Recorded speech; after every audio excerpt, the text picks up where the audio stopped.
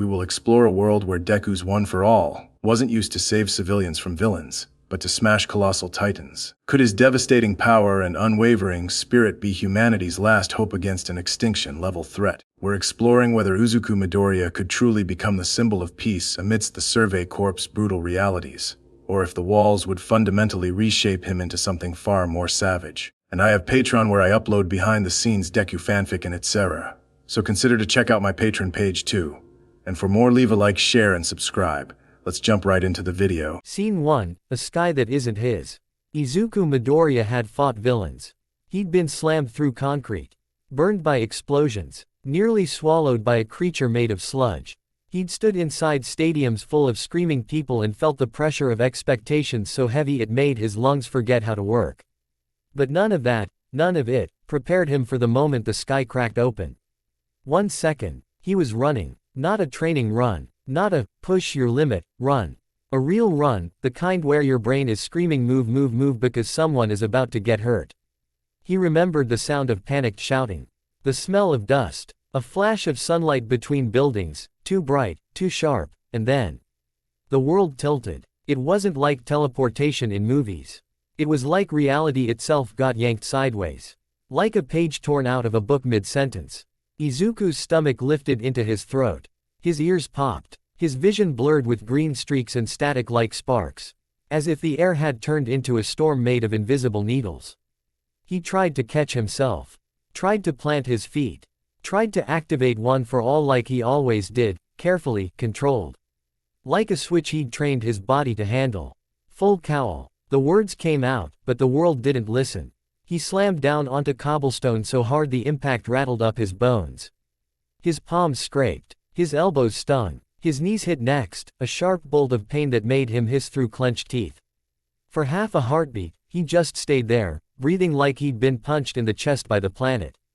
Then he looked up, and froze. The buildings were wrong. Not the clean, modern lines of Musutafu. Not the steel and glass of a city used to superheroes and headlines and emergency sirens. These were stone, old, heavy, timber-framed houses pressed close together like they were huddling for warmth.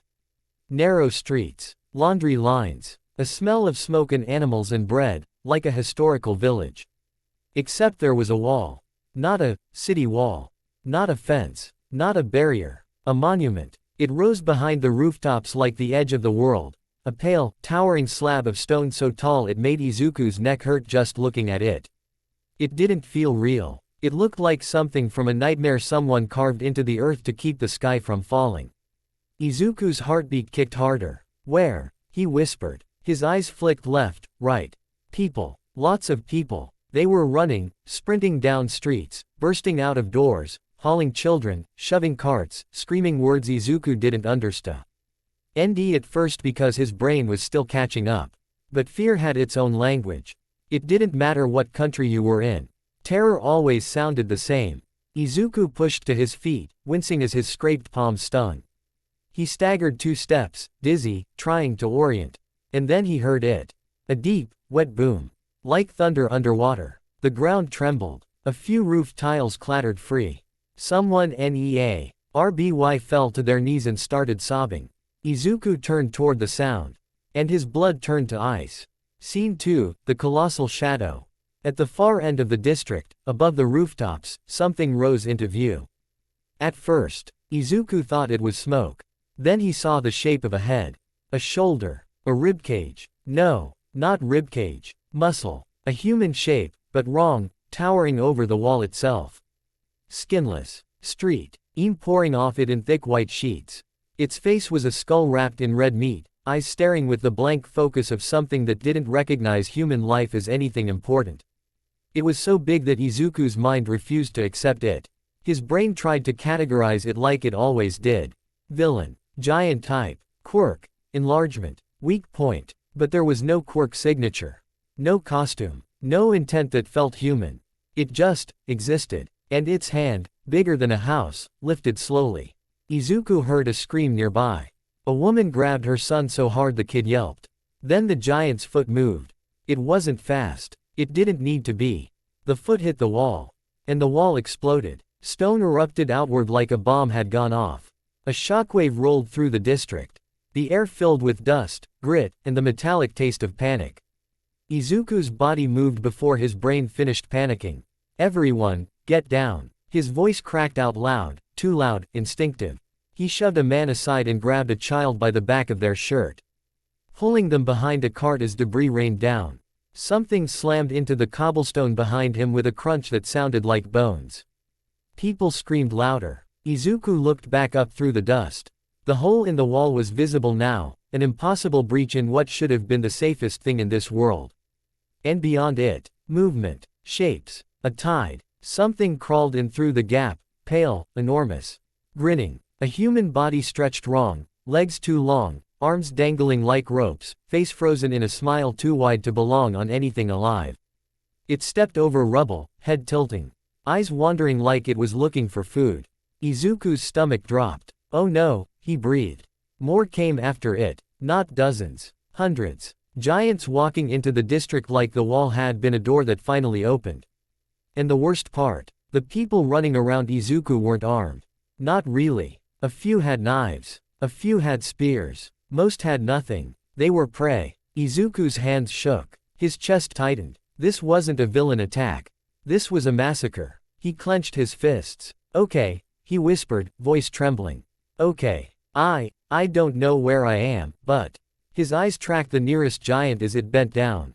A man stumbled, tripped over a fallen beam. The giant's hand reached for him like it was picking up a snack. Izuku's breath snapped. "I'm here." Scene 3, full cowl, 5%. Izuku didn't have time for fear. Fear could come later. Trauma could come later. Questions could come later. Right now, someone was going to die. He inhaled sharply. He felt it, the familiar. Our surge of energy moving through his muscles like electricity choosing a path. He didn't force it into one limb. He didn't do a reckless smash. He spread it, balanced it. A soft green glow flickered over his skin. Full cowl, 5%. His body lightened. The world slowed just enough. Izuku launched forward. To anyone watching, it would have looked like a green blur cutting through dust and chaos. His boots hammered cobblestone. His eyes locked onto the giant's wrist. He jumped. Not high like a normal jump, high like gravity had become optional. He slammed both hands into the giant's forearm and pushed. The titan's hand jolted sideways. The man on the ground, eyes wide, frozen, felt the wind of death pass his face as the titan's fingers missed him by inches. Izuku landed, skidding, the impact biting into his scraped knees. The titan blinked slowly. Then it looked down. Izuku stared up into its face. It wasn't angry. It wasn't shocked. It looked curious, like a child deciding whether to crush a bug. Izuku's throat went dry. His instinct screamed at him to move. "Hey!" he shouted, because shouting at threats was what heroes did. "Over here." The titan's mouth stretched wider. It reached down again, this time directly toward Izuku. Izuku darted sideways, grabbed the man by the arm, and yanked him up hard enough that the man stumbled into a run. "Run!" Izuku barked. The man didn't ask questions. He ran like his legs had finally remembered what they were for. The titan's hand slammed into the street, crushing stone. Izuku breathed hard. His eyes flicked around. More titans were approaching. People were scattering. A woman carrying a baby tripped near a toppled cart. Two titans turned toward her. Izuku's mind calculated distances. Too far for a single dash. Crowd density, high. Collateral risk, extreme. He swallowed. "Okay," he muttered. "Okay. Small moves. Precision." He sprinted. Scene 4, a punch that doesn't work. Izuku reached the woman in seconds. He grabbed the cart's 5%. His strength was absurd even by hero standards. The cart lifted like it weighed nothing. He shoved it sideways, creating a barrier between the woman and the titans. "Go," he shouted, pointing. "Down that street, don't stop." She stared at him, green hair, torn shirt, strange uniform she didn't recognize, but her eyes didn't have room for curiosity. She clutched her baby and ran. One titan leaned over the cart, mouth opening. It didn't roar. It breathed. Warm, rotten breath rolled over Izuku. The smell was like old meat left in the sun. Izuku's body recoiled. His heart hammered against his ribs. He did what made sense. He punched it. A quick, controlled strike to the titan's jaw, powered by full cowl. The titan's head snapped sideways. Izuku's punch cracked something, he heard it. The sound was like splitting wet wood. The Titan stumbled. Izuku's eyes widened. It worked. Then the Titan's head turned back. Its jaw shifted, not with pain, but with rearranging. The broken flesh moved like it was being pulled by invisible threads. Regeneration. Izuku stared in disbelief as the damage healed in seconds. No, he whispered. The Titan blinked again, as if he'd just offered a mild inconvenience. Then it grinned wider and reached for him. Izuku leapt backward, barely avoiding fingers that could have crushed his torso like a soda can. His mind screamed, "How do you stop something that doesn't care about damage?" He spun, scanning for soldiers, weapons, anything. He saw men on rooftops with cannons firing. The shots hit Titans and tore chunks out of them. Chunks that healed. None of the Titans fell. People died anyway. Izuku's stomach twisted. This wasn't like fighting a villain whose body could be restrained or knocked out. These things didn't have a knockout. They had one purpose: eat. Izuku gritted his teeth. Okay, he muttered, voice shaking. Then, there has to be a weak point. He had to believe that. Everything had a weakness. Every enemy had a rule. He just had to find it before more people died. The Titan lunged. Izuku sprinted forward instead of back. He ducked under its reaching arm, slid between its legs, and jumped, using the Titan's own knee like a step. He climbed up its back in 3 fast bounds. Fingers gripping muscle like it was rope. The Titan twisted, confused, trying to grab him. Izuku's eyes locked onto the back of its neck. He didn't know why. Maybe because villains had vital points. Maybe because his instinct said that's it. He raised his fist. He punched. Hard. His knuckles sank into thick flesh, illustrating how dense the Titan really was. The impact sent a shock through Izuku's arm. The Titan jerked. It didn't die. But it reacted more than it had to the jaw punch. Its whole body shuddered, like he'd struck a nerve. Izuku's eyes widened again. Okay, he breathed. Okay, neck, nape, something. The Titan flailed. Izuku lost his grip for half a second. And the Titan slapped backward with its hand like swatting a fly. Izuku barely threw himself off in time. He hit the ground hard enough to knock the breath out of him. Pain shot up his ribs. The Titan leaned down, mouth opening. Izuku's vision blurred. Too slow. His body screamed at him to activate more power. But he'd learned this lesson the hard way in his own world. More power without control meant broken bones. Broken bones meant you couldn't save anyone. He forced himself up, shaking. Not like this, he rasped. He darted sideways again, weaving between fleeing civilians and falling debris. But the Titan kept following. Slow, relentless. And behind it, another Titan approached, drawn by movement. 2. Izuku's breathing went ragged. He was fast. But he wasn't everywhere. And this district was collapsing into blood and screaming. Scene 5, the boy with the scarf. Izuku's yes snapped to a side street where a house had partially collapsed. A beam pinned someone. A woman's voice screamed from beneath rubble. 2 kids were there, one boy with wide green eyes, one girl with long black hair and a red scarf. They were trying to lift the beam, but it was too heavy. A Titan turned toward them. Izuku's brain made a choice in less than a heartbeat. He sprinted. He reached the M as the Titan's shadow swallowed the street. Move! Izuku shouted. The boy flinched. The girl's eyes sharpened like knives. Izuku didn't have time to explain. He grabbed the beam with both hands and heaved. At 5%, his muscles surged.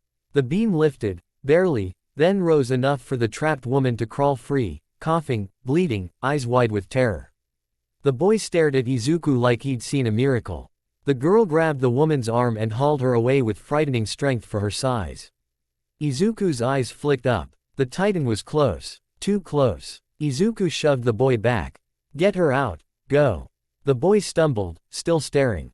The Titan reached down. Izuku turned and punched its wrist to knock the hand aside.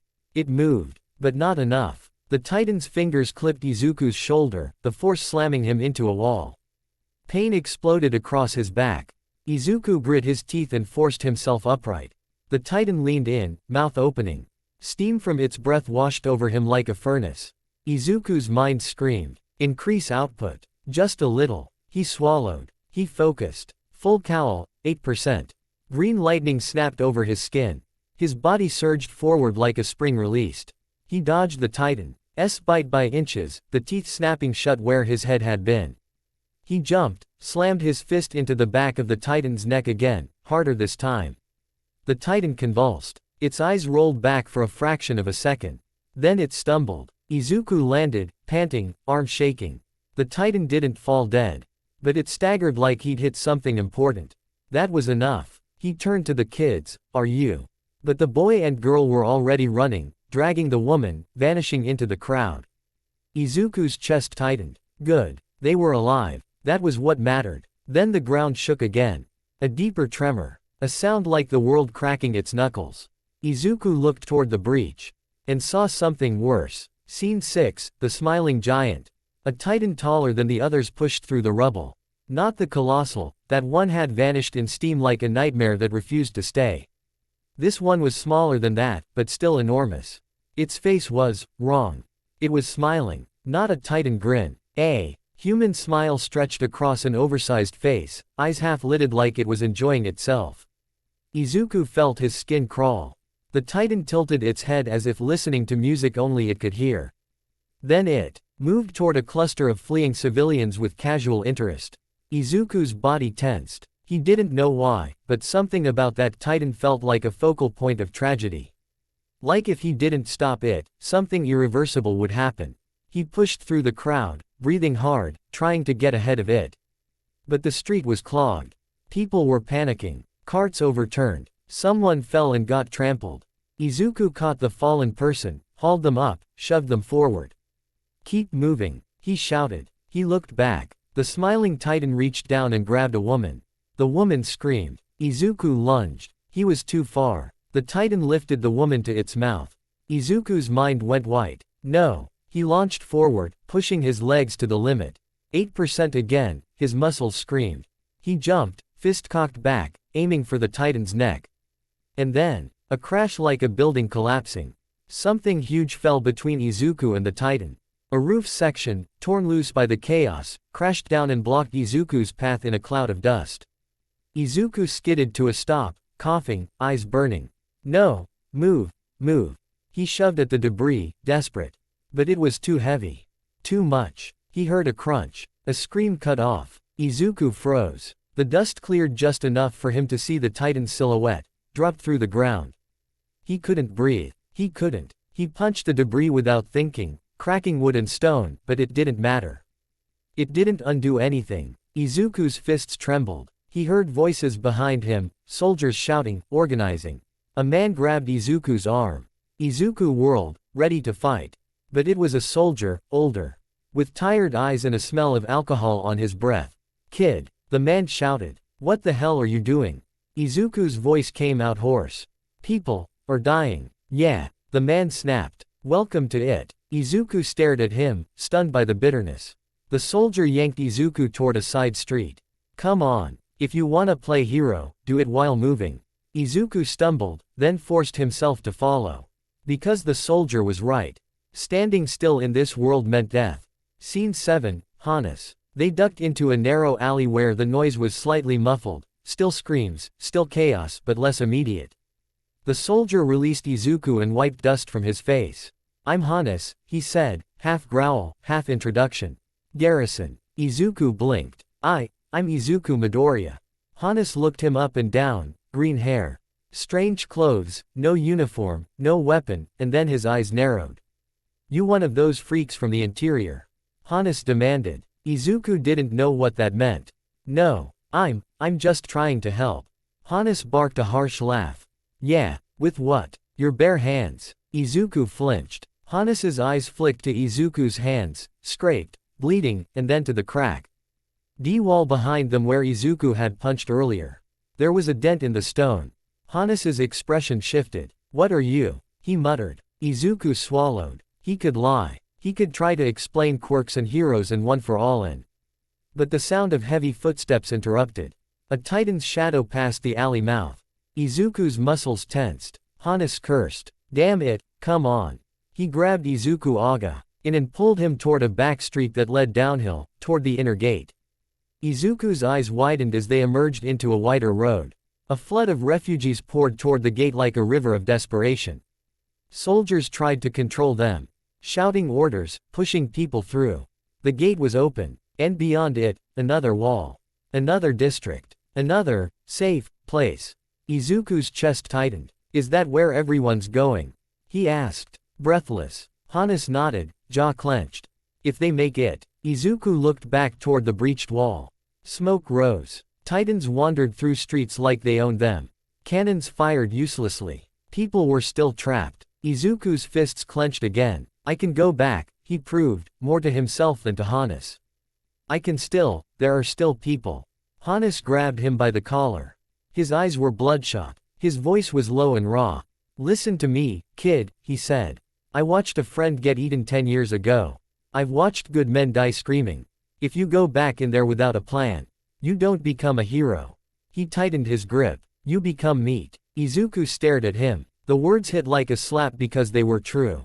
He didn't have a plan. He didn't know the enemy. He didn't know the rules. And he'd already failed to save someone. His throat tightened. Then tell me, Izuku whispered. Tell me what the plan is. Hannes hesitated. Then his gaze flicked over the crowd, children crying. Mothers carrying limp bodies, old men stumbling, soldiers trying to keep order with shaking hands. His face hardened like he was forcing himself to remember he still had a job. The plan, he said bitterly, is survive. Get behind wall rows. Pray the inner gate doesn't break. Izuku's hands shook. That wasn't a plan. That was surrender. And Izuku Midoriya had never been good at surrender. Scene 8, the Gate of Blood. The crowd surged. A wave of bodies pushed forward, and Izuku nearly lost his footing. He steadied a woman, then lifted a child onto his shoulder so the kid wouldn't get crushed. The gate was right there, massive, iron, open like a mouth. Izuku could see the inner district beyond it, more stone streets, more terrified people. A soldier shouted, "Move. Keep moving." Izuku stepped forward, and then a scream split the air. Not panic screaming. The kind of scream that meant someone had just seen death coming. Izuku snapped his head toward the sound. A titan had wandered too close to the gate road. Not huge, maybe 7 meters, but close enough. And the crowd was bottlenecked. People were stuck. The titan leaned down, reaching for the mass like picking berries. Izuku's heartbeat slammed. Hannes shouted, "No, get back." But the crowd couldn't get back. They were too packed. Izuku moved. He didn't think. He didn't hesitate. He handed the child of F to the nearest adult and sprinted straight toward the titan. Full cowl surged, 5%. Then 8% again as he pushed, because he didn't have time to be careful. He leapt. He drove his fist into the titan's face to draw its attention. The titan's head snapped sideways. It reached for him. Izuku twisted midair and landed on its shoulder, fingers digging in. He climbed toward the nape, because that had made it react. Because something back there mattered. He raised his fist. He slammed down. Once, twice, 3 times. The titan convulsed. Its body jerked like he'd hit a switch. It didn't die cleanly, it staggered hard enough to fall to one knee, just long enough for soldiers to haul people through the gate. Izuku breathed hard, arm burning, body trembling. His eyes flicked down. He saw the crowd finally moving. He saw children getting through. He saw Hannes staring at him like he'd just watched a suicidal miracle. Izuku clenched his jaw. Go, he shouted. Keep moving. Then the titan's hand closed around his torso. Izuku's breath crushed out of him. Pain exploded through his ribs. The titan lifted him like a toy, bringing him toward its mouth. Izuku's vision blurred. His body screamed. His mind flashed with a single, furious thought. Not here. Not like this. Not after all that. Green lightning sparked along his skin. He forced air into his lungs. He forced control into his panic. And for the first time in this world, Izuku Midoriya understood the true horror of fighting something that didn't fear death. Because the titan didn't even know it was supposed to lose. Izuku's eyes locked onto the titan's teeth. And he whispered, shaking. Full cowl. The titan's mouth opened. Izuku's power surged. Plus ultra. Scene 1, teeth, steam, and a choice. The titan's breath hit Izuku like a furnace full of rot. Its fingers, thick as tree trunks, crushed his ribs with a casual squeeze, lifting him higher as its mouth opened wide enough to swallow him whole. Izuku's lungs screamed. His vision narrowed. This wasn't like fighting a villain. Villains had intent, anger, strategy, some kind of human logic you could read. Even the worst ones still reacted like people. This creature, it was just hungry. A low, wet sound rumbled from its throat as it leaned in. Izuku felt a spike of panic so sharp it almost made him freeze. No, he couldn't die here. Not after all those people. Not after seeing that woman swallowed behind the debris. His teeth clenched so hard his jaw hurt. Full cowl. Green lightning crackled across his skin. But he didn't let it explode out of control. He didn't empty everything into one limb the way he'd once done and paid for with shattered bones. He focused on something smaller. Something smarter. Escape first, then strike. He twisted his torso hard, forcing the Titan's grip to shift. Pain tore through his ribs like someone dragging a knife through him, but the movement created the tiniest gap. The Titan's thumb flexed. Izuku jammed his hand into the gap and pushed. Not with a punch, not with a smash, with leverage, with muscle, with one for all spread through Hyoil. NGH. The Titan's fingers loosened for half a heartbeat, confused, as if it hadn't expected the food to fight back. Izuku exploded upward. A short burst of power surged into his legs, more than 8%, just for a blink, and he shot out of its grip like a bullet. Air screamed past him. He spun mid-flight, boots hitting the Titan's cheek and kicking off hard enough to change direction. He landed against the Titan's shoulder, fingers digging into wet muscle, and climbed fast enough that the Titan's hands grabbed at empty air. Its mouth snapped shut with a loud clack. Izuku didn't look down. He couldn't. He knew if he looked down, he'd see the gate, the crowd, the terrified faces. And he'd hesitate. So he climbed. The Titan shook violently, trying to fling him like a parasite. Izuku held on, jaw clenched, nails digging into flesh. Neck, nape. That's the point. That's the rule. He reached the back of the Titan's neck and saw it, an oval region of thicker muscle, denser tissue, almost like the core of the monster. He pulled his arm back. And hesitated. Not because he didn't want to hit. Because he realized something brutal. I don't have a blade. In his world, you incapacitated with force, restrained with tape, and knocked out with controlled strikes. Here, humans fought giants with swords. That meant the weak point wasn't meant to be punched. It was meant to be cut. Izuku swallowed hard. Then I'll crush it. He tightened his fist. He poured power into his forearm, carefully. Not all at once, then slammed down with a hammering elbow strike straight into the nape. A controlled, brutal blow. Green sparks snapped. The Titan's body spasmed like he'd hit a power switch. Izuku felt something give under his elbow, tough fibers ripping, wet resistance snapping. He hit again, and again. Each blow sent a jolt of pain back through his arm and into his ribs, but he didn't stop. Below him, he heard shouting, soldiers yelling, people screaming. Then the Titan stumbled. Its hands flailed wildly. Its knees buckled. Izuku braced himself and struck one final time, harder, deeper. A desperate push of strength that made his ribs flare with pain. The Titan collapsed, not like a person falling. Like a tower losing its foundation. It crumpled forward with a thunderous crash that shook the street. Izuku launched off its back just before it hit the ground, flipping through the air and landing in a crouch that sent pain spiking up his legs. He breathed hard, chest heaving. For a heartbeat, there was silence. Then the Titan's body began to steam. Not the quick healing steam he'd seen when it regenerated. This was different. Its flesh slackened, dissolving, like wax melting. It wasn't healing. It was dying. Izuku stared, eyes wide. That's it, he whispered. That's the rule. The nape. Destroy the nape, and it dies. He looked up toward the gate. And saw guns pointed at him. Scene 2. Don't move.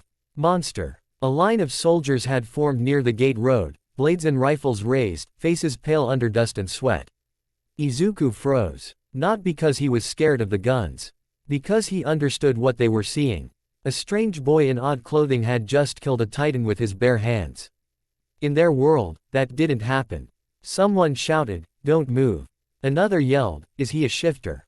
Izuku's breath caught. A shifter. Like the intelligent Titans. He lifted his hands slowly, palms open, trying to look harmless even though green sparks still flickered faintly along his skin.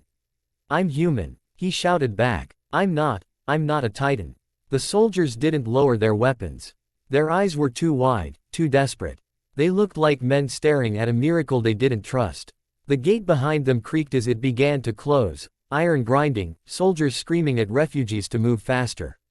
Izuku's heart clenched. He glanced back toward the breached streets. Titans were still out there. People were still. A hand grabbed the back of his shirt and yanked him hard. Izuku whipped around, ready to react. "Hannes," he gasped. The older soldier's face was flushed, eyes furious. "What did I tell you?"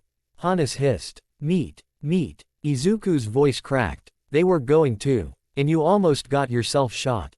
Hannes snapped back. He shoved Izuku toward the soldiers, then raised both hands. "He's with me." The soldiers hesitated. One stepped forward, blade trembling. "Garrison Captain Hannes." Hannes spat dust. "Yeah, and if you idiots shoot him before we figure out what he is, I'm gonna break your jaw myself." The soldier's eyes flicked to Izuku, then to the steaming Titan corpse. "He killed it," someone whispered. Izuku swallowed. I didn't mean to scare anyone. People were trapped." "Shut up," Hannes muttered, not unkindly. "Let me do the talking." A sergeant approached, face tight. "If he's not a Titan, then what is he?"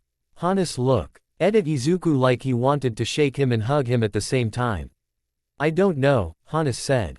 "But I watched him pull people out of rubble. I watched him draw Titans off civilians. And I watched him nearly get eaten doing it."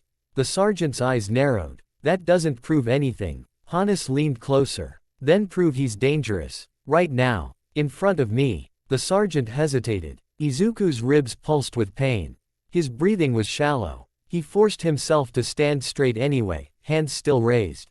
"I'll go with you," Izuku said quietly. "But please, there are still people out there." The sergeant stared at him for a long moment. Then he barked, "Bind him." Ropes came out. Izuku flinched, then didn't resist. Because if he fought, even a little, they'd never trust him. And trust was the only thing that might let him keep saving people. The rope tightened around his wrists. The gate slammed shut behind them with a deafening clang. And for the first time since arriving here, Izuku felt something worse than fear. He felt trapped. Scene 3, the smallest cell in the world. They didn't throw him in a dungeon. Not at first. They dragged him into a half-collapsed garrison building near the inner district, where the air smelled like sweat, iron, and antiseptic that didn't quite cover the stink of blood. A medic took one look at Izuku's bruised chest and winced. "Ribs," she muttered. "Maybe cracked." Izuku tried to laugh and immediately regretted it. Pain stabbed through his side. "Yeah," he breathed. "That sounds accurate." The medic paused, eyes narrowing at his accent, his clothes, his hair. "You speak oddly." Izuku blinked. "You understand me." She frowned like she was realizing the same thing. "You understand me." Izuku's mouth opened. He hadn't thought about it. In the chaos, language had been the last thing on his mind. But now that he was calm enough to notice, he shouldn't understand them. He shouldn't know their words for gate, wall, Titan. And yet he did. His stomach tightened. Whatever had dragged him here, whatever cracked the sky, it hadn't just moved his body. It had connected him to this world. The medic cut the ropes around his wrists, but A.S. Oldier immediately stepped closer with a spear pointed at Izuku's stomach. "Don't get excited," the soldier warned. Izuku held up his hands again. "I won't." The medic pushed him onto a cot and began wrapping his scraped hands with rough cloth. No fancy bandages. No recovery girl. No instant healing. Every touch stung. "So," the medic said, voice flat, "what are you?" Izuku swallowed. 1,000 answers flashed through his mind. Quirkless kid who inherited power. Successor of All Might. Hero in training. Accidentally kidnapped across worlds. None of those would make sense here. "I'm Izuku Midoriya," he said carefully. "I'm a student. I was training to save people." The medic snorted softly. Izuku flinched. "I mean it." The soldier with the spear didn't look impressed. "You killed a Titan with your fists." Izuku looked down at his hands, now wrapped. "I had to," he whispered. The medic finished the wrap and sighed. "You'll be questioned." Izuku's shoulders tensed. "By who?" The soldier answered, voice hard. "People who decide if you're a weapon, or a threat." Izuku's throat tightened. He'd been called a lot of things in his life. Useless. Quirkless. Dreamer. Crybaby. But hearing threat in this world felt different. In his world, being a threat meant villains feared you. Here, Being a threat meant humans might kill you before the Titans could. The medic stepped back. Try not to die before they arrive, she muttered. Izuku managed a weak smile. I'll do my best. She didn't smile back. Scene 4, Questions with Loaded Guns. They brought him into a room with cracked windows. And a table that looked like it had been used for both meals and autopsies. 2 soldiers sat across from him. One had a ledger. The other had a rifle resting on his knee. Hannes stood near the door, arms crossed, jaw tight. Izuku's wrists were tied again, not painfully, but firmly. The man with the ledger cleared his throat. Name: Izuku Midoriya. Origin: Izuku paused. He could lie. He could make up a village beyond the walls. Claim he was a refugee from some forgotten district. But lies always collapsed under pressure. He'd learned that. Lies made people die. I don't know how to answer that, Izuku said quietly. I wasn't born inside these walls. The rifleman's eyes sharpened. Then where? Izuku looked down at the ropes. Somewhere far away. The ledger man scribbled. Convenient. Izuku's voice tightened. I'm telling the truth. The rifleman leaned forward. Do you work with the Titans? Izuku's head snapped up, horrified. What? No. Then explain your strength. Izuku swallowed hard. It's a power I carry. It makes my body stronger, faster. Magic. The ledger man scoffed. Izuku blinked. No, not magic. The rifleman's finger tapped the rifle stock. Then what? Izuku's mind raced. How did you explain one for all without sounding insane? It's like, he tried, searching for words, a force that I can move through my body. But if I use too much, I hurt myself. Hannes huffed a humorless laugh. That part checks out. The ledger man's eyes narrowed. So you admit you're dangerous? Izuku's chest flared with anger. Dangerous doesn't mean evil. The rifleman stared at him. In this world, the difference gets people killed. Izuku's voice softened. Then let me prove it. Prove what? The ledger man asked. That I'm on your side, Izuku said, earnest, shaking slightly. That I want to save people from Titans. That I can help. The rifleman leaned back, unimpressed. Everyone wants to help until they're staring at a Titan's mouth. Izuku's eyes licked to the wall where someone had scratched tally marks, like counting days in a prison. I stared into its mouth, Izuku said quietly. And I didn't want to die. His throat tightened. But I wanted those people to live more. The room went still. Even the rifleman paused. Hannes's expression shifted, somewhere between frustration and reluctant respect. The ledger man cleared his throat again, forcing his voice back into cold lines. You will be examined. Izuku's stomach dropped. Examined how? The rifleman's gaze was flat. We need to know if you're human. I am human, Izuku insisted. The rifleman's eyes didn't change. That's what the Titans look like too. Until they eat you. Izuku swallowed. Hannes pushed off the wall, voice rough. Don't treat him like cattle. The ledger man glanced at Hannes. You vouching for him, Captain? Hannes's jaw tightened. I'm vouching that he saved lives today. The ledger man's pen paused. Then he wrote again, slowly.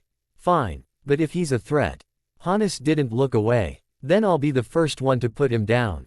Izuku's breath caught. Hannes didn't say it with hatred. He said it like a man promising he'd do what he must. And that was the scariest part. Scene 5, The Woman with Wild Eyes. The door burst open like it had been kicked by curiosity itself. A woman stepped in, brown hair tied back messily, glasses slightly crooked, eyes gleaming with the kind of energy Izuku had only seen in certain teachers when they found a rare specimen for a lesson. She took one look at Izuku and practically vibrated.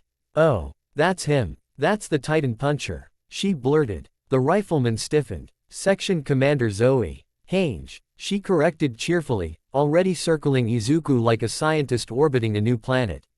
Hi. Hello. How many Titans did you hit?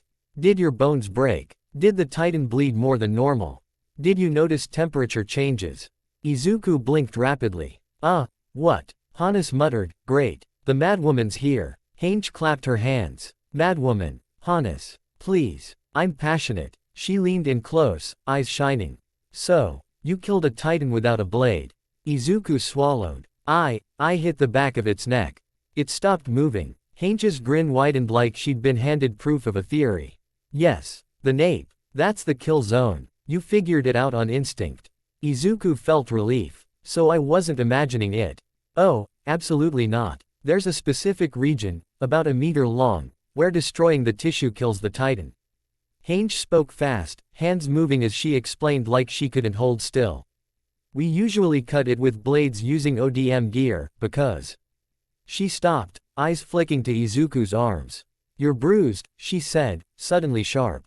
Izuku flinched. Ribs. Hange tilted her head. You used too much power. Izuku blinked. Yes. She straightened, gaze now serious under the excitement. If you can't sustain that output, you're not a miracle. You're a candle in a storm. Izuku's throat tightened. I know. Hange stepped closer to the table and planted both hands on it, leaning in. Tell me the truth, Izuku Midoriya. Are you a Titan? Izuku met her gaze. No, he said firmly. I'm human. Hange stared for a long moment, as if searching for cracks. Then she smiled again, smaller, more genuine.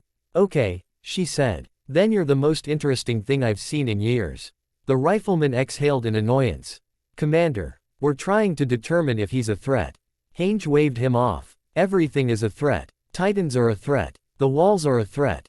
Hunger is a threat. Fear is a threat. This boy. She tapped Izuku's wrapped hand lightly. This boy is an opportunity. The ledger man frowned. We can't just let him roam free. Hange's eyes glinted. No, of course not. She turned her head slightly, as if speaking to someone not yet in the room. But we can decide who gets to aim him. Izuku's stomach sank. Aim him. Like a weapon. The door opened again, and the temperature in the room seemed to drop. Scene 6, the short man with the dead eyes. He didn't stomp in. He didn't announce himself. He just appeared in the doorway like he'd always been there. Short, lean, uniform crisp even in chaos. A face so blank it looked carved from exhaustion. But his eyes weren't tired. They were sharp, cold, like knives that had learned how to wait. Hange brightened. Levi. The rifleman straightened immediately. Captain. Izuku's heart thudded. This wasn't Eraserhead's quiet intimidation. This was different. This was the vibe of someone who'd survived too much and stopped giving the world extra chances. Levi's gaze flicked over Izuku in one sweep. Hair, clothes, bandaged hands, bruised ribs, then landed on Izuku's eyes.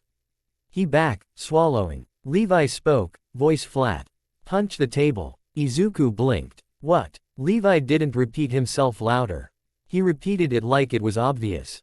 Punch the table. The ledger man stiffened. Captain Levi, we don't. Levi's eyes shifted to him. The ledger man shut up immediately. Izuku's hands curled slightly. He understood the test. They wanted to see his strength. But if he punched too hard, he'd destroy the table and scare them more. If he punched too softly, they'd think he was hiding. He chose a third option. He looked at Levi. I'll do it, Izuku said carefully, but I'm not trying to hurt anyone. Levi's expression didn't change. Good. Don't. Izuku inhaled, then lightly channeled one for all, just a whisper of it into his fist. He punched. The table cracked. Not shattered. Not exploded. But the wood split cleanly under his knuckles. A visible fracture line spread like lightning. The rifleman swore under his breath. The ledger man's pen froze. Hange's eyes practically sparkled. Levi stared at the crack, and then looked back at Izuku. You're holding back, Levi said. Izuku swallowed. Yes. Levi took a slow step closer. Then another. He stopped right in front of Izuku, close enough that Izuku could see the faint scars on his hands. The tiny wear marks on his uniform, the way his posture was relaxed like a predator who didn't need to tense to kill. Levi leaned down slightly. If you're an enemy, Levi said quietly, you'll die. Izuku's breath caught. If you're an ally, Levi continued, you'll still probably die. But it'll mean something. Izuku's throat tightened. Levi straightened. So, he said, which one are you? Izuku didn't answer instantly. Not because he didn't know. Because the weight of the question here was crushing. In his world, being an ally meant joining a class, training, pushing yourself, saving people. Here, being an ally meant signing your life away. Izuku lifted his chin. I'm an ally, he said. Levi's eyes narrowed. Prove it. Scene 7, the commander who smiled like a trap. The next person to enter didn't burst in like Hange or cut in like Levi. He walked in with calm steps, as if the building belonged to him. Tall, broad-shouldered, Blonde hair neat despite the chaos. His presence filled the room without raising his voice. The soldiers straightened instinctively. Hange's energy shifted into respect. Even Levi's gaze angled slightly, acknowledging him. Erwin Smith. Izuku didn't know his name yet. But he knew authority when he saw it. Erwin's eyes settled on Izuku, steady and unreadable. Midoriya Izuku, Erwin said, like he'd already read a report. Izuku blinked. Yes, sir. Erwin glanced at the cracked table. So the rumors were accurate. Hange leaned forward excitedly. Commander, he discovered the nape weakness instinctively and killed a titan without blades.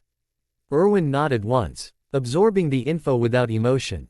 Then he looked back to Izuku. Where are you from? Erwin asked. Izuku hesitated. Somewhere, beyond this place.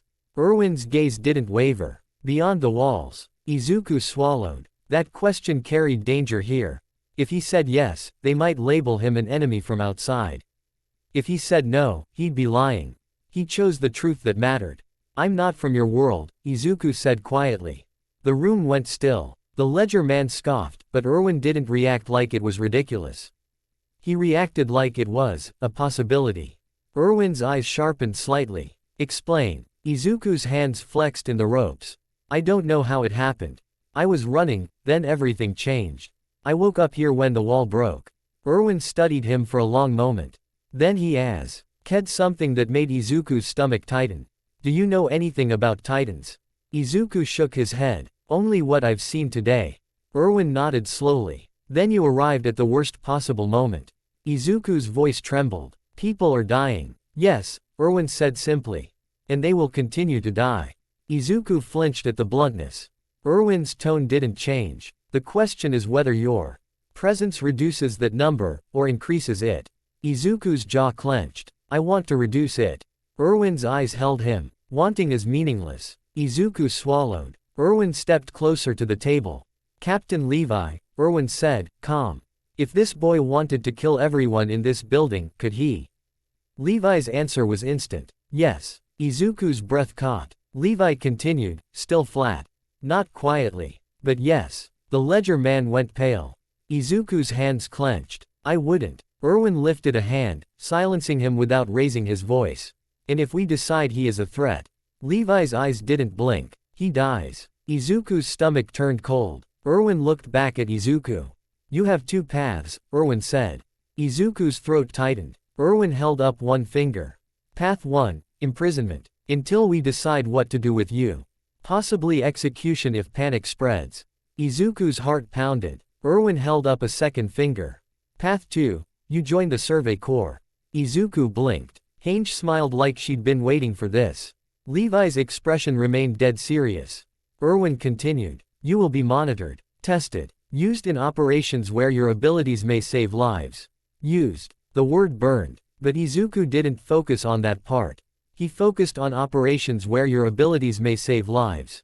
Erwin's eyes narrowed slightly. In exchange, you get training, information, structure. Izuku's breath shook. And, Erwin added, purpose. Izuku stared at him. He thought of the people in the streets. The swallowed woman. The kids with the scarf. The screaming crowd. He couldn't be useless here. He couldn't sit in a cell while Titans walked free. Izuku lifted his chin. I'll join, he said. The ledger man sputtered. Commander. Erwin didn't look away from Izuku. Then understand this. His voice lowered. This isn't hero training. Izuku swallowed. This is war, Erwin said. And in war, your ideals will be tested until they break. Izuku's hands shook. Then I'll rebuild them, he whispered. For the first time, Erwin's expression shifted. Not into warmth, but into something like interest. Good, Erwin said. Because if you don't, you'll become another corpse. Levi stepped forward slightly. And if you hesitate at the wrong time, Levi added. I'll make sure it's quick. Izuku's breath caught. But he didn't look away. Okay, Izuku said, voice hoarse. Just, teach me how to fight them properly. Hange clapped once, delighted. Oh, we will. Erwin nodded. Captain Levi. Section Commander Hange. Handle his evaluation. Levi's eyes narrowed slightly at Erwin, as if annoyed to be assigned babysitting. Han. Ge looked like she'd been handed the best toy in the world. Izuku's heart pounded. He was terrified. He was in pain. He had no idea how he'd even survive tomorrow. But for the first time since arriving here, he had a direction. Scene 8, a boy, a girl, and a red scarf. They escorted Izuku out into the corridor. The building was packed with refugees. People huddled against walls. Children cried quietly. A woman rocked back and forth whispering prayers like they were stitches trying to hold her mind together. Izuku's ribs throbbed. He walked slowly, guarded on both sides. And then he saw them. The boy with wide eyes. The girl with the red scarf. They were sitting near a support beam, silent, faces dusty, staring forward like the world had stopped making sense. Izuku's steps slowed. The boy looked up. Their eyes met. And Izuku saw something sharp behind the boy's shock, something like fury. The girl's gaze flicked to Izuku's bound wrists, then to the soldiers guarding him. Her eyes hardened. Izuku swallowed. He wanted to say something. "You make it. I'm sorry I couldn't." But the words got tangled in his throat. Because what could he say that would fix anything? The boy's jaw clenched. He stood up suddenly, fist shaking. Izuku's guards tensed. But the boy didn't attack. He just stared at Izuku like he was memorizing him. Like he was deciding something. Then a woman, probably his mother, called his name softly and pulled him back down. The boy resisted for a second, then sat again, breathing hard. Izuku's chest tightened. He didn't know their names yet. But he knew one thing. Those TWO kids had just been carved hollow by this world. And if he stayed here long enough, so would he. Izuku looked away, forcing his feet to keep moving. Because staring too long felt like drowning. Scene 9, the Wings of Freedom. They brought him to a small room with a battered desk and a single lantern. A soldier shoved a paper toward him. Sign. Izuku stared at the writing. He couldn't read it properly. Different script, different style. Hange leaned over his shoulder, cheerful. It's basically a contract that says you're joining the Survey Corps under supervision and that if you try anything suspicious, Levi gets to stab you. A lot. Quote. Izuku blinked. That's not comforting. Levi, leaning against the wall, said flatly, "It's accurate." Izuku swallowed and picked up the pen. His hand trembled slightly. This was insane. He didn't know this world. He didn't know its rules. He didn't know if he'd ever see home again. But he knew one thing with absolute certainty. If he didn't fight, people would die. So he signed. The moment the pen lifted, the soldier took the paper and left quickly, as if afraid the ink might change its mind. Hange clapped her hands again. Okay. First things first, ODM gear. Izuku blinked. The grappling hook things. Hange's grin widened. Not things. They're the reason humanity survives outside the walls. You're going to learn how to fly. Izuku's throat went dry. Fly. In his world, he dreamed of being like All Might, soaring, smiling, saving. But here, flying meant something else. Flying meant threading your body between death and teeth at impossible speed. Levi pushed off the wall. Tomorrow, Levi said, voice cold, you train. If you puke, you clean it. Izuku's ribs throbbed. Tomorrow. Levi stared at him like he was stupid. Titans don't wait for your bruises to heal. Izuku swallowed hard. Okay. Hange leaned closer, eyes bright. Oh, and Izuku. Izuku looked at her. She smiled, but it wasn't playful now. It was serious. If you really want to save people here, she said softly, you'll have to learn something heroes hate. Izuku's stomach tightened. What? Hange's eyes flicked toward the corridor full of refugees. You can't save everyone. Izuku's breath caught. Levi opened the door. Welcome to the Survey Corps, Levi said flatly. Izuku stepped forward. And for the first time, he saw it clearly, on the uniforms of soldiers passing by. Stitched onto their backs like a promise and a curse. A pair of wings. Wings that didn't mean hope. Wings that meant sacrifice. Izuku's hands clenched. He whispered to himself, barely audible. Then I'll become the kind of hope that survives. Scene 1, Metal Wings and Cold Morning. Morning in this world didn't feel like morning back home. Back in Musudafu, mornings smelled like convenience store bread, car exhaust. And that faint, city awake, hum. Even on bad days, there was structure, school bells, schedules, hero patrols, normal life pretending it could never be broken. Here, morning smelled like smoke that hadn't cleared, sweat that never dried, and fear that had settled into the stone like mold. Izuku stepped into the training yard with bruised ribs and bandaged hands, and the first thing he saw wasn't a teacher. It was a line of metal. Cylinders, harnesses, trigger grips, cables coiled like snakes, ODM gear laid out on benches as if the military had dumped a pile of mechanical limbs and said, "Here. Replace your weakness with this." He stared. He'd seen support items before. Grappling devices, mobility rigs, even gadgets that could mimic flight for short bursts. But this was different. This wasn't equipment to support a quirk. This was equipment to survive without one. A cluster of recruits stood nearby, whispering nervously as instructors barked at them. Izuku's eyes flicked over them automatically, the way he always did when he was anxious. Age range, mostly teens, some older. Body types, lean, trained, not bulky. Eyes, tired, sharp, haunted. Hands, calloused. He wasn't the only one here because he wanted to be. Some of them were here because there was nowhere else left. A voice cut across the yard like a whip. "Line up." Izuku turned. A bald man with a stern face and posture like an iron rod stood on a raised platform, arms behind his back. His eyes were the kind that didn't blink often. The man looked like discipline given human form. Izuku felt his spine straighten on instinct. The recruits rushed to form rows, boots scraping the dirt. Izuku moved with them, trying not to stand out. Which was impossible, even tied into their world's rough uniform. His green hair made him look like a flare. The man's gaze swept the line. "Name," he barked, pointing to the first recruit. "Eren Yeager, sir." The boy snapped, voice fierce, eyes burning like he'd been storing rage for years. "Next, Mikasa Ackerman, sir." The girl beside him said it with calm intensity that made Izuku's skin prickle. There was something about her stance, too composed, too deadly, for someone her age. "Next, Armin Arlert, sir." A blond boy answered, voice softer but steady. Izuku's eyes lingered a fraction too long.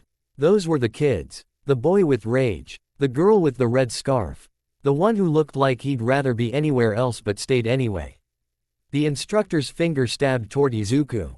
"You." Izuku inhaled. "Izuku Midoriya, sir." A pause. The instructor's eyes narrowed. "Midoriya." Izuku swallowed. The man's gaze slid over his bandaged hands, his posture, his face. Then he spoke the words like a judgment. "The Titan Puncher." The line tensed. Wisp. RS sparked like dry grass catching flame. Izuku felt his cheeks heat. I didn't." "Silence," the instructor snapped. "You'll speak when spoken to." Izuku bit his tongue. The instructor turned sharply. "I am Instructor Shadis," he declared. "And I will teach you how not to die like idiots." A few recruits flinched. Shadis continued, voice hard. "This is not a place for dreams. Not for glory. Not for being remembered." His eyes swept the line. "This is where you learn the difference between bravery and stupidity." Izuku's ribs ached as he inhaled. He'd heard that tone before, teachers who'd say, "End students get hurt," and were trying to beat fear into discipline. But there was something else here too. Not protective, not hopeful, just survival. Shadis' gaze locked back onto Izuku. "And you," he said, voice flat, "will learn that your strength means nothing if you can't move." Scene 2, Straps, Steel, and Humiliation. ODM gear looked simple until you had to wear it. Izuku stood in a group of an instructor shoved harness straps into his hands. It was heavy, stiff, and smelled like oil and sweat from previous trainees. He fumbled the buckles. A recruit next to him, a girl with freckles, snorted softly. "You've never worn it." Izuku shook his head. "No." She stared at his bandages. "But you killed a titan." Izuku's throat tightened. "Barely." She didn't look convinced. He tightened the straps across his waist and thighs. Then winced as the belt pressed against his bruised ribs. He tried to adjust, but the harness didn't care about comfort, it cared about not letting you die. A trigger. Grip was placed into his hands, two handles with levers, the anchor cables. He held them like he held gear back home. Then realized, the weight distribution was different. The balance point was wrong. He felt clumsy, like he'd been given someone else's arms. "Those triggers aren't toys," an instructor growled. "Don't squeeze unless you want to lose fingers." Izuku nodded quickly. "Yes, sir." Levi stood on the edge of the yard. Arms crossed, watching. Not supervising. Judging. Hange hovered nearby like a scientist resisting the urge to poke everything. Izuku caught her gaze for a moment. She gave him a thumbs up. As if this was exciting. Izuku tried to smile back. His ribs punished him for it. Shadis barked again. First test. Balance harness. The recruits were led toward tall wooden frames, training rigs with ropes and hooks. Izuku's heart sped up. This was the classic ODM balance test he'd heard whispered about. Hang yourself in the harness and keep upright. In his world, balance train. Ing meant wobble boards and agility drills. Here it meant, if you can't control your center of gravity, you die outside the walls. One by one, recruits were clipped into the rig and lifted off the ground. Some wobbled but stabilized. Some spun and screamed. One recruit immediately tipped sideways and crashed into the dirt with a curse. Shadis' voice didn't soften. Again, Izuku watched Eren go. The boy gritted his teeth, arms shaking. But he kept himself upright through pure stubborn rage. Mikasa went next. She didn't wobble. Not even slightly. She hung perfectly straight, like the rig had been designed for her. Armin went, trembling, nearly tipping, then stabilized by forcing his breathing steady. Izuku swallowed. Then it was his turn. The harness hooks clipped in. The rope tightened. He lifted. For a second, it was fine. Then the weight shifted. The canisters at his hips pulled him sideways, heavier than he expected.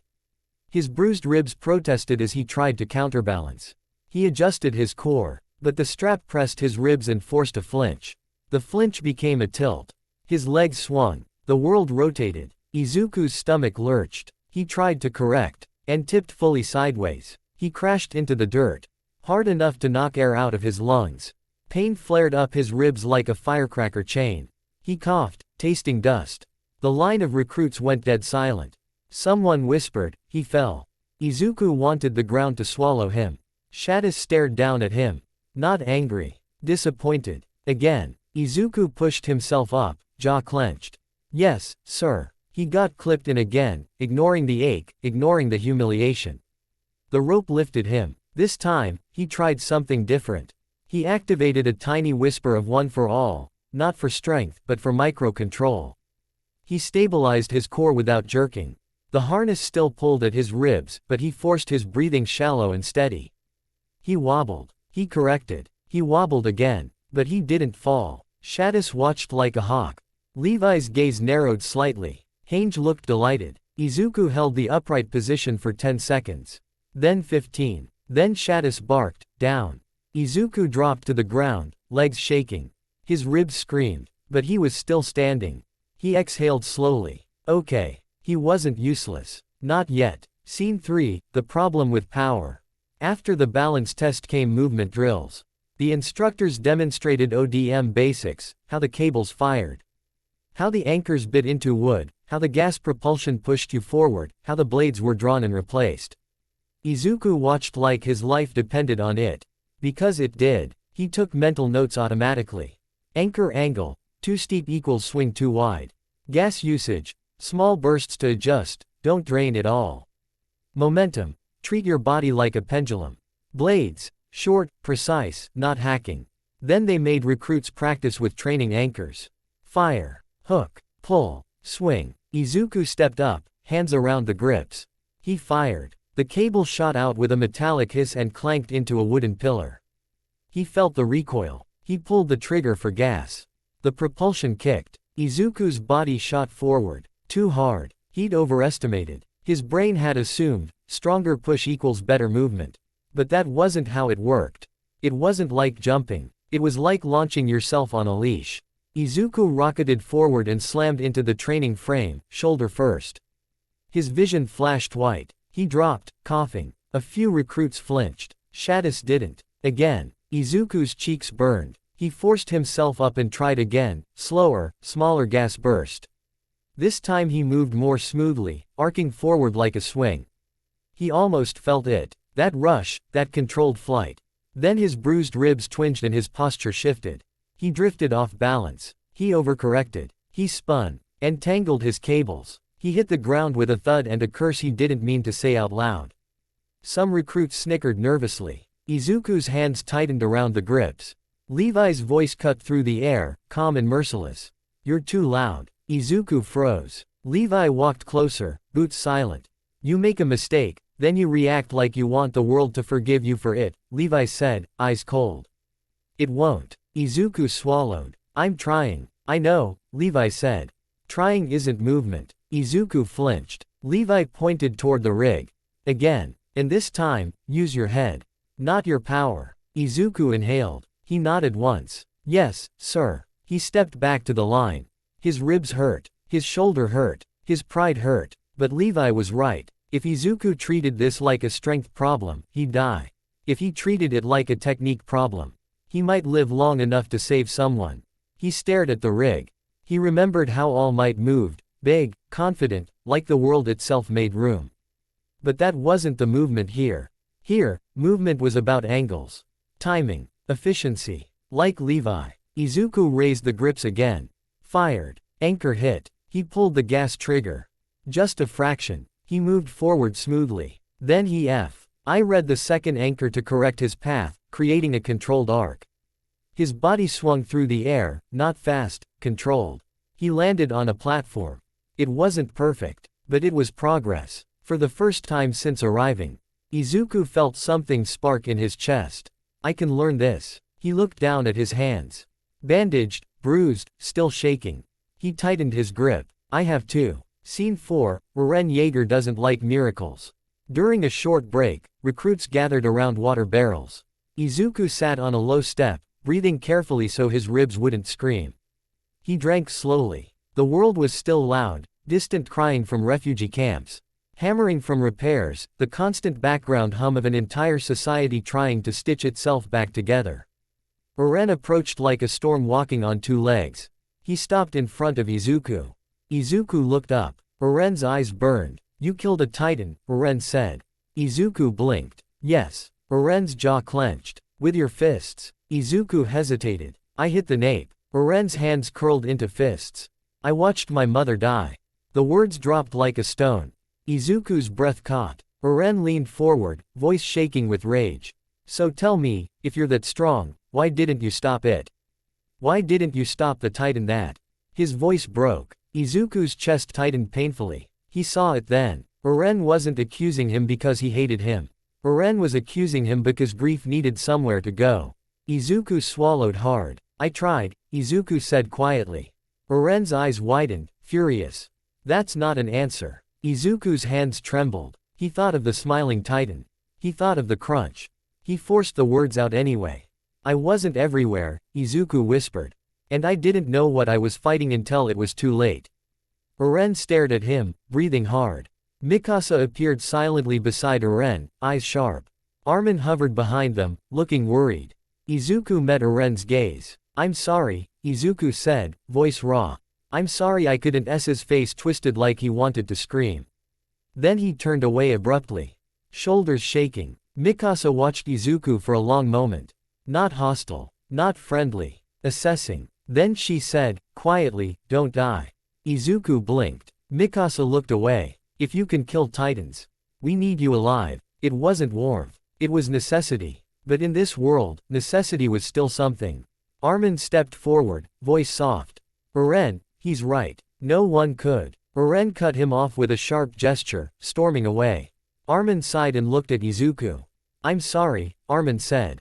He's not good at handling loss. Izuku finished quietly. Armin flinched, then nodded. Izuku stared down at the water in his cup. Back home, he'd carried guilt too. He knew what it was like to feel responsible for everything and still be powerless. But this world weaponized guilt. It turned it into fuel. Izuku looked up at Armin. I won't waste it, Izuku said quietly. Armin blinked. Waste what? Izuku's voice hardened. The chance to save even one more person. Armin's eyes softened. Then he nodded slowly. Yeah, Armin whispered. Me too. Scene 5, Levi's lesson. Efficiency is mercy. Training resumed with partner drills. Anchors fired in patterns. Recruits practiced rapid corrections, hook, swing, release, rehook, until their arms shook. Izuku's bruised ribs made every twist feel like a knife. But he kept going. He made himself. Because Levi's earlier words wouldn't leave his head. Trying isn't movement. At one point, an instructor ordered Izuku to practice a cut pass, on a wooden dummy shaped like a titan neck. The recruits used practice blades, dulled but heavy. Izuku held the blade, feeling the unfamiliar weight. He'd used training swords before, but not like this. In his world, he preferred analysis and controlled strikes, not cutting. He stepped up, fired anchors, swung in, and instinct tried to make him punch. His body wanted to smash. He forced himself to cut instead. The blade hit the marked, nape, zone and scraped, not clean. Shadis barked, again. Izuku gritted his teeth and tried again. Still messy. He was strong, yes, his swing had power, but power wasn't the point. Accuracy was. Levi approached again. He didn't shout. He didn't posture. He simply stood behind Izuku and said, flatly, "You're thinking about the kill. Not the cut." Izuku swallowed. "Aren't they the same?" Levi's eyes narrowed. "No." Levi stepped closer and, without warning, grabbed Izuku's wrist. Izuku stiffened, reflexively, one for all wanting to react.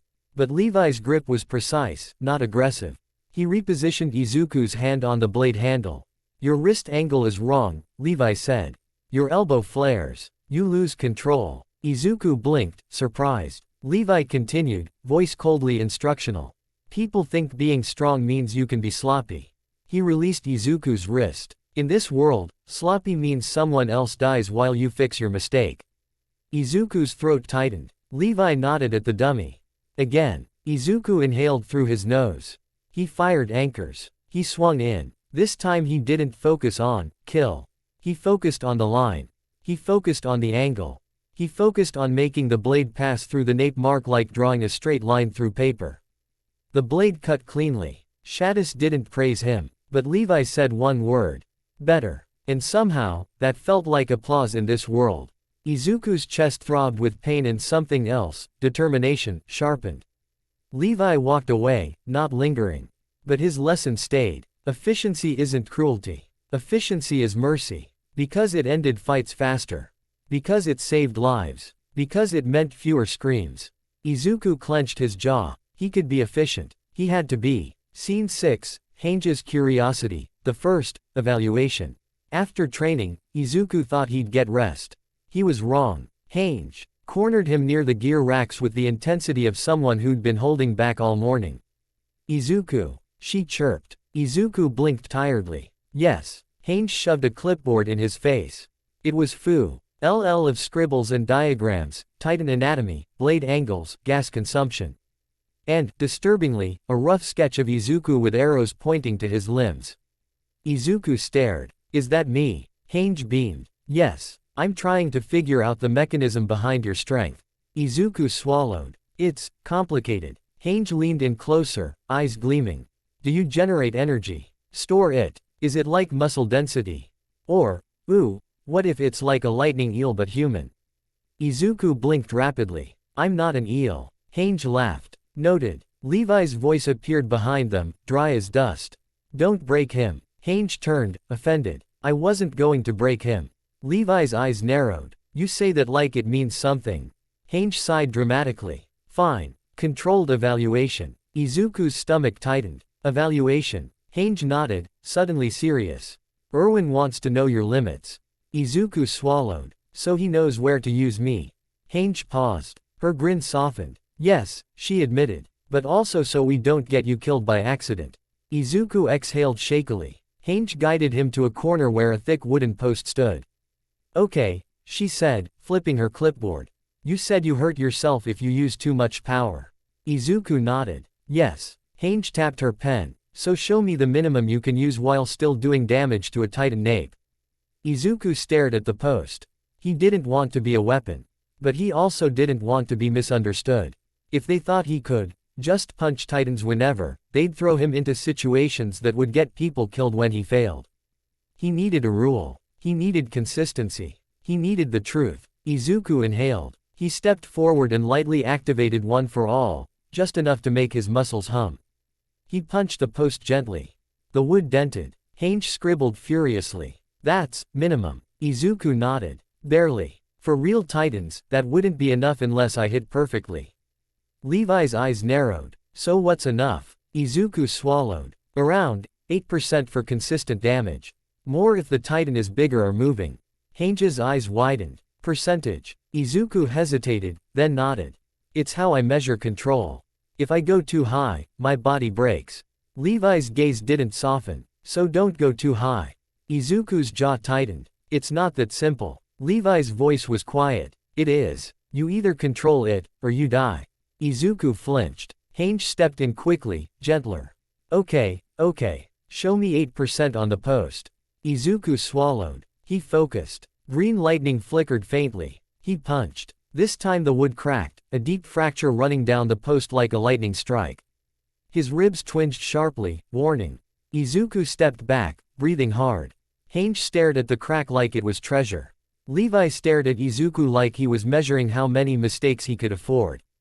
Hange scribbled. So your power is burst-based but can be distributed, and your injuries limit output. Izuku nodded, forcing calm.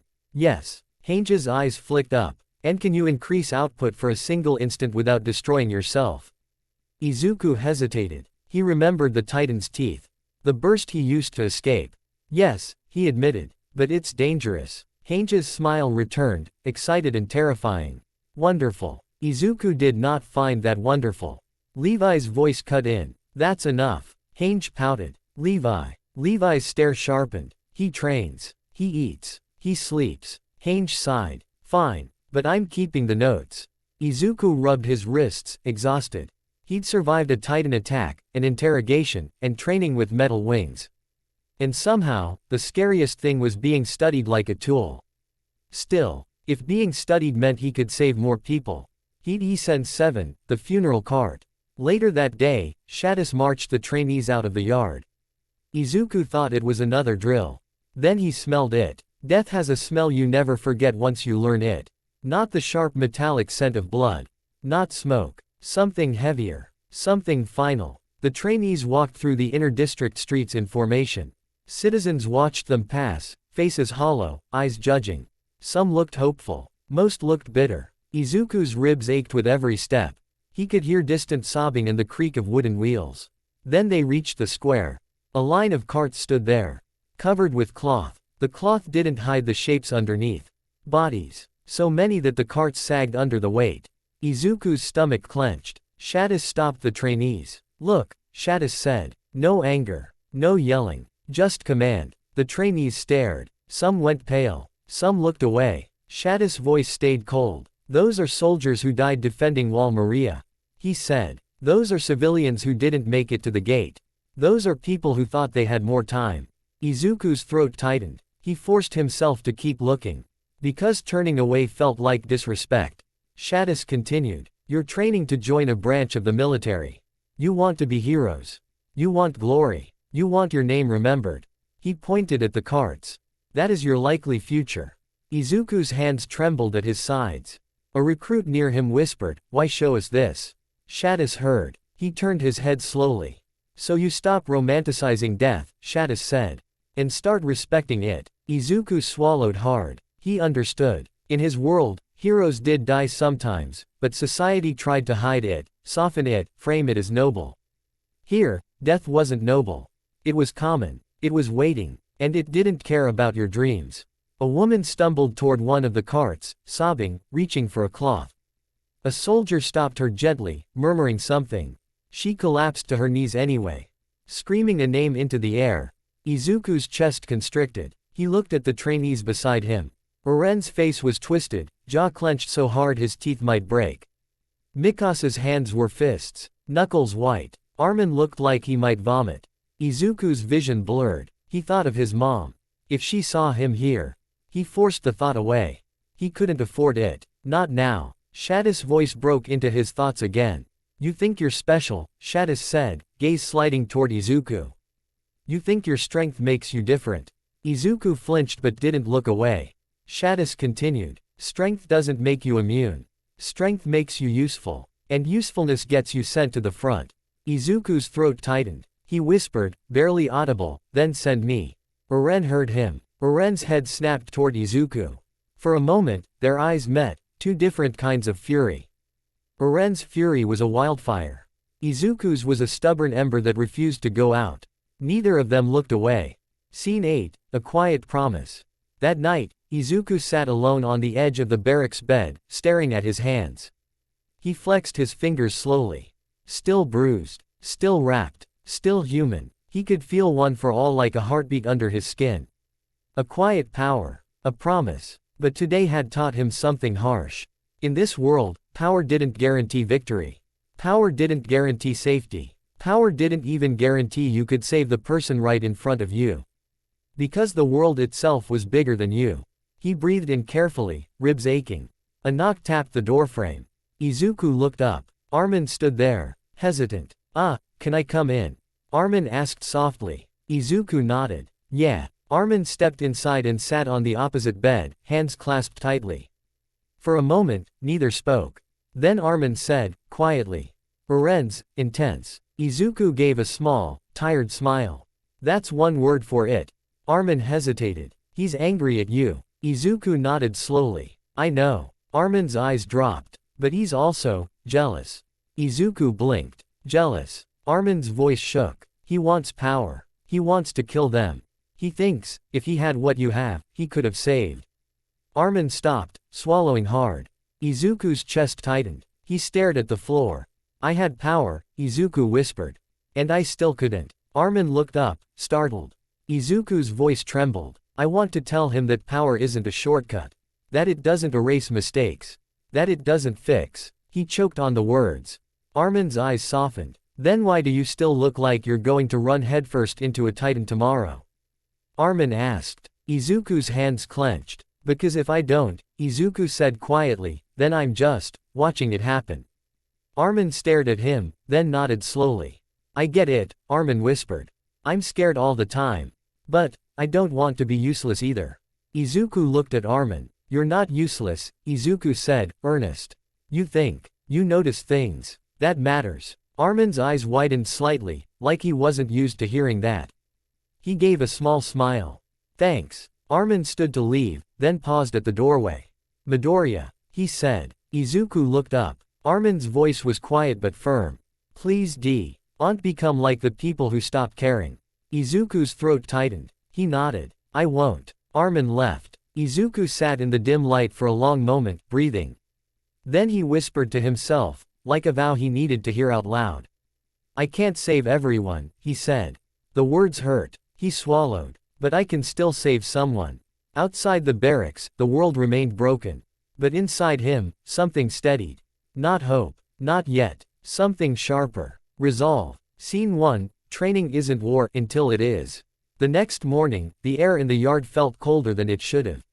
Not because of weather. Because everyone knew what today meant. Real blades. Real gear. Real consequences. Izuku stood in line with the other trainees, ODM harness biting into his waist and thighs, the canisters heavy at his hips like an anchor to reality. His ribs still hurt when he breathed too deep, and every strap tug reminded him his body wasn't fully recovered. But nobody here waited for recovery. Shadis walked in fro, NT of the line with his hands behind his back, eyes like flint. Today, he said, voice flat, you stop pretending you're playing soldier. The recruits stiffened. Shadis stopped in front of a rack of blades. Their steel caught the morning light. These are not decorations, Shadis continued. They are not symbols. They are not toys. He grabbed one blade and held it up. This is your life. He ved his gaze down the line and lingered on Izuku just a second longer than the others, like he was reminding everyone the Titan Puncher still bled like a normal boy. And if you can't use it properly, Shadis added, you'll die screaming with your friend's blood on your hands. Silence. The kind of silence that wasn't calm. The kind that was everyone swallowing fear at the same time. Shadis nodded once, satisfied. Instructor teams. He barked. Distribute blades. The steel hit Izuku's palms with a weight that felt wrong. He'd held swords before. Sparring tools. Blunt practice. Even staff-like equipment. But this blade wasn't meant for sport. It was meant to cut flesh. And the way the handle sat in his hand made him realize something uncomfortable. He didn't just need strength. He needed skill. Levi's voice, from yesterday, cut through his thoughts like a cold knife. You're thinking about the kill, not the cut. Izuku tightened his grip. Then I'll learn the cut. Scene 2, the first rule of blades. They started with nape dummy drills, wooden frames shaped like Titan necks with a marked kill zone. The instructors demonstrated the motion, not a wild swing, not a chop, but a clean slice through the marked area. A straight line, a decisive Feeney's turn. He fired his anchors, swung in, and drew the blade in the correct arc. His timing was off. The blade scraped instead of slicing clean. Shadis's voice cracked like a whip. Again. Izuku did it again. Better angle. Still too late. His feet landed slightly wrong, his swing lost stability. The blade cut shallow. Again. Izuku grit his teeth. He adjusted his breathing, shallow enough not to aggravate ribs, steady enough not to panic. He fired anchors. He swung in. He focused on wrist angle. Elbow close. Shoulder relaxed. He cut. The blade passed through the mark cleanly. Shadis didn't praise him, but he also didn't yell. Izuku exhaled, feeling like he'd won a battle no one could see. Then the next drill started. Partner rescue, an instructor announced. One cadet becomes trapped. The other must extract them using anchors and gas control. Izuku got paired with a tall recruit who introduced himself quickly as Thomas. Thomas tried to look brave, but his hands shook as he clipped in. Izuku nodded at him. We'll do this carefully. Wheel. The instructor barked, no talking. ACT. Thomas launched first, firing anchors too wide. He swung too fast, lost balance.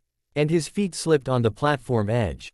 Izuku's heart spiked. Thomas dropped. Not far enough to die. This was still a drill, but far enough that in a real city, his body would have slammed into a wall or a Titan's hand. Izuku reacted on instinct. A micro burst of One for All sparked through his legs and core, just enough to move faster without blowing control. He fired anchors, pivoted, and caught Thomas's harness straps in midair, yanking him back toward the platform while controlling the swing so neither of them crashed. They landed hard, boots skidding. Thomas stared at Izuku, wide-eyed. Izuku's ribs twinged, but he kept his face steady. The instructor glared. That's rescue. Don't make it pretty. Make it fast. Shadis walked past them and spoke without looking at Izuku. Strong, Shadis said. Izuku didn't know if it was a compliment. Then Shadis added, but strength makes you reckless. Izuku's stomach tightened. He wanted to argue. He wanted to say he didn't feel reckless. That every move he made was measured. But he remembered the Titan mouth. He remembered the burst. He remembered how close, saving someone, had come to getting shot by humans. He swallowed. Maybe I am reckless. Or maybe in this world, reckless was just what hope looked like. Scene 3, Levi's Standard. They moved to a larger course, rooftops, poles, narrow platforms. A simulated district meant to teach recruits how to fight above the ground like it was their natural home. For most people, it wasn't.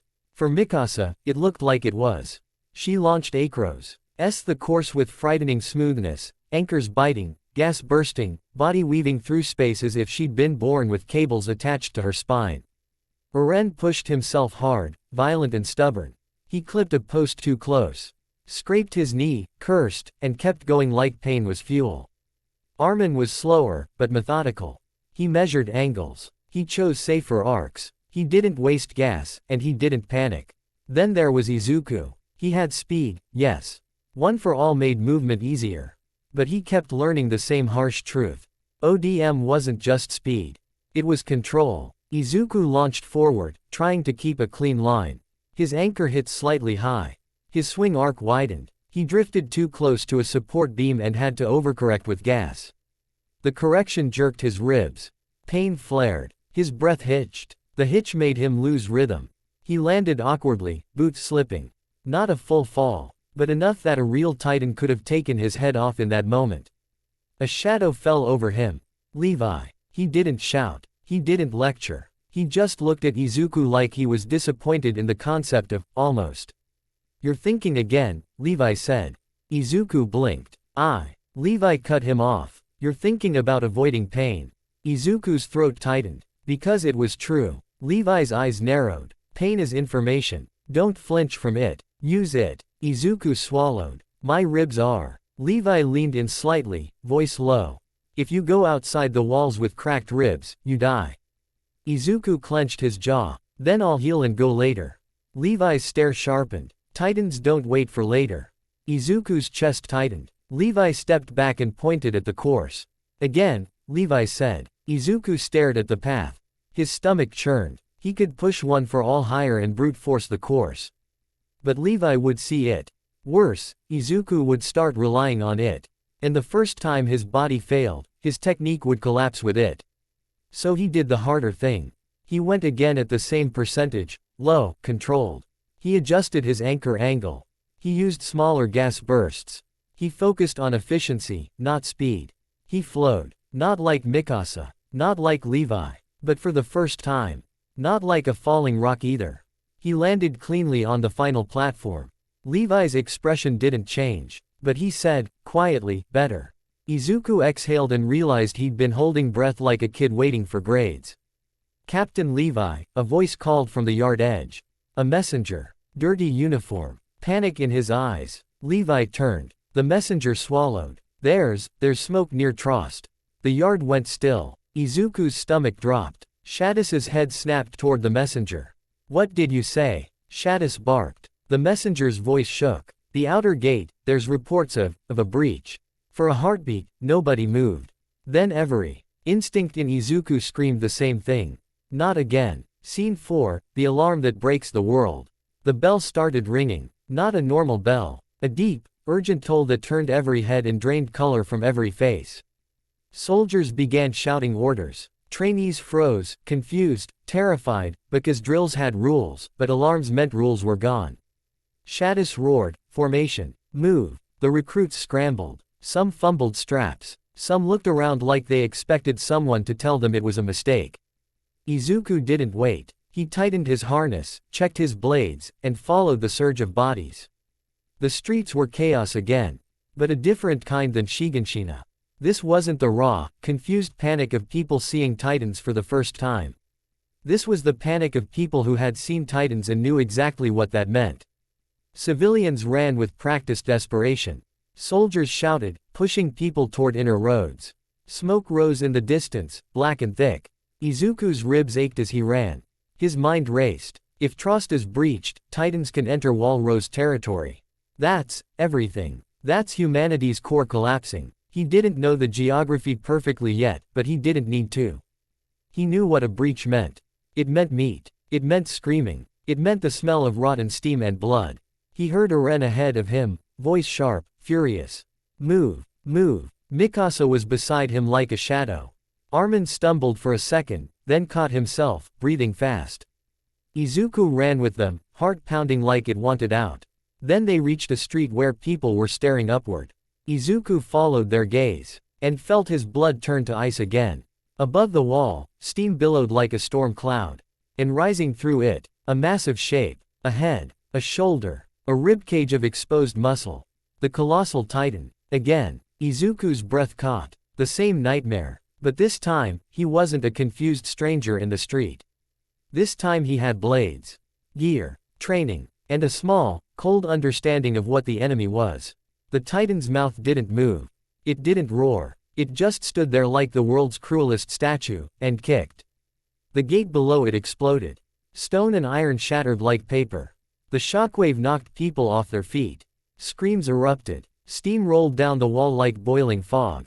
Izuku's ears rang. And Titans poured in. Scene 5, Orders versus Instinct. Shadis's voice cut through the chaos.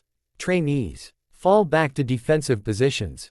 Protect civilians. Do not engage alone. The order was sensible. The order was survival. The order made Izuku's stomach twist.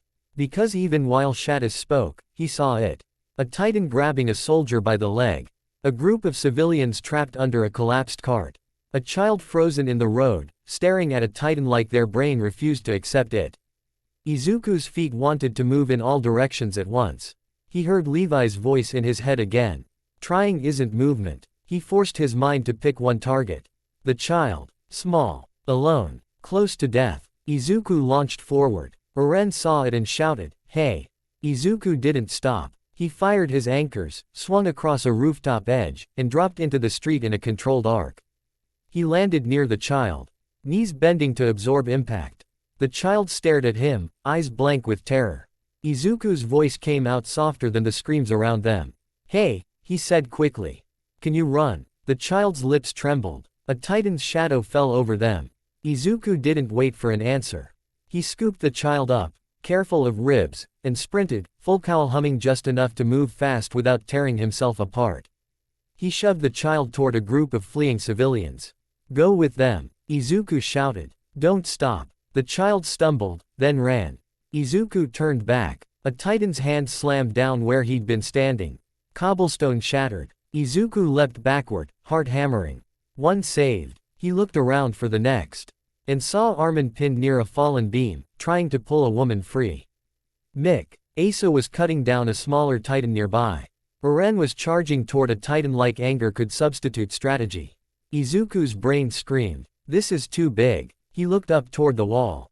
Soldiers fired cannons. Some shots hit. Titans regenerated. Some fell, only to be stepped over by more.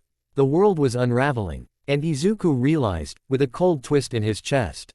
This is the moment that makes or breaks people. Back home, in disasters, heroes arrived. Here, you were the heroes. Even if you were just trainees. Even if you were terrified kids. Even if you didn't feel ready. A titan roared, more. Like a wet bellow, and lunged toward a cluster of civilians. Izuku moved. He fired anchors, swung above it, and drew his blade. His first real cut against a real titan. His hands trembled, not from fear of falling. From fear of failing. He swung in, and remembered Levi's correction. Wrist angle, elbow close, line through the nape. He focused. He cut. The blade bit deep into the nape. The titan convulsed. Steam erupted. Its body slackened and fell. Izuku landed, panting, blade slick with steaming flesh. His stomach lurched. This wasn't a dummy. This was a living, no, existing, thing he'd just killed. He didn't have time to process it. Another titan turned toward him. And another. Izuku's breath hitched. He backed up, mind racing. I can kill them. But not all of them. Not alone. A scream cut through the noise, high, sharp. Izuku's head snapped. A trainee had misfired an anchor and slammed into a wall, stunned. A titan's hand was reaching for them. Izuku's body moved before thought. He launched forward, full cowl flaring, 8%. Then a quick dangerous micro-burst as he pushed speed harder. He grabbed the trainee's harness straps and yanked them away as the titan's fingers scraped the wall, ripping stone. The trainee gasped, shaking. "Move," Izuku shouted. The trainee stumbled and fled. Izuku turned, and realized the titan he saved them from had locked onto him now. It leaned down, smiling stupidly. Izuku's stomach tightened. He fired anchors upward, swung back toward rooftops. But the titan's hand caught his cable mid-swing and yanked. The sudden pull snapped Izuku sideways. Pain exploded in his ribs. He lost control. He slammed into a rooftop edge hard enough to see stars. His blade flew from his hand. Izuku grunted, trying to breathe. The titan climbed, its fingers gripping the building like it was a toy. Izuku's vision blurred. He reached for his second blade. His hand shook. The titan's face rose into view, mouth opening. Izuku's heart hammered. He couldn't cut cleanly from this angle. He couldn't reposition fast enough. His ribs screamed every time he tried to twist. A brutal truth hit him. Sometimes you don't get perfect technique. Sometimes you get one ugly chance. Izuku tightened his jaw. He poured power into his legs, more than he wanted, more than was safe. Not 100%, not suicide, but enough that his muscles screamed. He kicked off the rooftop edge like a spring snapping. His body shot upward past the titan's face. For a heartbeat, he was weightless, flying above the monster's head. He twisted midair and drove his elbow down into the back of its neck, nape zone, like a hammer. Green sparks cracked. The titan convulsed. Its grip slipped. Izuku landed hard on its shoulder, grabbed his blade with his other hand, and finished the cut as it stumbled. The titan collapsed, steaming. Izuku dropped to the rooftop, panting, hands shaking violently. His ribs burned like fire. He could feel the cost. He could feel the crack in his control line. If he kept using bursts like that, he'd break. And in this world, broken didn't mean, recover with a nurse. Broken meant, die and become a number on a card. Izuku swallowed hard and forced himself up. Because the battle wasn't over. Not even close. Scene 6, a choice that costs blood. Smoke and screams blurred into one continuous nightmare. Izuku moved across rooftops, using ODM and full call together, small gas bursts, controlled swings. Precise nape cuts when he could. He saved people when he could. He killed titans when he had to. And every time he saved someone, the world immediately demanded he save two more. He saw Mikasa slicing through titans with terrifying efficiency, face calm like a blade. He saw Eren nearly get himself killed twice, saved by Mikasa once and by dumb luck another time. He saw Armin frozen in fear, then suddenly snapping into motion when someone screamed his name, like his brain was trying to become useful through sheer terror. Then Izuku saw something that made his stomach drop. A group of civilians trapped in a dead-end alley. A cart had overturned, blocking exit. 3 titans closed in. A soldier, older, limping, stood between them and the civilians with his blade raised, shaking. Izuku's heart punched his ribs. They're going to die. He launched toward them, but at the same time, a shout to his left. A trainee on a rooftop slipped, cable tangled, hanging by one anchor line. A titan below reached up, fingers inches from grabbing the dangling body. Izuku's brain split. 2 emergencies. 2 deaths waiting. 1 him. His body hesitated for the first time. And that half second was enough. The titan's fingers wrapped around the dangling trainee's leg. The trainee screamed. Izuku's mind snapped. He chose. He fired anchors hard, swung in, and cut the titan's wrist mid-swing, sloppy cut. But enough to make the grip loosen. The trainee dropped. Izuku caught them against his chest and slammed into the rooftop, rolling to absorb impact. They were alive. Barely. Izuku's breath came ragged. He looked toward the alley. Too late. A scream cut off abruptly. The limp soldier was gone, swallowed. 1 titan lifted a civilian to its mouth. Izuku's vision went white. No. He launched. Too far. Too late. He cut 1 titan down, then another. But the damage was done. Blood-soaked stone. The remaining civilians were either dead or too broken to move. Izuku landed, panting, staring at the alley like his brain couldn't accept what it saw. He'd saved the trainee, and because of that, he hadn't saved the civilians. A cold, brutal truth slammed into him. Saving someone is still a choice, even when you hate that it is. He clenched his fist so hard. He wanted to scream. He wanted to rewind time. He wanted to be faster, stronger, everywhere. But the world didn't care what he wanted. This world only cared what he could do. A voice behind him, shaking, said, "Midoriya." Izuku turned. The trainee he'd saved stared at him, pale, trembling. I thought I was dead," the trainee whispered. Izuku's throat tightened. He wanted to say something comforting. But his mouth wouldn't form it. Because his brain kept showing him the alley. The civilians. The soldier. The crunch. Izuku swallowed hard and forced his voice steady. "Run," he said quietly. "Find a safe route. Stay with a group." The trainee nodded, tears in their eyes, and stumbled away. Izuku stood on the rooftop, shaking. He felt sick. Not from killing titans. From failing people. From realizing he'd have to keep making choices like that. He heard Levi's voice in his head again, colder now. "Yo, you make a mistake, and someone else dies while you fix it."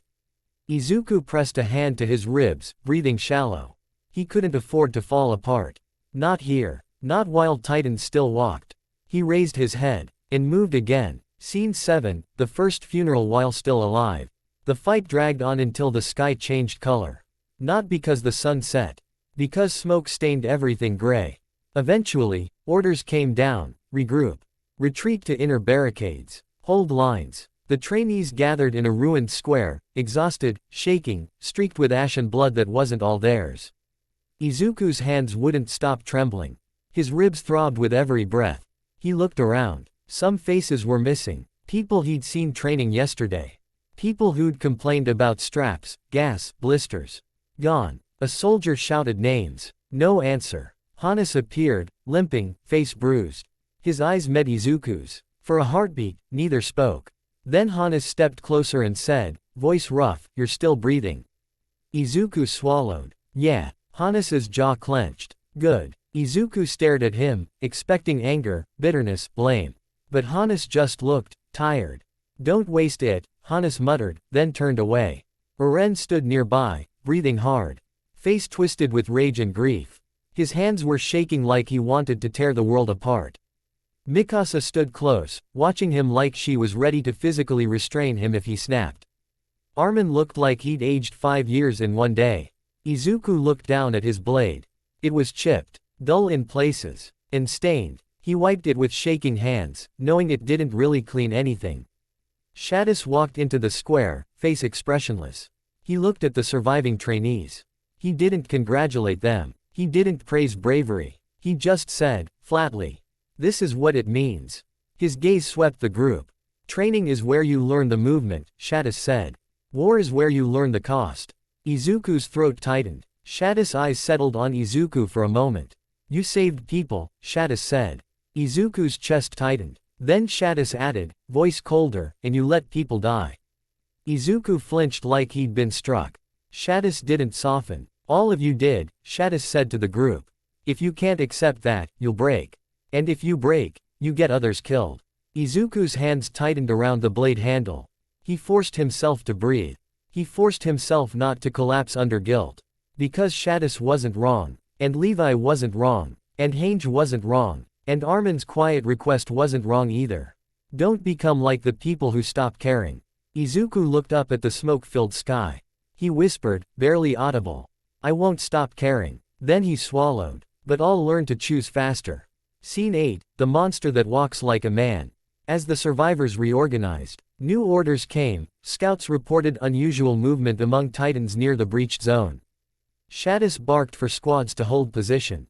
Izuku, Mikasa, Eren, and Armin were grouped with a handful of trainees and 2 experienced soldiers for a quick supply run, retrieve gas canisters, blades, and medical supplies from a nearby depot before Titans reached it.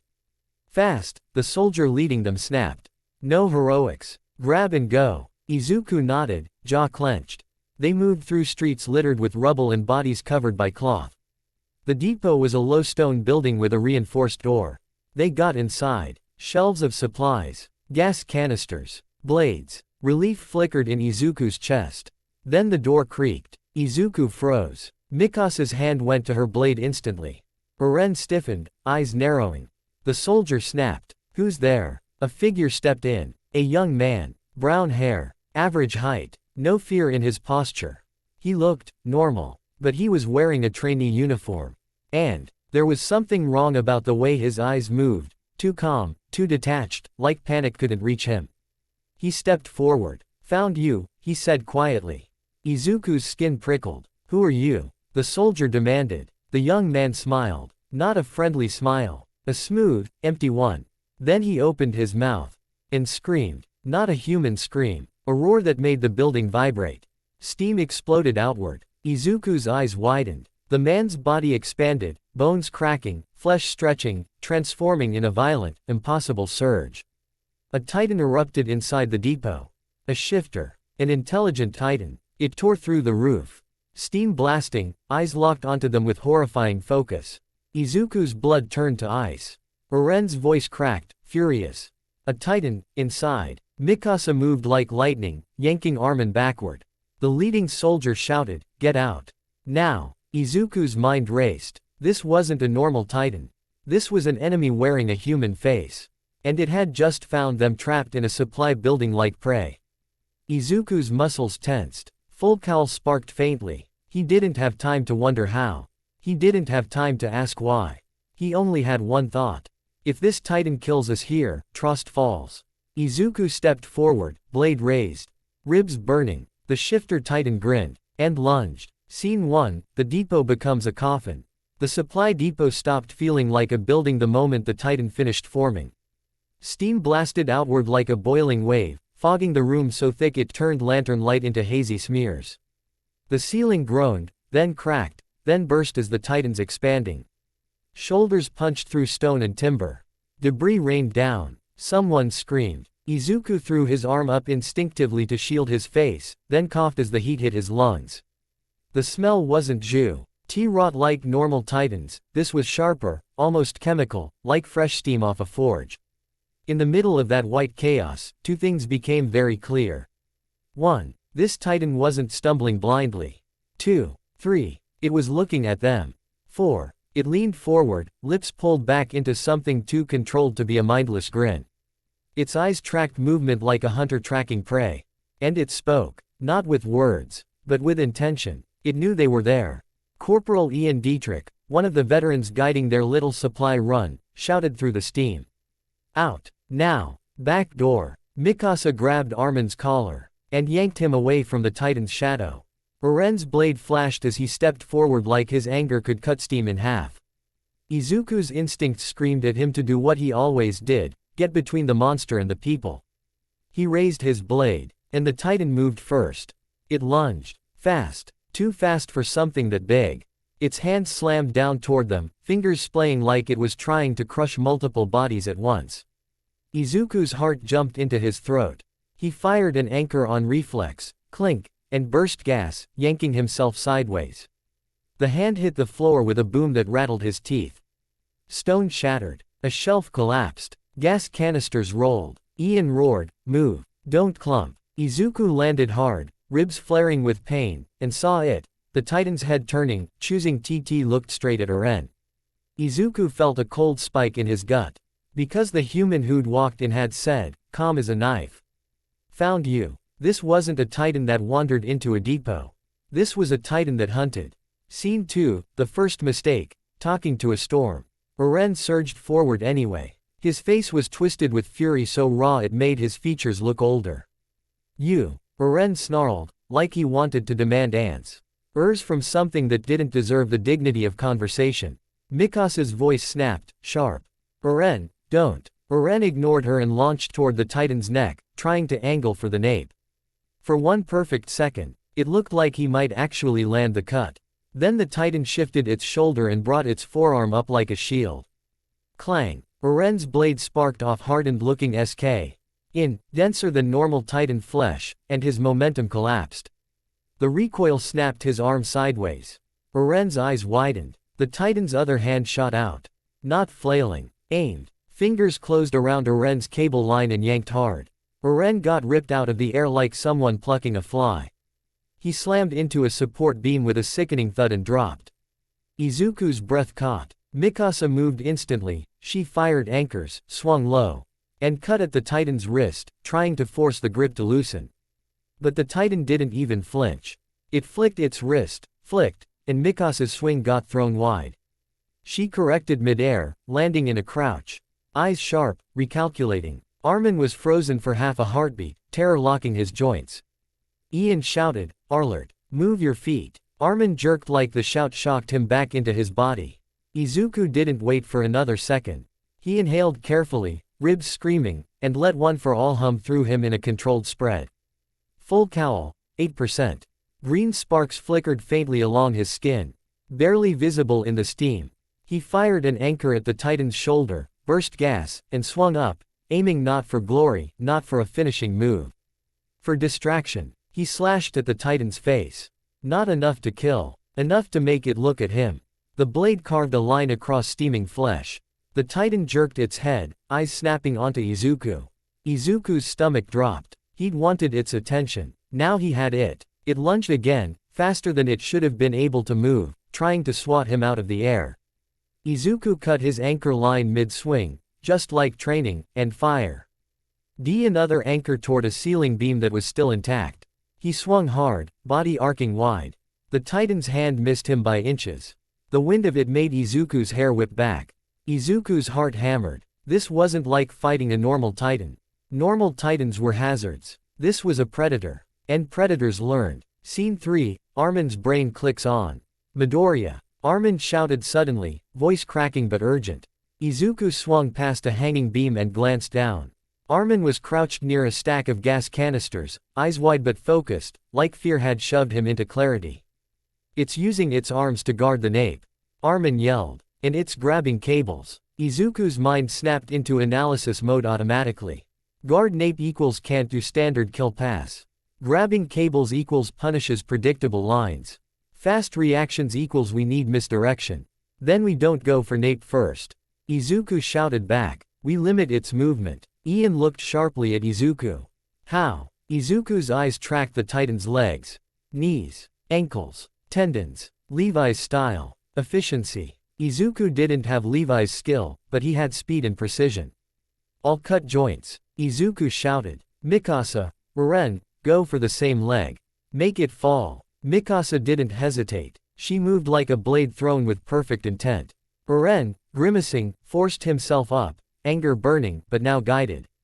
Armin grabbed a canister and shoved it into Ian's hands. If the roof collapses, we can use the steam and dust to escape. Ian's eyes flicked to the canister, then to the Titan. He swore. Crazy, but better than dying in here. Izuku swung low and fast toward the Titan's right leg. He aimed for the back of the knee. He didn't announce himself. He didn't yell. He just moved. His blade struck. The Titan's flesh split, thicker than normal, but not armored. Steam burst. The Titan's knee buckled slightly. It noticed. It tried to pivot. Mikasa hit the same leg from the other side, slicing deeper. Eren lunged in and chopped the tendon line behind the ankle. The Titan jerked, balance shifting. For the first time, it looked irritated. Its hand swung down like a hammer. Izuku burst gas upward, barely clearing the strike. The hand hit the floor and shattered stone again. The whole building shook. Timbers groaned overhead. Izuku heard cracking. Armin's voice rose. The roof. The Titan grabbed at Izuku midair again, too fast. Its fingers brushed Izuku's boot. Izuku's heart jolted. He forced a small, dangerous burst of power into his legs, just a blink above his safe line, to yank himself out of reach. Pain spiked in his ribs like someone jammed a hot needle under his skin. He hissed but didn't slow. He landed on a beam, panting, and saw Eren stumble. Eren's cable was tangled from the Titan's earlier yank. He was exposed. The Titan turned toward him, eyes locked. And it moved. For Eren, Scene 4, found you, wasn't random. Ian shouted, Jaeger, move. Eren tried. But his line snagged. For a second, he was trapped in a stupid, tiny problem. A cable, a strap, a buckle, and in this world, tiny problems killed you. The Titan's hand reached. Mikasa launched toward Eren like a missile, trying to intercept. Izuku's brain calculated distances. Too far. Mikasa's line angle is wrong. Eren dies in 2 seconds. Izuku moved. No speech. No heroic declaration. He cut his anchor, dropped in a straight fall, and burst gas at the last instant to redirect, slamming into Eren hard enough to knock both of them sideways. The Titan's fingers closed on empty air. Izuku and Eren hit the floor in a rough roll. Izuku's ribs screamed. Eren gasped, eyes wide. You, Eren started. Izuku grabbed Eren's collar. Untangle later. Move now. Eren blinked, then nodded sharply, anger and gratitude mixing into something fierce. They ran, ODM boots pounding stone, while the Titan's hand smashed down again. The depot shuddered. Something snapped above them. A beam fell. It slammed down between Izuku and Armin with a crack so loud it sounded like a gunshot. Armin screamed Izuku's name. Izuku skidded, heart pounding. The beam blocked the path. The Titan's head turned toward Armin. Armin was on the wrong side. Mikasa launched to reach him. Izuku's muscles tightened. If the Titan reaches Armin, he's dead. Izuku fired an anchor at the Titan's face, not to hook, but to distract. The hook clanged off bone like teeth. The Titan flinched, head snapping toward Izuku. Izuku burst gas and swung up, slicing at its eyes. The Titan raised an arm to block. And Mikasa used that opening to snatch Armin and pull him back with a brutal, efficient yank. Armin coughed, shaken, but alive. Izuku exhaled, then froze. Because the Titan wasn't flailing at him. It was watching him, and in that watch was something terrifyingly human. Calculation. Scene 5, the Titan that learns. The Titan changed tactics. Instead of swatting at Izuku midair, it stomped forward, crushing shelves, shoving debris aside, trying to herd them into corners. Like it understood space. Like it understood that people panicked when trapped. Ian barked. Back exit. Now. They ran toward the rear corridor. And the Titan smashed its fist through the wall, collapsing that corridor in a spray of stone. Blocked. Armin's voice shook. It's cutting us off. Izuku's mind raced. It wants us contained. It wants a capture. Capture who? Izuku's eyes snapped to Eren. Eren's face was pale with sweat, jaw clenched. The Titan lunged again, straight for Eren. Eren. Mikasato moved, but rubble shifted under his boot. He stumbled. The Titan's fingers reached. Izuku threw himself forward, blade flashing toward the Titan's hand. He cut deep into the knuckles. Steam erupted. The Titan didn't scream. It didn't even flinch like normal Titans. It simply closed its fist anyway. Muscle forced itself through the cut. Fingers still worked. Izuku's heart dropped. Regeneration plus will. That combination was a nightmare. The Titan yanked its hand back and slapped Izuku sideways. Izuku flew. He hit a wall hard enough to knock the wind out of him. Pain exploded across his ribs. He slid down stone, vision swimming. For half a second, the world blurred. Then he saw it. Uren's cable line was still tangled. Mikasa was positioning herself between Uren and the Titan. Armin was shaking but thinking. Ian was shouting orders. And Izuku. Izuku's body hurt, but his mind was clear. This Titan wasn't going to be killed with one good nape cut. Not with the way it guarded itself. Not inside a collapsing depot. So Izuku made a decision. A harsh one. One Levi would approve of. One plan. Izuku shouted, voice hoarse. We drop the building. Everyone looked at him. Armin's eyes widened. The roof. Izuku nodded sharply. It's already cracking. We bring it down on top of it.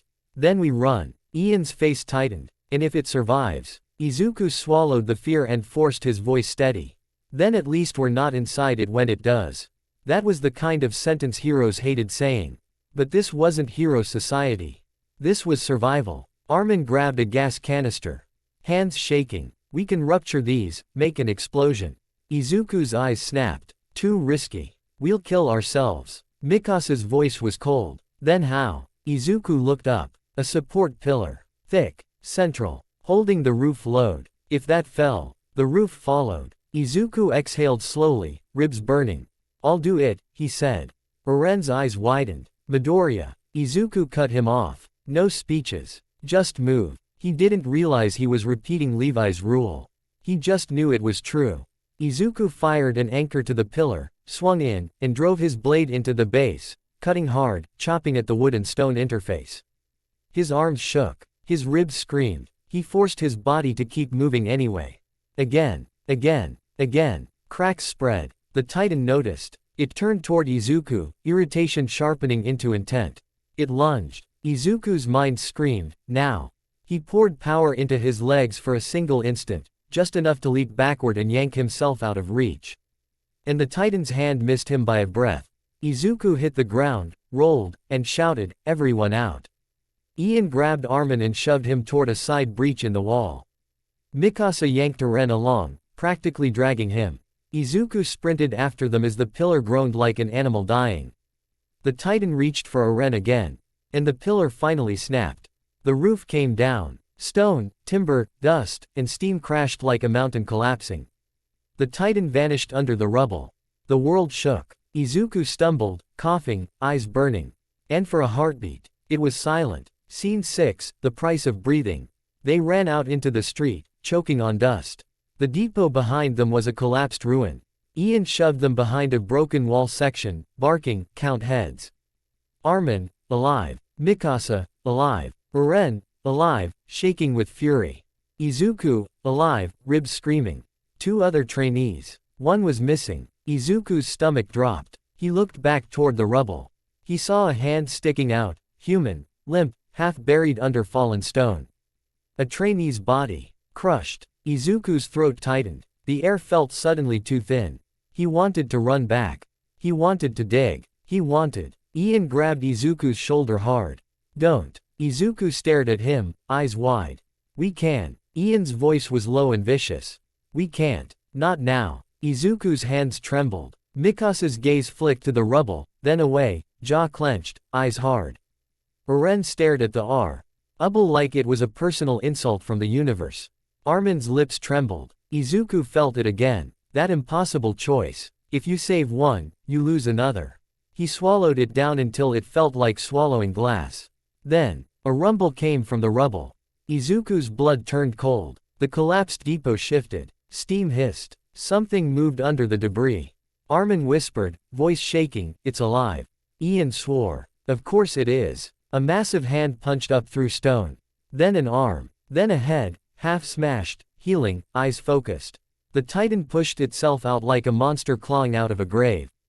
It looked at them. And the horrifying part, it didn't look angry. It looked determined. Like the building had been an inconvenience, not a defeat. Izuku's pulse slammed. Mikasa drew her blades. Uren's teeth clenched. Armin backed up, shaking. Ian barked, retreat. Izuku's mind raced. They couldn't fight this here. Not injured, not low on gas, not surrounded by more titans drawn to the collapse noise. The titan stepped forward, and its gaze locked on Uren again. It took a step, then another. Not random, not hungry. Focused, like it had one mission. Uren whispered, furious, why is it? Izuku grabbed Uren's sleeve. Run. They moved. Scene 7, Levi arrives like death with blades. They barely made it 3 streets before the titan caught up. Even limping on damaged legs, it moved with unnatural speed. It leapt onto a roof edge, grabbed the building like it weighed nothing, and hauled itself forward. It was hurting them again. Armin's voice cracked. It's not letting us reach the inner barricade. Ian's face tightened. Then we cut through. He fired an anchor and tried to lead them around. And the titan dropped in front of them, blocking the street with its bulk. Its hand shot out, trying to grab Uren. Mikasa moved to intercept. Izuku moved too. And then, a blur sliced across the titan's face. Steel flashed. The titan's eyes split open in a spray of steam. It jerked back. Another flash. Its Achilles tendons got cut so cleanly its feet almost collapsed out from under it. The titan roared, not in pain, but in frustration. And the blur landed on a rooftop ledge like a cat. Short, lean, uniform crisp despite chaos. Levi Ackerman. His expression was flat, like this was just another disgusting job. He didn't look at Izuku first. He didn't look at Uren. He looked at the titan. Then he spoke, voice calm as a guillotine. Stop making noise. Izuku blinked. Levi dropped off the ledge and launched again, ODM cables snapping out with perfect angles.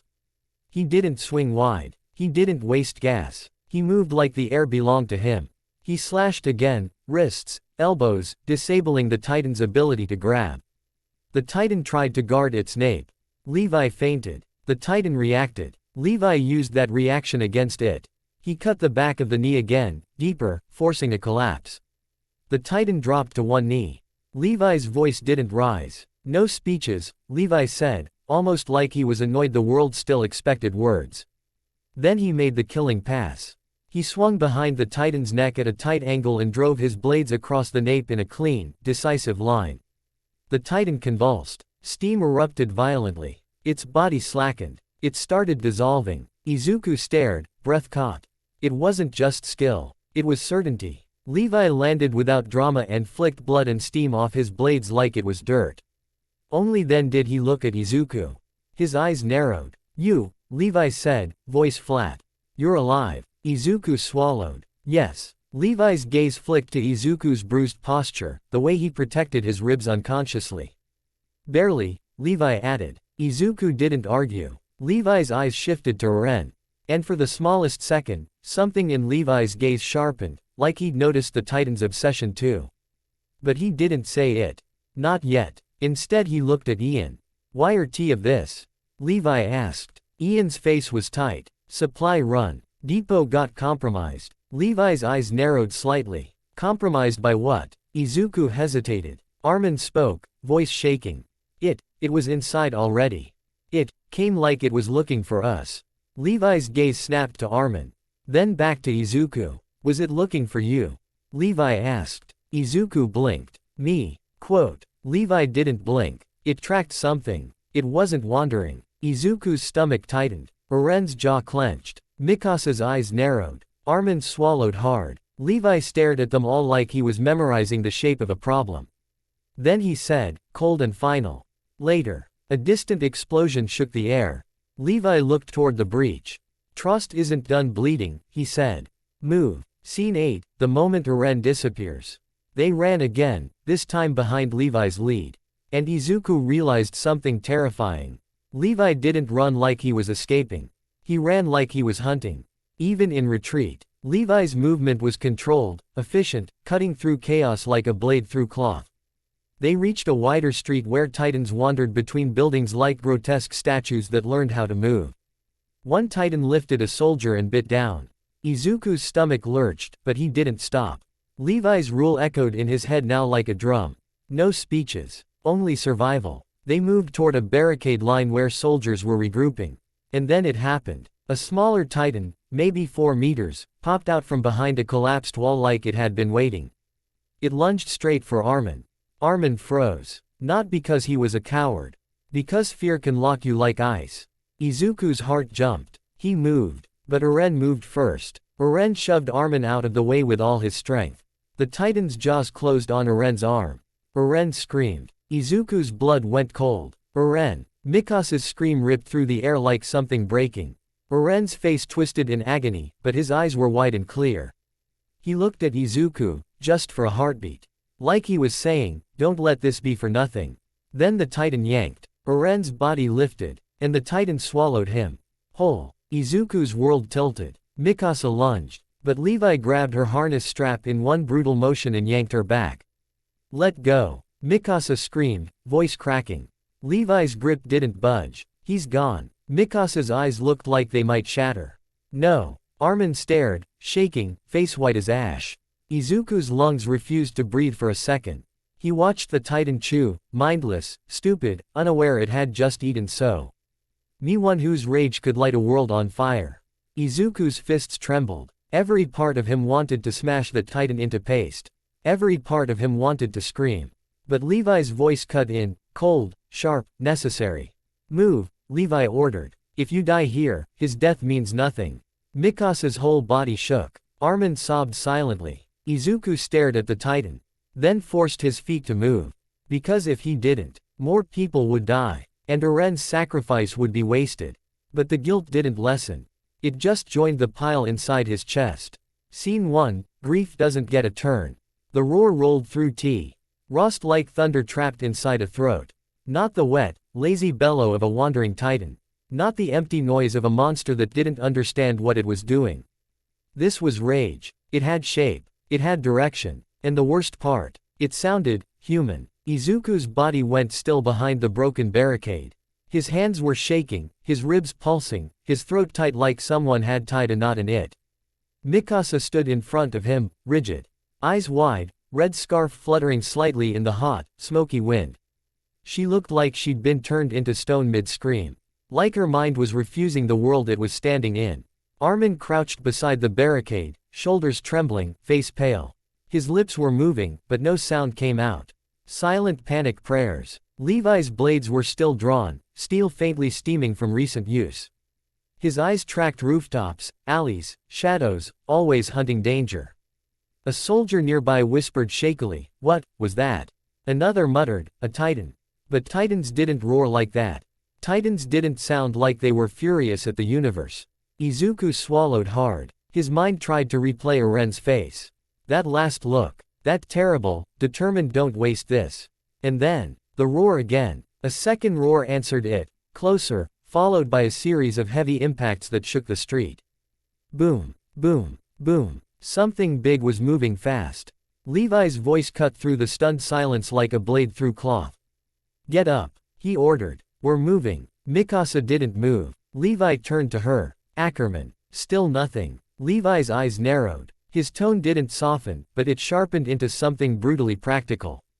If you stand here, you die. Mikasa's breathing hitched. Levi continued, voice low. If you die here, the people who are still alive lose another blade. Mikasa's hands trembled. Izuku saw it. Her grief didn't look like tears. It looked like a locked door. Like she'd shut down everything except the one thing keeping her upright. Then her eyes focused again, sharp, terrifyingly calm. Where? Mikasa whispered, voice broken, did that sound come from? Levi pointed with his blade. That way. Izuku's stomach twisted. Armin forced himself to stand. His knees wobbled, but he held. Izuku inhaled shallowly. Okay, Izuku whispered, more to himself than anyone. No speeches. He pushed one for all into his body lightly, just enough to steady his legs and sharpen his reaction. Full cowl, 5%. Not for power. For control. They moved. Scene 2, the impossible sight. They reached an intersection where smoke thinned just enough to see 3 streets at once. And Izuku's brain refused what it saw. A titan, 15 meters, maybe more, was on its feet in the middle of the road. But it wasn't moving like normal titans. Its posture wasn't slack. Its eyes weren't empty. It stood like a fighter. Like someone who knew what their arms were for. And in front of it, two normal titans lunged, mouths open, reaching. The fighter titan stepped in and punched. Not a sloppy shove, a straight, brutal strike to the jaw that snapped the normal titan's head sideways. Then it grabbed the other by the face and slammed it into the ground hard enough to crack stone. Izuku's breath caught. As that, Armin whispered. The fighter titan roared again, rage, pain, fury, then grabbed the first titan by the leg and ripped. Izuku watched in horror as flesh tore, steam erupted, and the normal titan collapsed like a broken puppet. The fighter titan didn't stop. It lunged forward, tackling the second titan and slamming its head into the pavement over and over until it stopped moving. Then it stood. Steam poured off its body. Its eyes scanned the street, searching. Not hunting civilians. Hunting titans. A nearby squad of soldiers froze on a rooftop, staring. Someone whispered, "It's fighting them." Another soldier hissed, "It's a trick. It has to be." Izuku's heart pounded. Nothing in this world had prepared him for this. Titans didn't fight titans. Not like that. Not with purpose. Not with hatred. The fighter titan turned. And for half a second, just a half second, its gaze swept over Izuku's group. Izuku's body tensed. Mikasa's blade rose. Levi's stance shifted. Armin's hands trembled. The titan's eyes narrowed, like it noticed them. Then it looked away and charged toward another cluster of titans down the street. It was moving toward the biggest concentration. Like it wanted to annihilate them. Izuku's mind raced. If it kills titans, it could save people. But another thought followed, colder. If it's intelligent, it could also wipe us out once it's done. Levi's voice came out flat. That's not normal. Izuku swallowed. No. Mikasa's eyes didn't leave the fighter low. That roar. Izuku's heart clenched. He knew what she meant. That roar sounded like rage with a name inside it. Levi's gaze flicked to Mikasa, then to Armin, then to Izuku. Think, Levi said. All of you. Now. Armin's voice shook. A shifter. Like the one in the depot. Izuku's stomach tightened. But this one's fighting other titans. Quote. Levi's eyes narrowed. That doesn't make it friendly. Mikasa whispered, as if saying it out loud would make it real. Eren. Armin flinched. Izuku's breath caught. Levi didn't react emotionally. He reacted tactically. Prove it, Levi said. Mikasa's jaw clenched. I can't. Levi nodded once. Then we treat it like an enemy until we have reason not to. Izuku's hands tightened. He wanted to agree. He also couldn't ignore what he was seeing. The fighter titan grabbed another titan by the head and slammed it into a wall, then ripped open the nape with its teeth like it knew exactly how to kill. It wasn't just fighting. It was executing. And that execution was buying humans seconds.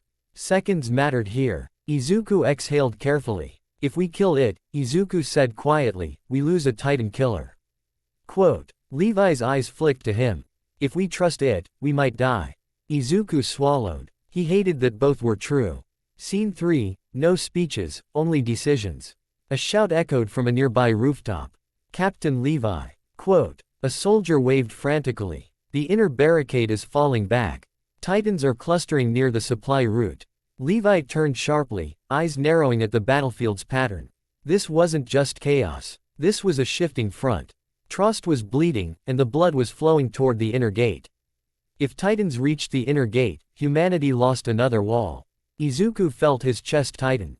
Levi looked at the fighter Titan again. It was still ripping through Titans like a storm with fists.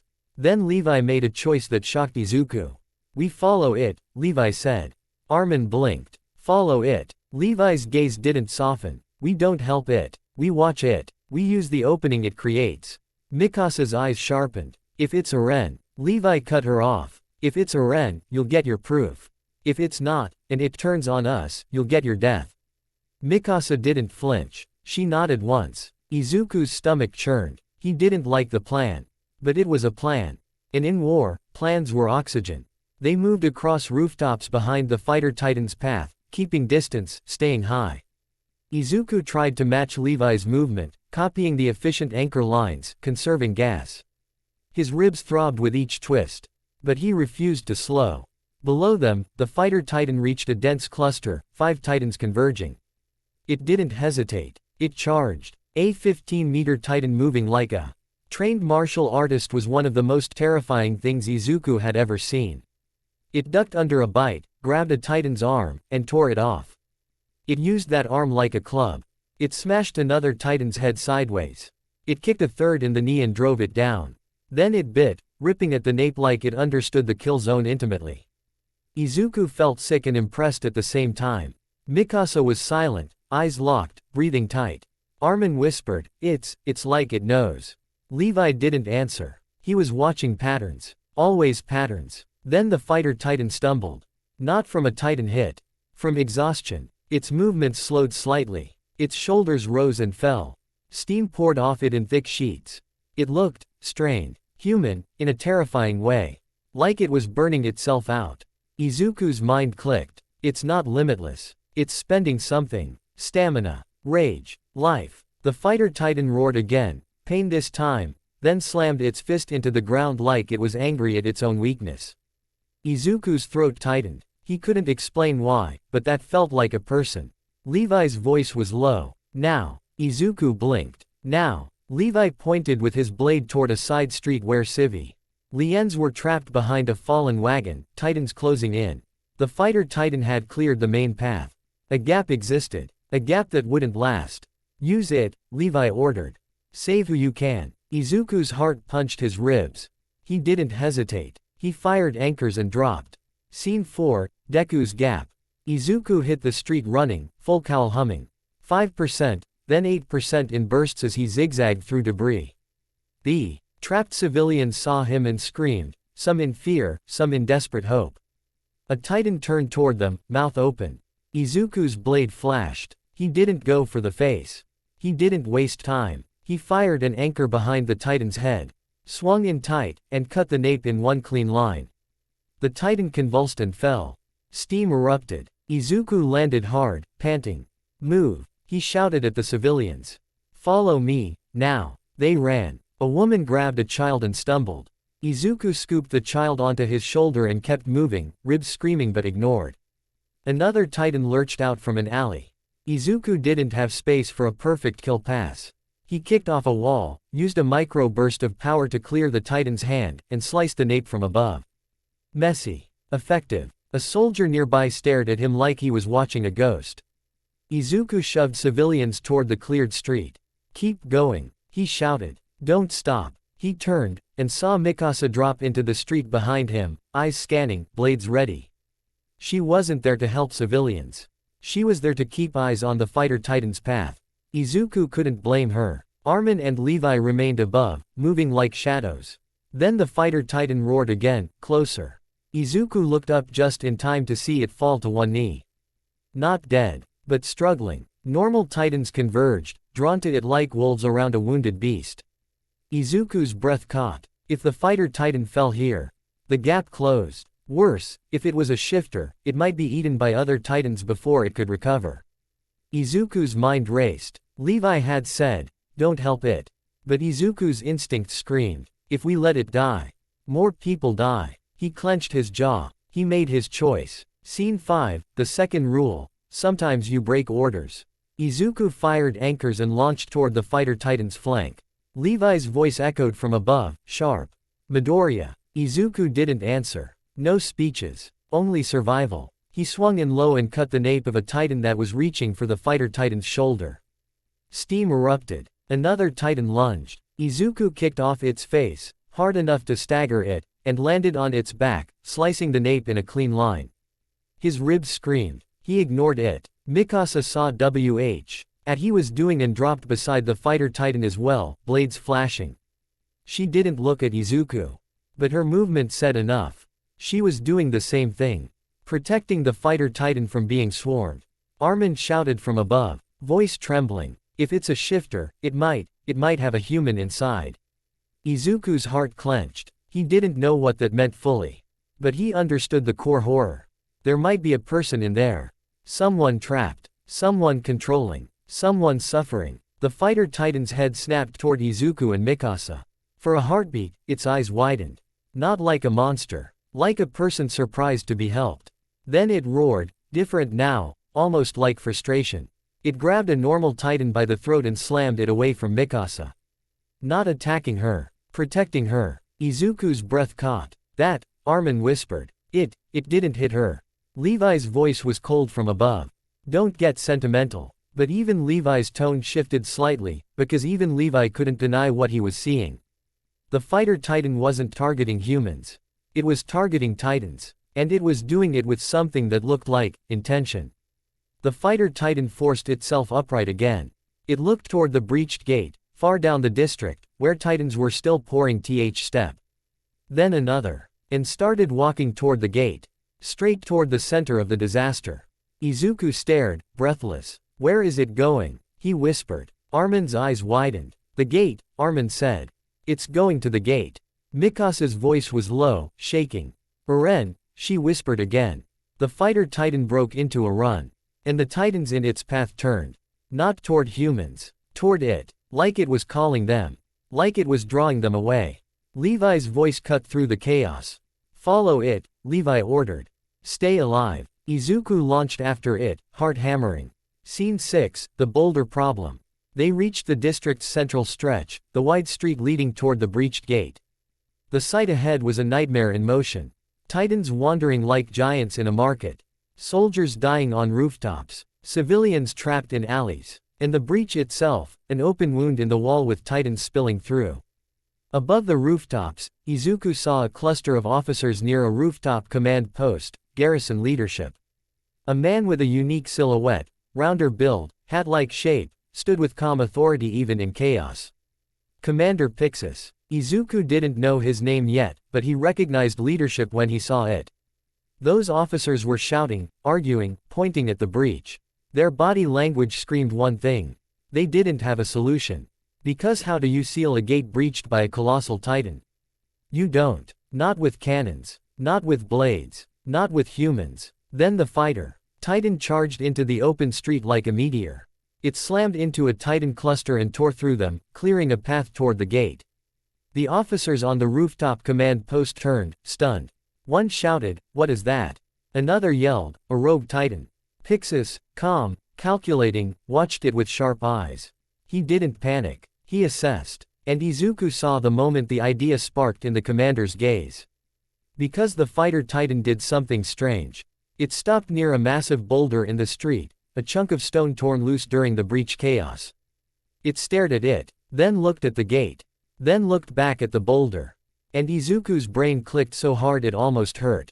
It's thinking about moving it. Armin, swinging onto a nearby rooftop, whispered in disbelief. It's looking at the boulder like it's a tool. Levi landed beside Armin, eyes narrowed. Or like it's a weapon, Levi muttered. Mikasa landed on a rooftop edge, breathing hard, eyes locked onto the fighter titan like she was trying to see through its skin. Izuku's chest tightened. If the fighter titan could move the boulder, it could seal the gate. It could stop the flow of titans. It could save Trost. But that required trust. Trusting a titan. That was insane. Yet, the alternative was extinction by inches. Pixis turned and barked something to his officers. Orders spread like wildfire. Soldiers started repositioning, not to kill the fighter titan, but to support it, to clear titans away from its path. Izuku watched in stunned silence. Levi's voice came out flat. They're going to use it. Armin swallowed. But, if it's Eren. Mikasa's eyes sharpened. If it's Eren, he'll do it. Izuku's throat tightened. He didn't know Eren well. But he knew that rage. He knew that refusal to lose. If someone like that was inside the titan, they'd drag the world forward even if it tore them apart. The fighter titan roared, short and furious, and grabbed the boulder. Its fingers dug into stone. Its muscles strained. Stay. M poured off it like it was boiling alive. It lifted. The boulder rose an inch. Then two. Then, the fighter titan stumbled. It dropped the boulder with a thunderous crash. It sagged, panting, steam blasting. It couldn't do it alone. Titans began converging again, drawn by sound and movement. Pixis shouted from above, "Clear the titans. Give it a path." The order echoed. And suddenly, humans were risking their lives. To protect a titan. Izuku's stomach churned. This was the kind of choice that made history, or killed everyone. Levi looked at Izuku. His eyes narrowed. "You wanted a plan," Levi said. "There it is." Izuku swallowed. "And if it turns on us?" Levi's voice was dead calm. Then we kill it, Levi said. After it seals the gate. Cold, practical, horrifying. Izuku clenched his jaw. He hated how much sense it made. Scene 7, Deku's punch that saves isn't a punch. The fight to clear the street became chaos. Titans converged from alleys and side roads, drawn toward the fighter titan like moths to a flame. Soldiers fired anchors, swung in, cut napes, some clean, some sloppy, some suicidal. Izuku dropped into the fray, full cowl humming. He didn't try to be All Might. He tried to be useful. He picked targets based on danger. A titan reaching for a squad, kill. A titan about to bite a soldier midair, intercept. A titan drifting toward civilians, redirect. His ribs screamed with every burst. He kept his percentage controlled, 8% for movement and precision, and used micro-bursts only to avoid instant death. He didn't overdo it. He couldn't. This world didn't offer second chances. He saw Mikasa moving like a storm, cutting with terrifying precision, clearing the fighter titan's blind spots. He saw Armin on a rooftop, shouting directions, warning soldiers about titan trajectories. His fear turned into strategy. He saw Levi cutting through titans like a whisper of death, his movements so efficient they looked unreal. And the fighter titan, it grabbed the boulder again. It strained. Its body shook. Steam poured. It lifted the boulder higher this time, waist level, then chest. But titans grabbed at its legs, trying to pull it down. The fighter titan roared, furious, and kicked them away, but the boulder wobbled. It was going to drop. Izuku saw it. If it dropped again, this plan failed. The street would flood with titans. People would die until there were no people left. Izuku's heart hammered. He made another decision. He ran to the titan's path and smashed a titan's knee with a quick, controlled strike, not a smash, not a shockwave, just brute precision using one for all to cripple. The titan fell. A clear line opened. Izuku fired anchors and swung up near the boulder's side. He grabbed a protruding stone edge with one hand, pain flaring in his ribs, and used his bod. Why wait like a lever to stabilize the boulder's wobble? Not lifting it, just keeping it steady. It was insane. It was tiny compared to the titan's strength. But that tiny stabilization was enough to help the fighter titan adjust its grip. Mikasa saw Izuku's move and immediately cut down a titan reaching for Izuku's leg. "Don't die," she snapped, same words as before, but sharper now. Izuku gritted his teeth, not planning to. The fighter titan turned its head slightly, eyes locking on Izuku for a heartbeat. And Izuku felt it again. Not monster. Person. A harsh, wordless acknowledgement. Then he fighter titan roared and surged forward with the boulder. It ran, straight toward the breach. Titans lunged to block. Levi cut them down. Mikasa cleared a flank. Izuku swung alongside, protecting he Baldur's path with ruthless efficiency. No speeches, only survival. The fighter titan reached the breach. It raised the boulder, its arms shaking, steam blasting, and slammed it into the hole. Nay met stone with a sound like the world snapping shut.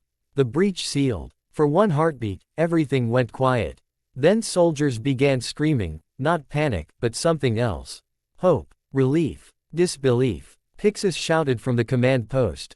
Voice booming. The gate is sealed. Push them back. Humans surged forward like a tide that had remembered it had teeth. The fighter titan stood in front of the sealed breach, chest heaving. Steam pouring. It looked drained. And then, it turned. Toward the humans. Toward the soldiers. Toward Izuku. And Izuku felt every spine in the street stiffen. Because now came an ally, or the next disaster. Scene 8, the moment of truth. Levi landed on a rooftop ledge above the fighter titan, blades drawn. His posture wasn't dramatic. It was ready. Mikasa stood on a nearby roof edge. Trembling, not from fear, from something like desperate hope. Armin's face was pale as he stared at the fighter titan, whispering, "Please, please." Izuku stood on a broken stone platform, breathing hard, ribs burning. The fighter titan took a slow step forward.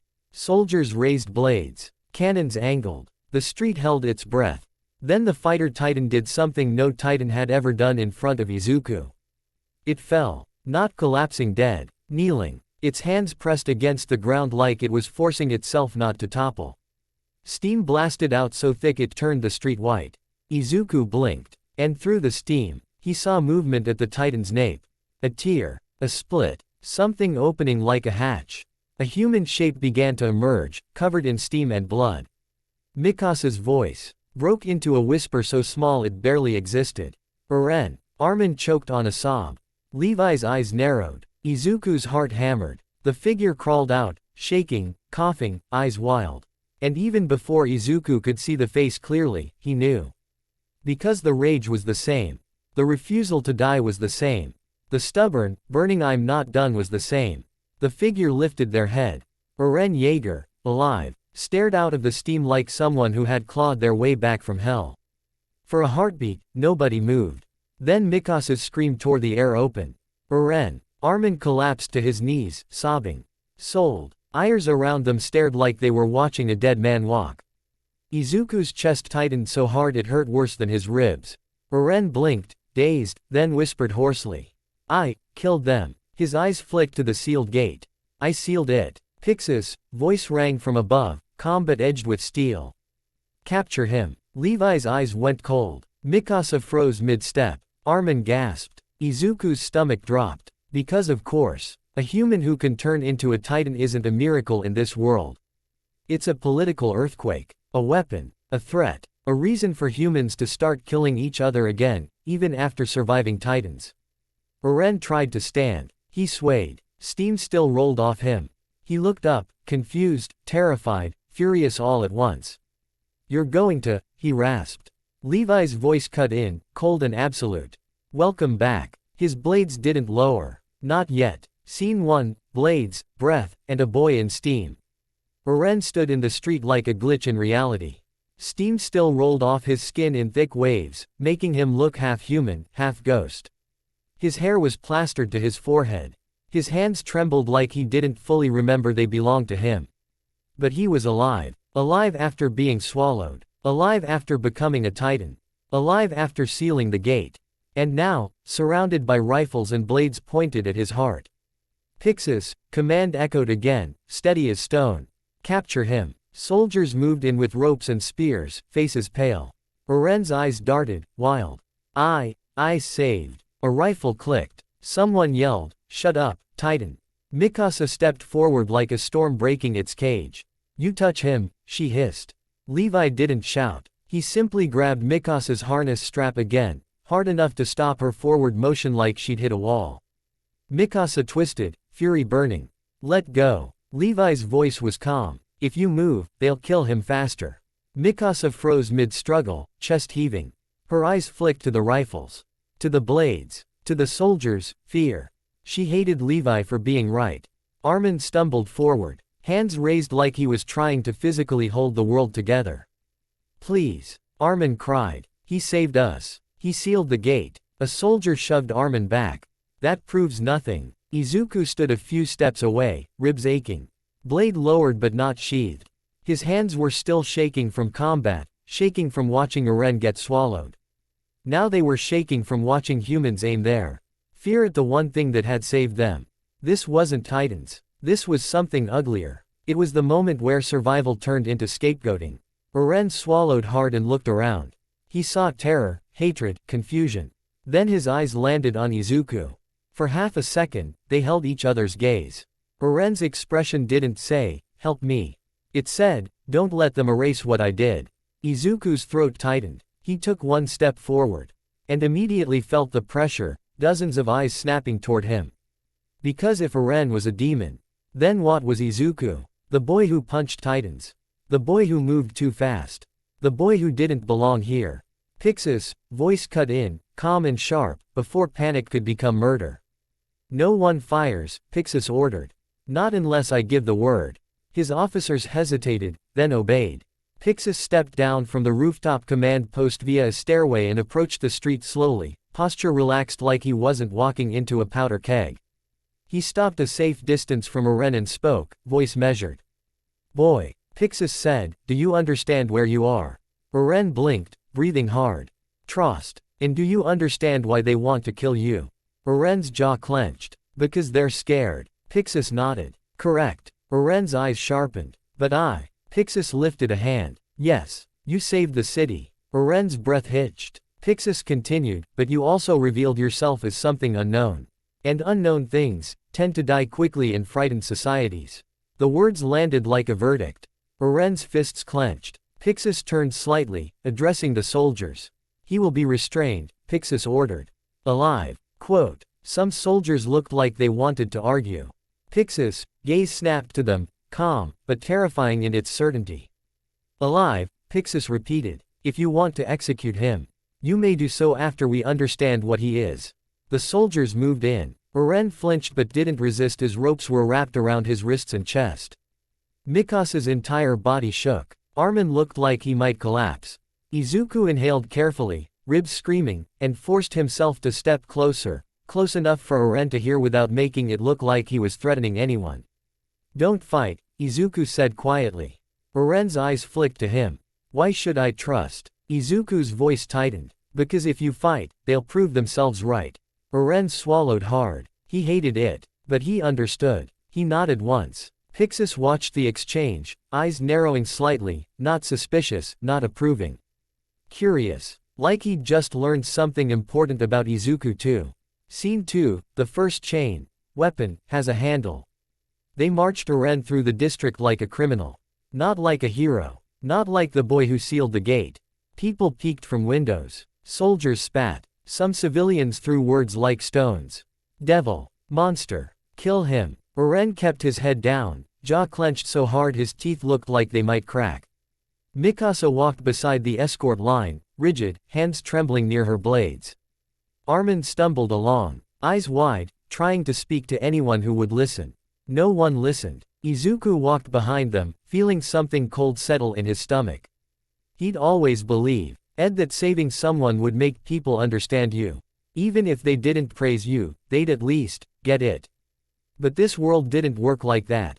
Here, the moment you became different, your good deeds didn't matter. Your difference swallowed them. Hange appeared near the escort route like she'd been waiting behind a corner for Christmas morning. She pushed her glasses up, eyes shining. So, Oren Jaeger, she blurted, walking dangerously close to the armed soldiers. Tell me, when you transformed, did you feel pain? Did you retain consciousness? Were you aware of? A soldier shoved her back. Commander Zoe. Hange pouted. Distance is the enemy of knowledge. Levi walked beside Hange, expression flat. You're going to get shot, Levi told her. Hange waved him off. Then I'll die with questions unanswered. Levi's eyes didn't blink. That's not heroic. That's stupid. Hange grinned. See, you do care. Levi didn't respond, but his gaze flicked to Oren again, sharp. Not fear. Assessment. Like he was trying to measure where the handle was on this new weapon. Pixis didn't stay with them the whole way. His job was trust, but his decision had already done its damage. Oren was alive. Now the question wasn't, do we execute him? It was, who gets to aim him? Izuku hated that he understood that too well. Scene 3, cell, chains, and a red scarf's breaking point. They held Oren in a stone room with iron bars and a single lantern. 2 squads guarded him, spears angled in at all times. Oren sat on the floor, wrists bound, shoulders shaking with exhaustion. Armin hovered outside the bars like a trapped bird. Oren, Armin whispered, voice cracking. Are you okay? Oren's laugh came out ugly. No. Armin swallowed. But you're alive. That's. Oren snapped his eyes up. Alive so they can kill me slower. Armin flinched. Mikasa stood behind Armin, silent, expression tight. Izuku stood a little off to the side with Levi and Hange. Hange was practically vibrating. His body temperature is still elevated. Hange murmured, making notes. Steam output suggests residual transformation energy, fascinating. Levi's voice was quiet. Stop talking like he's meat. Hange blinked. Levi. Levi's eyes narrowed. He's a person until proven otherwise. Izuku's chest tightened at that. Levi kept staring at Oren like he was trying to see the future.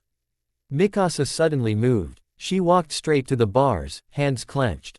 Oren, she said, voice shaking with suppressed violence, I'm going to get you out. Oren looked at her, and Izuku saw it. Oren's rage softened for half a second into something like fear. Not fear of Titans. Fear of Mikasa doing something that would get her killed. Mikasa, Oren said hoarsely, don't. Mikasa's eyes sharpened. I'm not letting them. Oren cut her off. You'll die. Mikasa's jaw clenched. Then all Stop, Eren snarled, voice cracking. I didn't do all that just so you could throw your life away. Mikasa froze. Armin stared, trembling. Izuku felt that exchange hit like a punch. This world kept forcing kids to become adults in minutes. Levi's gaze flicked briefly to Izuku, like he was checking whether Izuku understood the same thing. Then Levi spoke, calm and brutal. There's going to be a tribunal, Levi said. Armin's head snapped up. A tribunal. Hange nodded, eyes bright. Oh yes. A big one. Mikasa's voice was cold. They'll execute him. Hange's grin faltered slightly. If the military police gets him, yes. Levi's voice stayed flat. If the Survey Corps gets him, maybe not. Eren looked up sharply. Survey Corps. Levi stared at him. You want to live. Quote. Eren's jaw tightened. Yes. Levi nodded once. Then you'll do exactly what you're told. Eren's eyes narrowed. And if I don't? Levi's voice didn't change. Then I'll kill you before they do. Silence. The guards swallowed. Armin looked like he might pass out. Mikasa's hands trembled. Eren stared at Levi for a long moment, then gave a slow, bitter nod. Fine. Levi turned away like the agreement wasn't worth celebrating. Hange leaned toward Izuku and whispered, thrilled, this is the most interesting disaster in years. Izuku whispered back, grim, that's not comforting. Hange smiled anyway. Levi started walking. Midoriya, you're coming too. Izuku blinked. Me. Levi didn't look back. You were there. You saw it. And you have a talent for attracting problems. Izuku's ribs twinged as he straightened. Yes, sir. Scene 4, rumors spread faster than titans. They transported Eren under heavy guard toward the capital. Along the way, the story mutated with every mile. By the time they reached the crowded streets near the tribunal building, Izuku heard 3 different versions shouted by civilians. A titan disguised as a boy. A devil made from Wall Maria blood. A weapon from outside the walls. People threw rocks at the escort line. Soldiers blocked them with shields. Izuku kept his head down, jaw clenched, feeling why insult like it was aimed at the air itself. But then he heard it. And what about the green one? Izuku froze. A man shouted from a crowd line, pointing. That one moves like lightning. He killed titans barehanded. He's a devil too. More heads turned. More eyes locked on Izuku. Suspicion spread like infection. Izuku's stomach tightened. He'd always been stared at in his own world too, sometimes with admiration. Sometimes with curiosity. But this stare, this was hunger for a scapegoat. Levi stepped half a pace in front of Izuku without thinking. Not protective in a warm way. Protective in a tactical way. Don't, Levi muttered. Izuku swallowed. I wasn't going to. Levi's eyes cut sideways. I mean don't react. Izuku forced himself to breathe shallowly. He didn't speak. He didn't glare. He didn't move. He became a stone. And the crowd, frustrated by the lack of a target who would fight back, eventually shifted focus back to Eren. Izuku exhaled when they turned away. Levi's voice was quiet. You're learning. Izuku's throat tightened. Learning what? Levi's gaze stayed forward. That hatred doesn't care about facts, Levi said. Only fear. Izuku swallowed hard. Back home, villains were enemies. Here, sometimes your enemy was a crowd. Scene 5, the tribunal, civilization with teeth. The tribunal hall was huge. Wooden benches packed with soldiers, officials, and spectators. High ceilings. Cold stone. The kind of place that looked built for justice, but felt like it was built for decisions that killed people politely. Eren was dragged in front of the hall in chains. Mika's and Armin were kept back, watched closely. They didn't trust them not to explode. Izuku was placed with the Survey Corps observers, Levi, Hange, and then Erwin Smith. He stood near the front like he belonged there more than anyone else. Tall, composed, eyes steady. When he looked at Eren, it wasn't hatred or fear. It was calculation with a hint of purpose. When Erwin looked at Izuku, it was the same. Izuku's chest tightened. He hated being calculated. But he couldn't deny Erwin's presence made the room feel less chaotic. The judge, Commander Zackley, sat elevated, expression unreadable. Pixis was there too, calm as always. Opposite them sat representatives of the military police, faces sharp, smug, clean. They looked like men who expected to win. A military police officer stood and spoke loudly, theatrically. This creature. he declared, pointing at Eren, is a titan in human skin. It must be executed immediately for the safety of mankind. Murmurs rippled through the hall.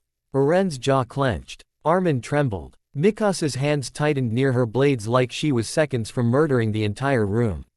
Izuku's stomach twisted. Then Pixis stood, voice calm. And yet, Pixis said, this creature sealed Trost's gate. The military police officer sneered. A trick. Pixis smiled faintly. A trick that saved your lives.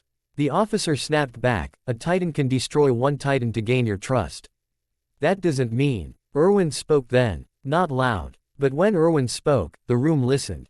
You're correct, Erwin said calmly. It doesn't mean trust. The military police officer blinked, thrown off. Erwin continued, but it does mean potential. The officer scoffed. Potential for Ed once. Yes. Also that. Cold truth. No comforting lies. Erwin's eyes swept the crowd. What we decide today, Erwin said, is not whether Eren Yeager is dangerous. He glanced at Eren. He is. Eren flinched, angry. Erwin looked back at the hall. What we decide, Erwin continued, is whether we execute a dangerous weapon, or place it in the hands of the branch most capable of pointing it at our true enemy. The MP officer sneered. And that branch is the Survey Corps. The ones who throw lives away outside the walls. Erwin didn't blink. Yes, Erwin said. The hall murmured. Erwin stepped forward slightly. The Survey Corps are experts in death, Erwin said. We live with it. We measure it. We use it. We do not pretend it isn't coming. His eyes sharpened. And because we do not pretend, we are the only ones who can responsibly handle a weapon like this. The MP officer snapped, responsibly. You want to drag a titan into your suicidal expeditions. Erwin's voice stayed calm. I want to drag hope into a world that has none, Erwin said. Izuku's chest tightened. It wasn't a heroic speech. It was a tactical statement wrapped in human need. Then Zackley spoke from the throne-like seat. How do we control him? Zackley asked. The question cut through everything. Because it wasn't, is he human? It was, can we leash him? Erwin turned slightly, and nodded once toward Levi. Levi's expression didn't change, but Izuku felt it. This was the moment. The demonstration. The brutality. Levi stepped forward, blades sheathed. Hands empty. I will control him, Levi said flatly. The MP officer laughed. You. A single man. Levi stared at him like he was dirt. One man is enough, Levi said. Zackley's gaze narrowed. Prove it. Scene 6, Levi's test. Blood as evidence. They dragged Eren to the center of the hall and forced him down. Eren's eyes flashed with fury. You. He started. Levi moved. Fast. Not flashy. Just, unavoidable. He kicked Eren hard in the ribs. Eren coughed, eyes wide. The hall gasped. Armin screamed, stop. Mikasa surged forward, and a dozen soldiers aimed spears at her throat. She froze, trembling. Izuku's hands clenched. Every part of him screamed to intervene. But Levi's earlier words echoed. Don't react. Because if Izuku reacted wrong here, the hall would turn on them like wolves. Levi grabbed Eren by the hair and slammed his face into the floor. Not enough to kill. Enough to dominate. Eren groaned, blood streaking from his lip. Levi's voice was calm, almost bored. If he transforms, Levi said to the hall, I cut him down. He kicked Eren again. Eren tried to rise, rage blazing. Levi stomped him back down. Again. Again. It was brutal. It was humiliating. It was also proof. Because in that moment, the entire hall understood something terrifyingly simple. Eren wasn't in control here. Levi was. Zackley watched, expression unreadable. The MPs watched, their smugness fading into tight discomfort. Pixis watched, calm. Erwin watched, eyes steady, like he hated the method but accepted the necessity. Armin sobbed. Mikasa shook like she might break her own bones holding still. Izuku's throat burned. He hated this. He hated that this proof required blood. But he also understood something that made his stomach twist. In this world, compassion didn't convince people. Control did. Levi finally stepped back. Eren lay there, breathing hard, face bruised, eyes still burning. Levi looked up at the hall. There, Levi said. That's your proof. Silence. Then Zackley's voice came down like a hammer. Eren Yeager will be placed under the custody of the Survey Corps. The room erupted. some in outrage, some in relief, some in fear. Mikasa sagged slightly, eyes glassy. Armin covered his mouth, sobbing. Eren's eyes widened, shock and hatred and relief tangled together. Erwin nodded once, small and controlled. The MPs, faces twisted like they'd swallowed poison. Zackley continued, if he shows signs of betrayal, he will be executed. Levi glanced down at Eren. He heard you. Eren tried to speak, but his voice came out broken. Fine. And s. How that was the strongest word he could say. Scene 7, Deku speaks at the worst possible time. The tribunal wasn't finished, because the MPs weren't finished losing. One of them stood and pointed, past Eren, at Izuku. And what of the green-haired anomaly? The MP officer demanded. This boy also displays unnatural power. He also appeared during catastrophe. He also cannot explain his origin. Hall's attention shifted like a blade turning. Eyes landed on Izuku. Suspicion spread again. Izuku's ribs pulsed. His hands tightened. Erwin's eyes flicked toward him, calm, but watchful. Levi didn't move. Hange's grin faltered slightly. Sensing danger, the MP officer raised his voice. If we tolerate monsters, how long until our walls fall from within? Izuku's throat tightened. This was it. If he stayed silent, the story would be written for him. He stepped forward. The crowd murmured. Levi's voice came low, warning. Midoriya. Izuku didn't look at him. Not because he disrespected Levi. Because if he looked, he might lose nerve. Izuku faced Zackley and Pixis in the hall full of fear. And he spoke, short, clear, and honest. I can't prove I'm from here, Izuku said. Whispers. I can't prove my power is normal, he continued. More whispers. Izuku swallowed. But I can prove what I did. He lifted his bandaged hands. I killed Titans, Izuku said. I saved civilians. I helped protect the Titan that sealed Trost, because without it, you'd be dead. The MP officer snarled, so you admit you sided with a Titan? Izuku's jaw clenched. I sided with the people who were going to die, Izuku said. The hall went still. Izuku's voice softened, not pleading, just truth. If you want to execute me for that, Izuku said, then you're not afraid of monsters. He looked around, eyes meeting the crowd. You're afraid of hope that you can't control. Silence. It wasn't applause silence. It was caught silence. The kind where people didn't like hearing the truth because it sounded too accurate. Pixis smiled faintly. Erwin's gaze sharpened with something like approval. The MP officer's face twisted with anger. Zackley stared at Izuku for a long moment. Then Zackley spoke. The boy Midoriya remains under Survey Corps evaluation. Zackley said. As with Jaeger. A murmur rippled through the hall. Levi's voice came low again, almost annoyed. You like collecting leashes, don't you? Izuku swallowed, ribs aching. Yes, sir. Hange leaned in, whispering brightly, congratulations. You just survived politics. Izuku whispered back, grim, that didn't feel like surviving. Hange grinned. It never does. Scene 8, Erwin's gamble and Levi's warning.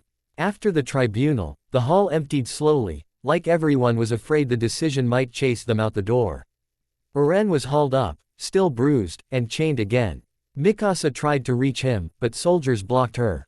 Armin stayed close, trembling, refusing to leave Eren's side.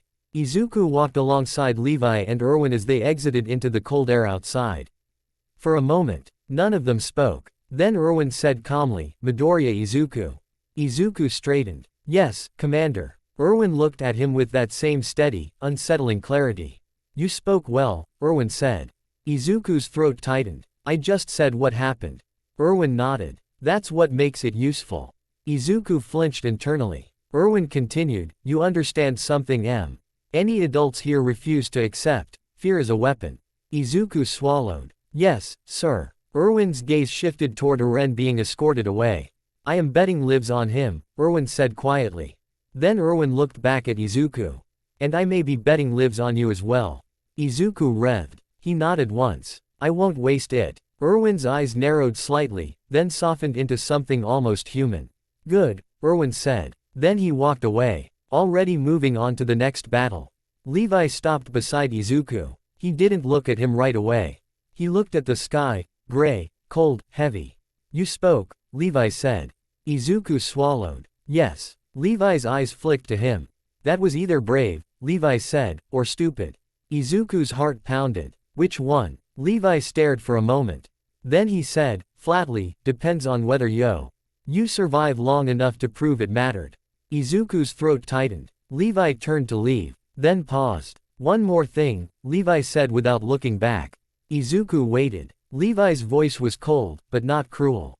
Don't let your heart make you slow, Levi said. In this world, caring too much can get people killed. Izuku swallowed hard, then answered, quietly, and not caring gets people killed too. Levi didn't respond immediately. Then he said, almost like a reluctant concession, yeah, and walked away. Scene 1, the day you stopped being a kid. The Survey Corps headquarters didn't feel like a base. It felt like a place where hope went to get sharpened into a weapon. Izuku stood in the courtyard before dawn, ODM harness already buckled tight, blades secured, gas canisters checked twice. His ribs still ached, less sharp than before, but enough that every deep breath reminded him, you are not invincible. Around him, soldiers moved with quiet purpose. No nervous jokes like trainees. No loud bravado. Just routines that had been repeated so many times they'd become ritual. Horses stamped the ground, breath steaming in the cold air. Flares were stacked in crates. Medical packs were strapped down. And everywhere Izuku looked, he saw something that made his stomach tighten. People writing letters. Not long ones. Not love letters. Not dramatic farewells. Short notes folded tight, names on the outside, handed to an officer who collected them in a pouch like he was gathering the last pieces of a person. Izuku stared. A soldier, older, with tired eyes, noticed him staring and gave a humorless half-smile. First expedition? The soldier asked. Izuku nodded. Yeah, the man hummed. Then right one. Izuku's throat tightened. I'm not planning to die. The man's smile didn't change. No one is. He walked away. Izuku stood frozen for a second. Back home, before a big mission, heroes would do prep and get briefings and reassure civilians. They didn't write goodbye letters like it was standard equipment. Izuku's fingers flexed unconsciously. He thought of his mom. He thought of her face when she cried. He thought of the last thing she'd said in his world, please come home. His chest tightened so hard it almost hurt worse than his ribs. He turned away from the letters and focused on something else. Anything else. Oi. Izuku looked up. Levi Ackerman stood a few feet away, hands in his pockets. Expression as flat as ever. Behind him were several soldiers Izuku hadn't met properly yet. They looked different. Not like trainees. Not like random recruits. Like a unit that had survived together. A woman with auburn hair and sharp eyes stood with her arms crossed, Petra. A man with an arrogant tilt to his chin and a ridiculous way of holding himself like he was trying to impress the sky, Oluo. A solid, quiet-looking man with steady eyes, Eld. And another with a sharper, more guarded gaze, Gunther. Levi's squad. Izuku's new reality. Levi jerked his chin toward them. You're with us. Izuku swallowed. Yes, sir. Oluo smirked. So you're the Titan puncher. Izuku's face heated. Please don't call me that. Oluo blinked. Why not? It's memorable. Petra sighed. Oluo. Oluo held up his hands. What? It's true. Eld looked Izuku up and down, more serious. You can keep up on ODM. Izuku nodded quickly. I'm learning. Gunther's gaze flicked to Izuku's bandaged hands. And your body? Can it handle this? Izuku hesitated. Levi answered for him, voice dry. It'll handle it until it doesn't. That's why he'll follow orders. Izuku's throat tightened. I can follow orders. Levi's eyes slid to him. Good. Because outside the walls, your intentions don't mean anything. Izuku nodded, jaw clenched. Then a movement near the stables drew everyone's attention. Eren. He walked out with Armin and Mikasa beside him. Face pale but set in stone determination. His eyes looked different since Trost. Not softer. Harder. Like he'd been burned from the inside and decided to become fire. Mikasa stayed close. Posture protective like a blade guarding its own edge. Armin looked nervous but focused, like he was trying to keep his brain ahead of the fear. Eren's eyes flicked to Izuku. For a second, something unspoken passed between them. They'd both learned the same lesson in Trost. You can save a city and still be treated like a monster. Levi walked toward Eren and stopped close. Enough that Eren had to look him in the eye. You transform when ordered, Levi said flatly. You stop when ordered. You don't do anything else unless I tell you. Uren's jaw tightened. And if I can't stop? Levi didn't blink. Then I stop you. Uren stared at him, then nodded once. Understood. Izuku swallowed hard. He wasn't just watching a friend get trained. He was watching someone get turned into a controlled detonation. And if Uren was the bomb, Levi was the trigger discipline. A horn sounded across the yard. Low and heavy. The sound rolled through the base and turned the air colder. The commander, Petra murmured. Everyone shifted. Erwin Smith rode into the courtyard like the morning belonged to him. His posture was straight, his face calm, his eyes steady. He didn't look like a man about to gamble hundreds of lives. He looked like a man who'd already gambled them and learned how to keep breathing afterward. Erwin's gaze swept the gathered soldiers. Then he spoke. Not loud, not dramatic, just clear. Today, we leave the walls, Erwin said. We will reclaim knowledge, territory, and the initiative that has been stolen from us. He paused. And we will bring back those who can still return. It wasn't you will all return. It was those who can. The honesty was brutal. And somehow, that honesty steadied the troops more than any inspirational speech. Erwin looked toward Uren briefly. Jaeger will accompany Levi's squad, Erwin said. As will Midoriya. A ripple of murmurs moved through the formation.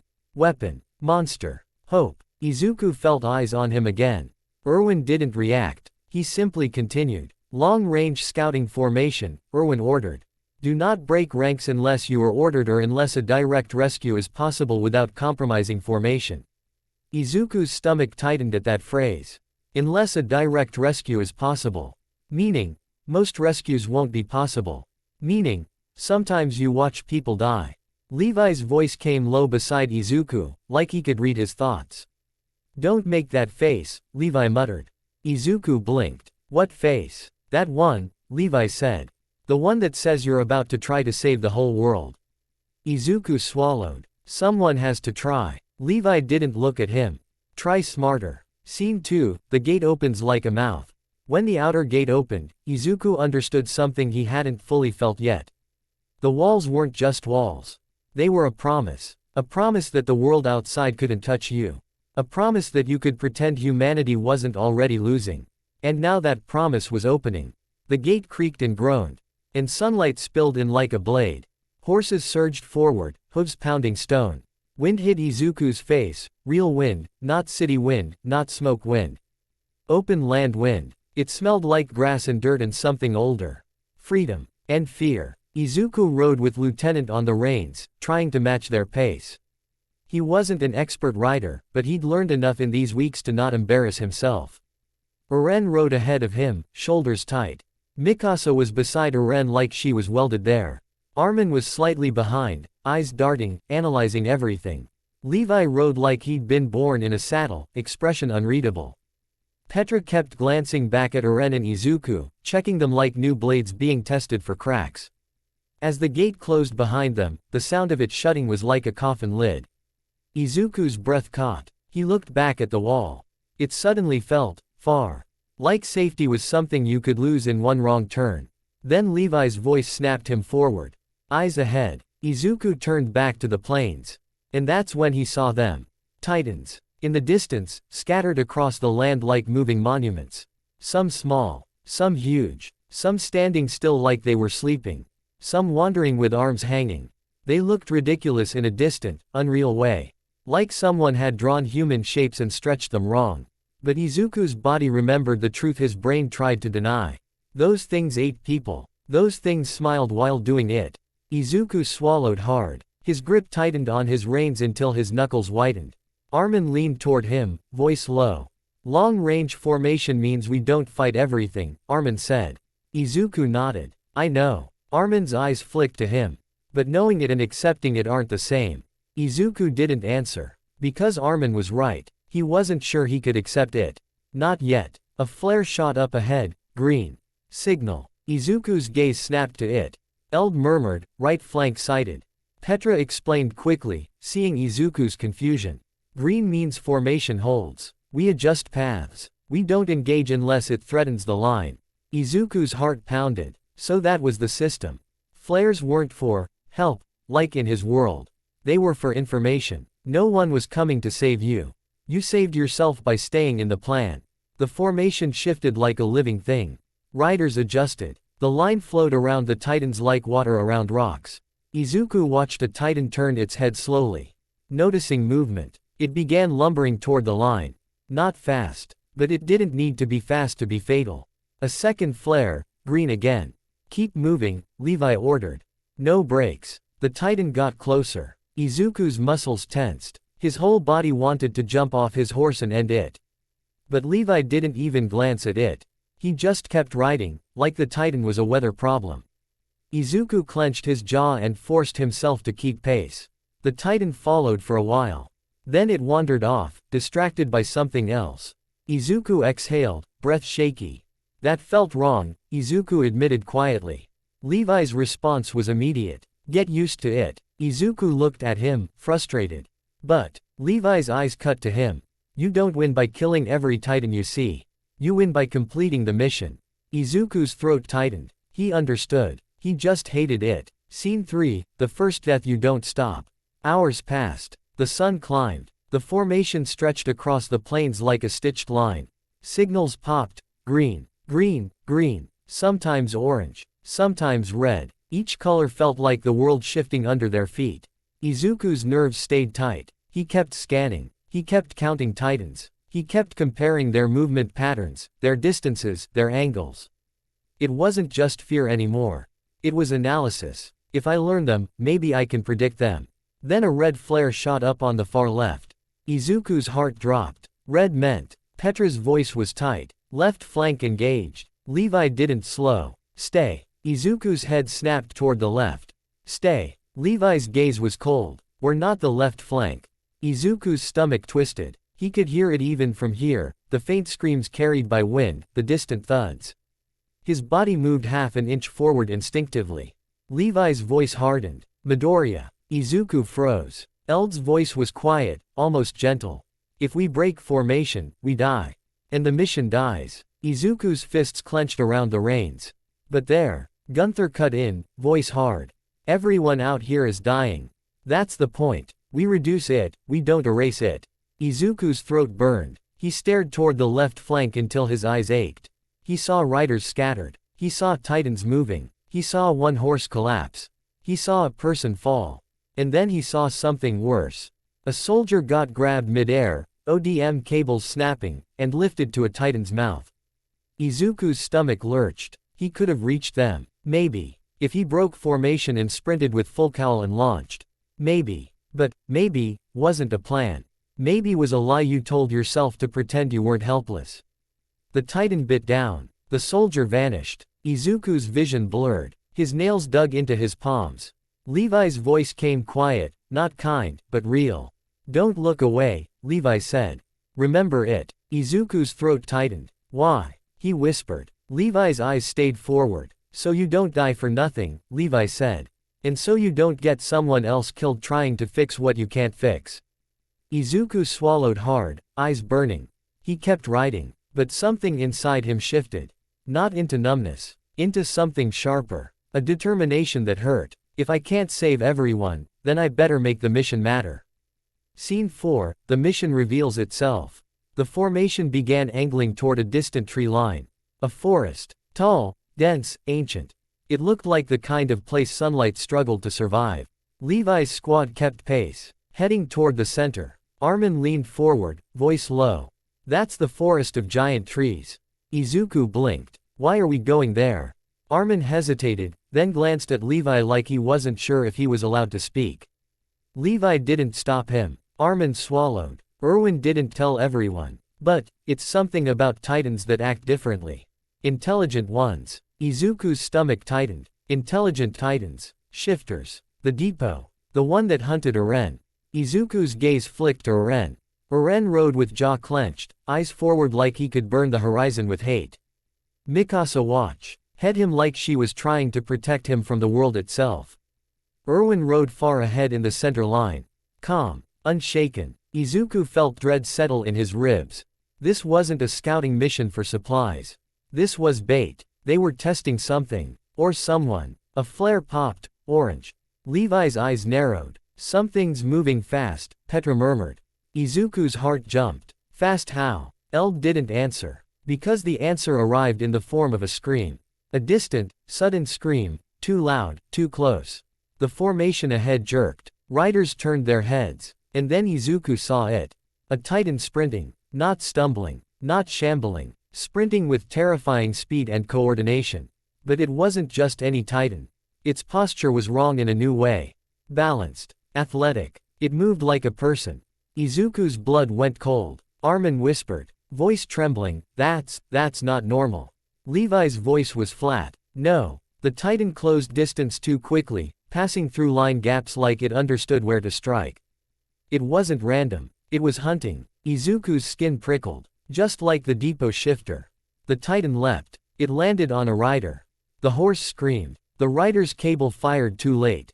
The titan grabbed them midair, crushed them, and tossed the body aside like trash. Steam rolled. Blood sprayed. Izuku's vision sharpened into horror clarity.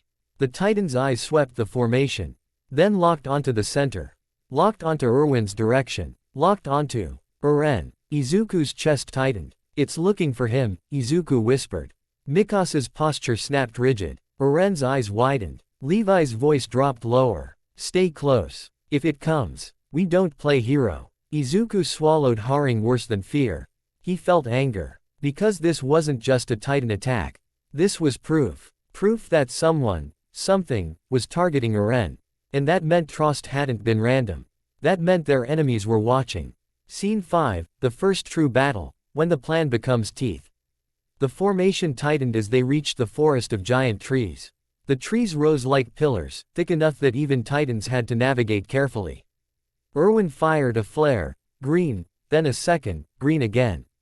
The line moved into the forest like a serpent sliding into cover. Izuku's horse galloped between the trees, branches whipping past. The sound changed instantly. Outside, the plains had open wind. Inside, the forest had echoes. Hooves sounded louder. Breathing sounded louder. Fear sounded louder. The sprinting titan crashed into the tree line after them. It didn't slow. It slammed into a trunk, rebounded, and kept moving. It looked almost familiar in movement. Like someone practiced in mobility. Izuku's heart hammered. Levi's voice snapped. Up. Levi's squad launched from horses in one fluid motion, firing anchors into the trees.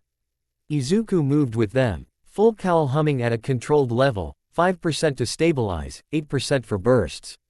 He couldn't afford bigger. Not out here. Not with unknown threats. He swung through branches, ODM lines taut, gas bursts controlled. The sprinting titan lunged for Eren's horse. Mikasa intercepted, slicing at the titan's wrist. The titan twisted, dodging. Izuku's breath caught. It dodged like it expected the attack. Levi moved like death, aiming for the nape. The titan spun and blocked. Blocked with its forearm like it had trained. Izuku's stomach dropped. This wasn't just intelligent.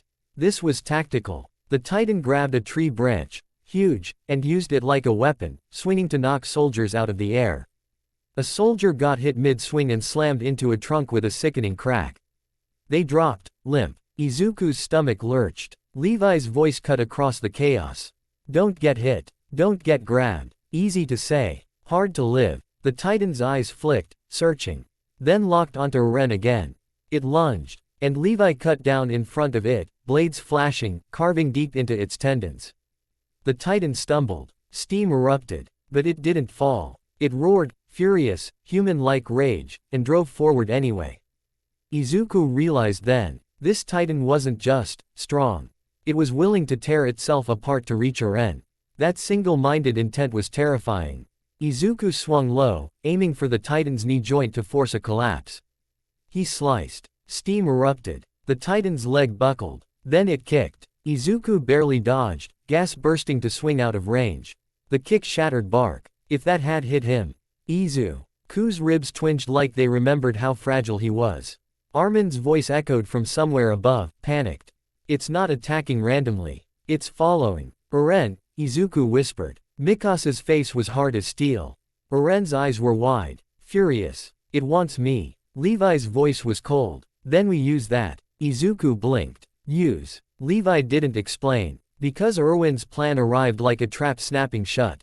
Suddenly. Flares. Multiple. Green then orange, then a signal Izuku didn't recognize. And soldiers hidden in the trees fired special anchors, thicker cables, into the Titan's limbs. Not regular ODM lines.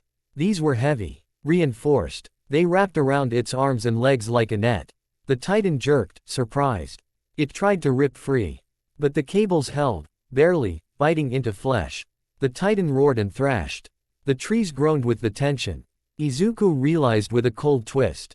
This was planned. They wanted an intelligent Titan to follow. They wanted to capture it. They wanted to learn. Eren stared, breath ragged. They used me. Levi's response was immediate. Yes. Eren's jaw clenched. You. Levi cut him off. And you're alive because of it. Eren trembled with fury. Izuku's stomach twisted. Because he understood Eren's anger. Being bait felt disgusting. But being dead felt worse. The Titan thrashed harder, ripping bark, snapping branches. Then it did something that made Izuku's blood freeze. It clenched its fist. And its skin hardened. Not like normal Titan muscle. Like armor, glossy, dense. The cables began snapping one by one. Soldiers shouted. Erwin's plan was failing. The Titan was escaping. And its eyes locked onto Eren with renewed fury. Izuku's pulse slammed. Levi's voice turned razor sharp. Protect Eren. Now. Mikasa moved instantly. Izuku moved too. They swung in, one on each side, trying to distract, trying to redirect. The Titan lunged for Eren. Levi sliced at the nape. The Titan twisted, faster than it should've, and avoided the clean kill.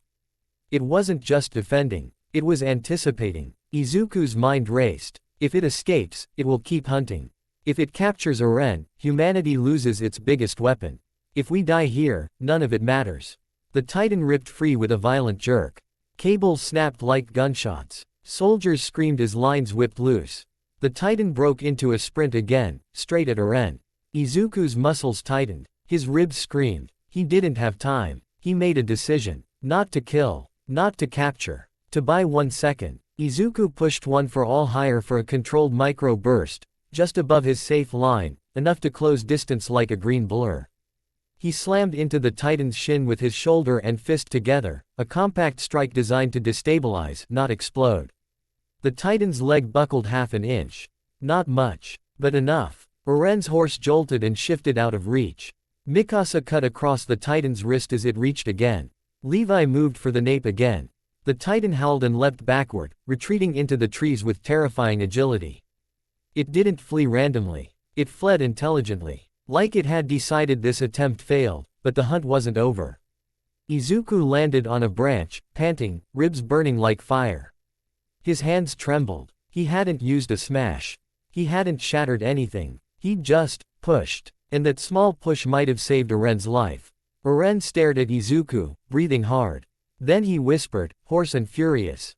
They're coming for me. Izuku swallowed hard. Yeah, Izuku said quietly. And now we know it for sure.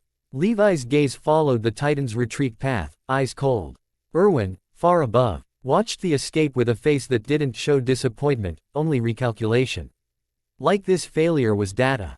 And data meant the next trap would be worse. Scene 6, Aftermath, Blood, Silence, and New Rules. They regrouped deeper in the forest, away from the immediate pursuit path. Soldiers counted heads. Too many missing. Too many injured. Izuku watched medics patch a soldier whose arm bent wrong. He watched another soldier stare blankly at nothing, lips moving like they were replaying screams in their head. He watched Petra wipe blood from her cheek with a shaking hand and then force herself steady. Oluo tried to crack a joke, then stopped midway because it sounded like a lie. Eldon Gunther spoke quietly, checking gear, checking gas, checking blades. Levi stood slightly apart, cleaning his blades with mechanical calm. Eren sat on a fallen trunk, breathing hard, jaw clenched. Mikasa stood beside him like a guard dog. Armin hovered nearby, face pale, eyes frantic with thought. Izuku stepped closer to Levi, voice low. Captain, Izuku said, that Titan, it wasn't like the others. Levi didn't look up. No. Izuku's throat tightened. It targeted Eren. Levi's voice was flat. Yes. Izuku swallowed. So there are enemies outside the walls who can control Titans. Levi's eyes flicked up, sharp, approving of the correct conclusion. Or enemies who are titans, Levi said. Izuku's stomach twisted. Armin joined them, voice trembling. Captain, Commander Erwin's trap, it almost worked. Ed toward Armin. Almost doesn't matter. Armin flinched, then nodded, swallowing fear. Eren's voice came raw from behind them. They used me. Levi turned his head slightly, eyes cold. Yes. Eren stood, fists clenched. I'm not a tool. Levi cut him off. You are. Silence snapped. Mikasa's hand twitched toward her blade. Izuku's chest tightened. Eren's eyes burned. Say that again. Levi didn't blink. You are a weapon. So am I. So is everyone who rides out here. Levi stepped closer, voice low and brutal. The difference is, Levi said, you're a weapon the enemy wants. Eren's throat tightened. Levi continued, that means you don't get the luxury of pride. Eren trembled. Izuku W. Watched Eren's rage war with something else, fear, realization, helplessness.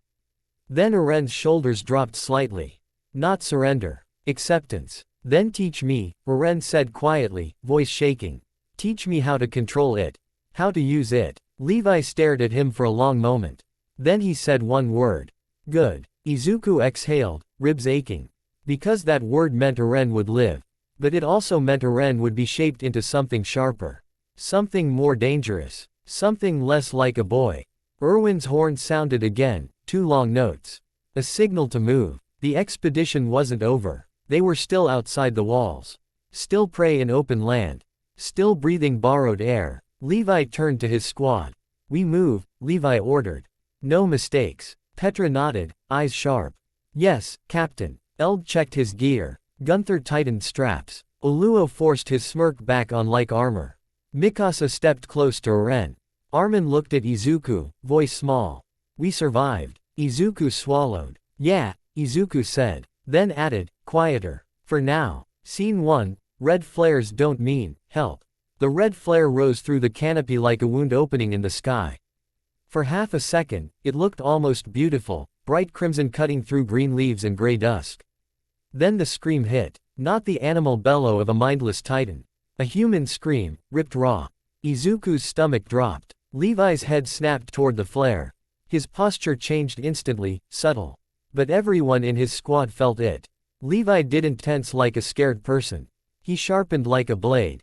Formation shift, Levi said flatly. We're the nearest squad. Petra looked to the right, eyes narrowed. That's too close, it's not chasing the center anymore. Eld's voice was tight. It cut across the line. Gunther's jaw clenched. It's hunting, not wandering. Oluo tried to smirk, but his face betrayed him. So, it's hunting us now. Mikasa's gaze was locked on Eren like she could physically keep him from being taken if she stared hard enough. Eren's breathing was shallow, jaw clenched. It's coming for me. Armin's hands trembled around his reins. If it's the same one, it already escaped Erwin's trap. That means it learned. Izuku swallowed hard. He still see the titan in his mind, how it sprinted, how it dodged, how it looked at Eren like a target. That wasn't hunger. That was intent. Levi glanced over his shoulder, eyes cutting straight through Eren. Jaeger, Levi said. If you transform without my order, I cut you down. Eren flinched, rage flickering, then nodded once. I understand. Levi's gaze shifted to Izuku. And you, Levi said.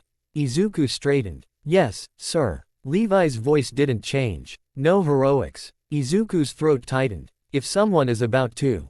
Levi cut him off. If you move wrong, you'll die and drag someone with you. Izuku clenched his jaw. Then tell me what right looks like. For a moment, Levi's eyes narrowed like he was deciding whether Izuku deserved the answer. Then he said, cold and simple. Right look. Like Eren stays alive and our squad stays together.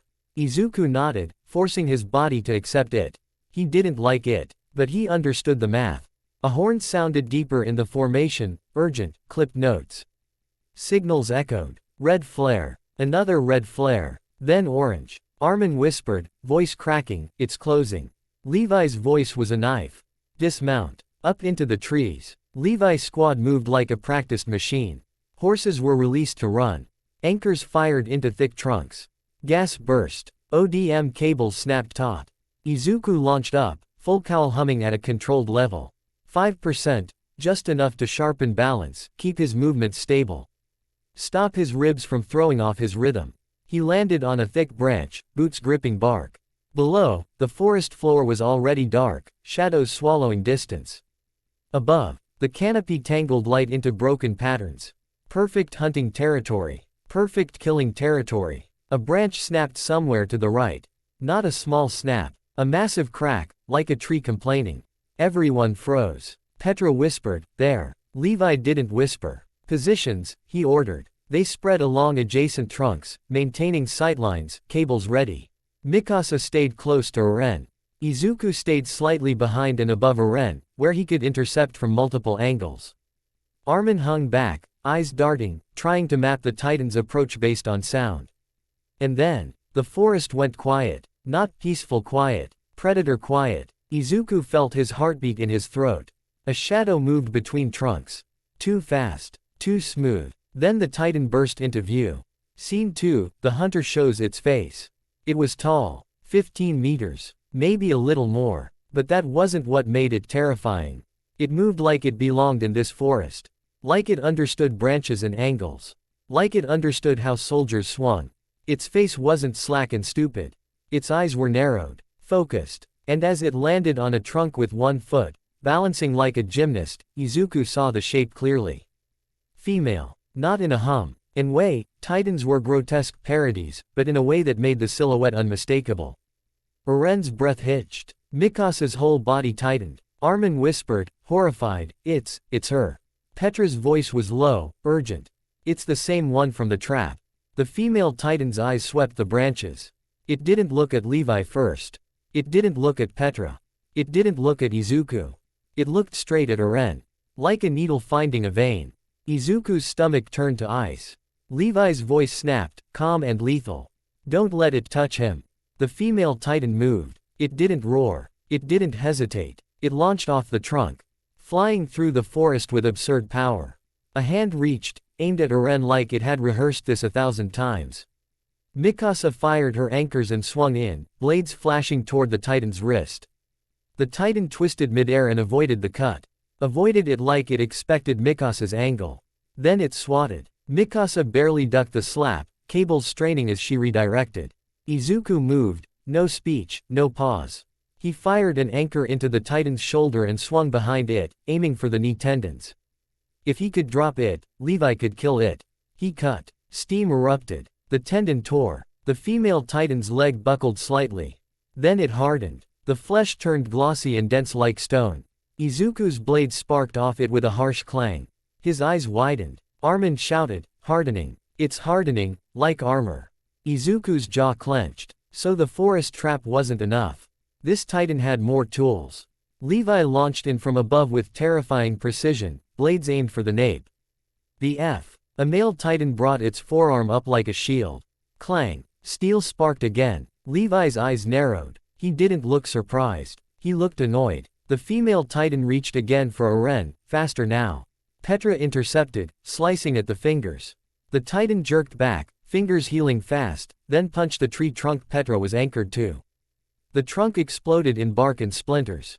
Petra got thrown sideways, barely catching a new anchor. Oluo swore, it's using the trees.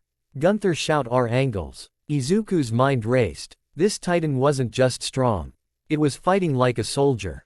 It was using the environment like weaponry. Levi's voice stayed cold. Stay tight. Don't separate. Izuku swallowed hard. Because the Titan was already trying to do exactly that. Scene 3, the first crack in the squad. The female Titan shifted tactics. Instead of trying to grab Eren directly, it grabbed a tree. Not a branch. A thick trunk-like section. It ripped it free with a wrenching crack and swung it like a bat through the air. The strike wasn't aimed at Eren. It was aimed at the space around him, aimed to force the squad to scatter. The trunk came screaming through the air.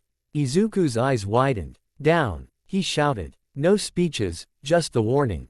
Everyone burst gas in different directions. The trunk smashed through branches, shattering wood like glass. A shockwave of splinters and leaves erupted.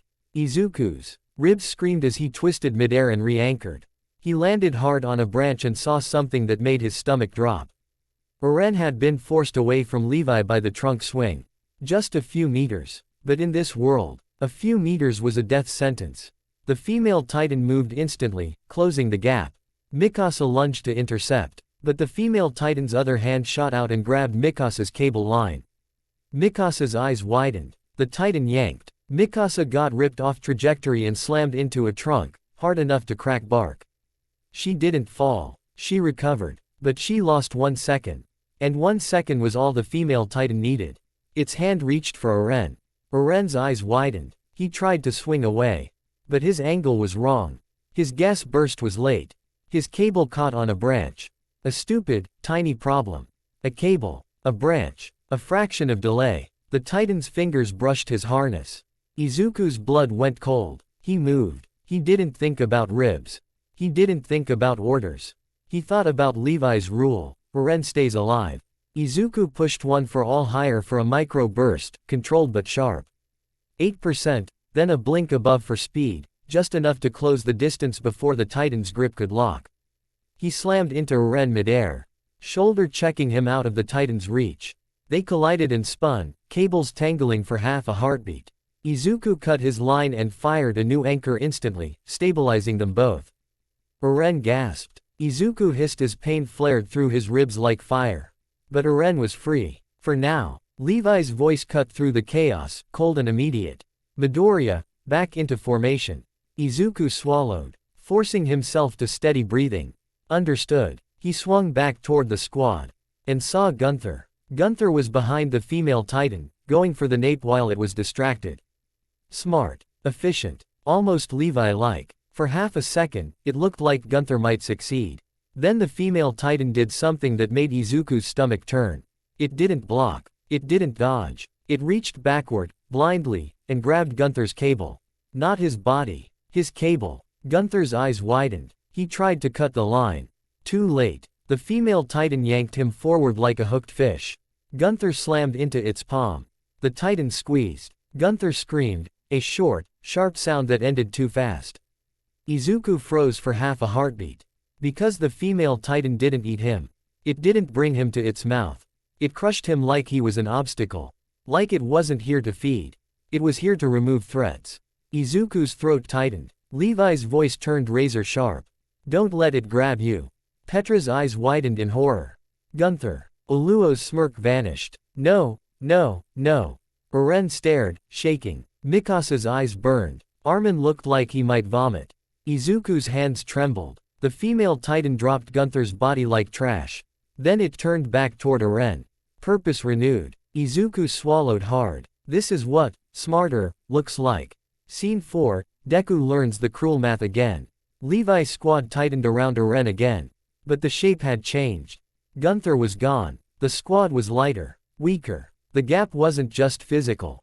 It was psychological. Petra's breathing was tight, eyes flickery. In between the female titan and the empty space where Gunther should have been. Oluo's jaw clenched so hard it looked like he wanted to bite through his own tongue. Eld's eyes were steady, but something in them had sharpened into grief with no time to process. Levi didn't show anything, but Izuku noticed the smallest shift. Levi's movements got even more efficient. Less waste, less mercy. Like Gunther, R's death had snapped something colder into place. The female titan came again, faster. It didn't swing trees this time. It used its body. It launched from trunk to trunk, closing distance with terrifying agility. Levi moved to intercept. Mikasa flanked. Petra tried to create a cross angle. Izuku stayed above Eren, ready to shove him out of reach again if needed. Armin shouted warnings, right above. It's turning. But the female titan wasn't just reacting. It was adapting. It feinted toward Mikasa, forcing her to commit. Then it pivoted midair and reached for Eren from a blind angle. Izuku's eyes widened. He moved again. But this time, he saw something worse. A titan, normal, mindless, had wandered into their path, drawn by the commotion. It lunged at Armin. Armin froze. He fired anchors too late. The titan's hand opened. Izuku's brain split into two emergencies again. Eren about to be grabbed by the female titan. Armin about to be grabbed by a normal titan. 1 second. One choice. Izuku's chest tightened. He could maybe reach Armin. But if he did, Eren would be taken. And if Eren was taken, the female titan would escape with him and humanity would lose its biggest weapon. Izuku's throat burned. He hated this. He hated this cruel, constant math. But Levi's rule echoed like a blade. Eren stays alive. Izuku chose. He surged toward Eren and slammed him out of the female titan's reach again. Eren gasped, furious. Stop doing that. Izuku hissed, then move faster. Behind him, Armin screamed. Izuku's stomach dropped. He twisted midair, heart pounding. And saw Mikasa intercept the normal titan at the last possible second, slicing its nape with a clean, brutal pass. Armin dropped to a branch, shaking, eyes wide, alive by a hair. Izuku exhaled, chest shaking. Mikasa looked at Izuku for a heartbeat. Not angry. Not grateful. Just understanding. Because she'd made the same kind of choices before. And would again. The female titan landed on a trunk and stared at them, breathing steam. Its eyes narrowed. Then it did something that made Izuku's blood go cold. It put 2 fingers in its mouth. And screamed. Not an angry roar. A signal. A piercing, unnatural scream that ripped through the forest like a siren. Izuku felt it vibrate in his bones. Armin's eyes widened in horror. Oh no, Armin whispered. Levi's eyes narrowed. The scream echoed again. Then, distant roars answered. From all directions, mindless titans, drawn by the call, began converging on the forest. Oluo's voice cracked. It's summoning them. Petra's face went pale. It's going to use them. Levi's voice stayed cold. It's going to cover its retreat, Levi said. Izuku's stomach churned. The female titan wanted Eren. And now it was calling an entire horde to make sure no one could stop it. Scene 5, the forest turns into a meat grinder. The first mindless titan arrived from the left, climbing awkwardly through trees, arms reaching. Then another. Then another. The forest that had felt like cover suddenly felt like a cage filling with teeth. Levi's squad fought like they always had, efficient, sharp, coordinated. But coordination was harder with the enemy changing the battlefield itself. The Fae, male titan used the chaos like a curtain. It moved behind incoming mindless titans, forcing Levi's squad to either waste time killing them or risk being grabbed while focused on her. Izuku apes with precise passes, conserving gas. 5% full cal to keep balance, with brief spikes to 8% for repositioning. No giant smashes. No shockwaves. If he used too much force here, he'd shake titans into soldiers. He'd shatter branches and drop people into mouths. He couldn't afford it. He cut. Again. Again. Steam erupted. Bodies fell. The female titan dashed through the gaps like it knew exactly where the openings would be. It reached for Eren again. Levi intercepted, blades flashing. The female titan hardened its forearm again and blocked. Levi clicked his tongue, rare sign of annoyance. He shifted angle and carved at the tendons instead. Steam burst. The titan staggered. Then, it grabbed Eld. Eld had been swinging in from the right, trying to create a kill angle. The female titan didn't crush him. It did something worse. It pinned him against a trunk with one hand, holding him like bait. Eld's eyes widened. Captain. Eld gasped. Levi's eyes sharpened. The female titan's gaze flicked to Levi. And that gaze was the most terrifying thing Izuku had seen from it yet. It was testing Levi's priorities. It was asking, will you save your soldier, or keep protecting Eren? Levi's jaw tightened. He didn't say anything, but for half a second, his movement slowed. That half second was enough.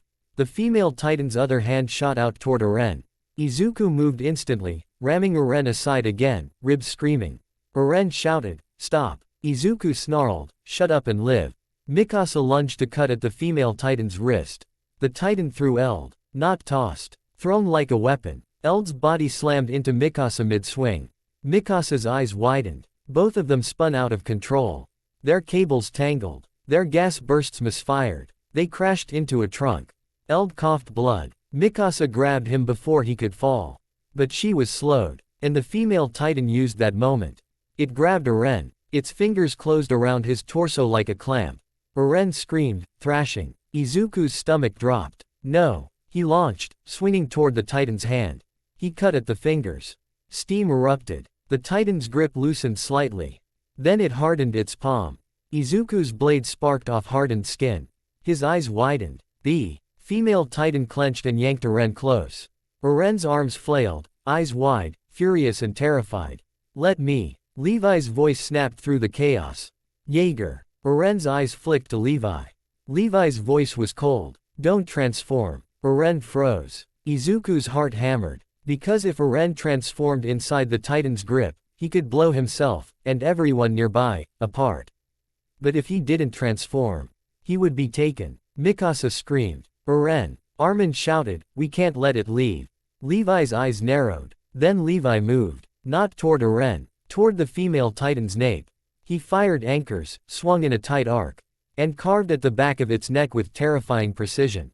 Steel flashed. Steam erupted. The female Titan convulsed. Its grip on Eren loosened. Eren dropped, falling. Izuku's body moved without permission. He cut his line, dropped, and caught Eren midair against his chest, taking the impact through his ribs. Pain exploded. Izuku grunted, nearly losing breath. But he kept hold. Eren was alive. Izuku fired a new anchor and swung them both away from the female Titan's reach. Levi landed on a trunk, breathing steady, eyes locked. The female Titan stumbled. Then it did something that made Izuku's blood go cold. It screamed again. The mindless Titans converged faster, swarming Levi's position. Not because they wanted Levi. Because they were drawn to the female Titan's call like puppets. Levi was suddenly surrounded, forced to kill mindless Titans just to stay in the air. And the female Titan used that distraction. It didn't chase Eren immediately. It grabbed Eld, who was half-conscious in Mikasa's grip. Izuku's eyes widened. Mikasa tried to pull Eld away. The female Titan's fingers closed too fast. It crushed. A sharp, sickening sound. Mikasa froze. Eld's body went limp. Saw's eyes went wide and empty for half a second. Petra screamed, Eld. Oluo's face twisted in rage. Izuku's stomach lurched. The female Titan dropped Eld's body like it was nothing. Then it moved, again, straight for Eren. This time, Levi wasn't positioned to intercept. The swarm had forced him off angle. Mikasa was shaking. Petra was screaming. Oluo was angry and sloppy. Gunther was dead. Eld was dead. The squad was breaking. Izuku felt something cold settle in him. This is what the Titan wanted. Not just Eren, not just escape. It wanted to shatter the people protecting him. The female Titan lunged. Izuku shoved Eren behind him. Blade raised. His hands trembled. Not from fear of dying. From fear of failing again. He swung for the knee. The female Titan hardened its shin. Izuku's blade sparked. The Titan's hand grabbed for Izuku. Izuku burst gas hard, barely escaping the fingers. His ribs screamed. His vision blurred. He forced it clear. Eren shouted behind him, voice cracking, Midoriya. Izuku didn't answer. No speeches. Only survival. But survival was slipping. Scene 6, Levi's choice, the squad or the mission. Levi finally broke through the swarm. His blades flashed, bodies fell, steam erupted. He moved like death made human. But even Levi couldn't be everywhere at once. He landed near Petra, eyes scanning the scene.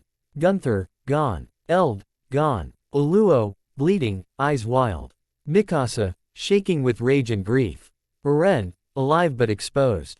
Izuku, breathing ragged, ribs clearly injured. The female Titan stood on a trunk ahead, steam pouring, eyes locked on Eren like obsession. It was evaluating, calculating. Then it made its move. It sprinted, straight at Eren, with no hesitation. Levi moved too. He fired anchors and swung in from above, aiming for the nape. The female Titan hardened again, forearm shield raised. Levi didn't commit to the nape. He changed the target mid-swing, carving at the jawline, then the eyes, then the tendons. He wasn't trying to kill it immediately. He was trying to disable it. But the female Titan was too smart. It grabbed a mindless Titan by the head and threw it into Levi's swing path. Levi had to redirect midair to avoid colliding. That redirection cost half a second. And that half second was enough. The female Titan reached Eren. Its hand closed around him. Again. But this time, it didn't just hold him. It shoved him toward its mouth. Not to eat. To carry, a mouth grip. Like an animal carrying prey. Eren screamed, thrashing. Mikasa lunged. Levi snapped. Ackerman, no. Mikasa ignored him. She swung in, blades raised. The female Titan swatted her. Hard. Mikasa flew and slammed into a trunk, coughing. Izuku's heart pounded. He launched toward Eren again. Levi's voice cut in, sharper than steel. Midoriya. Izuku froze mid-swing for a heartbeat. Levi's eyes were cold. Don't. Levi ordered. Izuku's throat tightened. But, Levi's voice didn't soften. If you go, you die. Izuku's hands trembled around the blade. And if I don't, Izuku whispered, Eren gets taken. Levi's jaw clenched. For the first time, Izuku saw it clearly. Levi wasn't heartless. He was drowning in impossible choices and refusing to let the water show. Levi stared at the female titan retreating through the trees with Eren in its mouth grip. Then Levi made the call that carved itself into Izuku's bones. Retreat, Levi ordered. Petra's eyes widened. Captain. Oluo choked, but Jaeger. Levi's gaze snapped to them, voice like ice. If we chase, we die, Levi said. If we die, the Survey Corps lose everything. We'll get him back another way. Izuku's chest tightened. Another way. Another plan. Another gamble. Eren's eyes, wide, furious, met Izuku's for a second as he was carried away. And Izuku saw it again. Don't waste this. Izuku clenched his jaw until it hurt. He hated this. But Hyun's voice dropped lower. Move, Levi ordered. Now. Izuku's body finally obeyed. They retreated through the trees as mindless titans converged, drawn by the female titan's earlier scream. The forest became a writhing maze of teeth and steam. And somewhere in it, Eren was disappearing. Scene 7, the silence after the knife slips. They regrouped hours later at a safer distance. Deeper in the forest and closer to the formation's planned retreat line. The sky was darker now. The air colder. The screams quieter, not because things were better, but because the dying had moved farther away. Levi's squad stood in a broken cluster. Petra stared at her hands like she expected to see Eld's blood still there. Oluo sat on a branch, breathing hard, face pale, eyes unfocused. Mikasa stood like a statue. Scarf fluttering, hands shaking around her blades. Armin's eyes were red, jaw trembling. We lost him. Izuku leaned against a trunk, breathing shallowly, ribs on fire. He didn't speak, because words felt too small for what happened. Levi cleaned his blades again, mechanical, calm. But Izuku saw the subtle tremor in his fingers when he wiped the steel. Not fear, anger, grief, responsibility. Levi spoke without looking up. You all saw it, Levi said. That titan is not random. Petra swallowed hard. It knew. Levi nodded once. It knew exactly what we were. It removed the people who could stop it. Oluo's voice cracked, bitter. It used us like obstacles. Levi's eyes sharpened. That's what an enemy does. Armin whispered, why Eren? Silence. Levi didn't answer. Because Levi didn't know. Or because the answer was too big. Izuku finally forced his voice out, quiet and rough. It hunted him in Trost.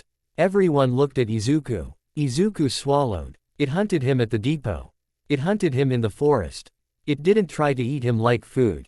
His fists clenched. It's taking him somewhere. Mikasa's head snapped up. Her eyes burned. Then we go. Levi's gaze cut to her.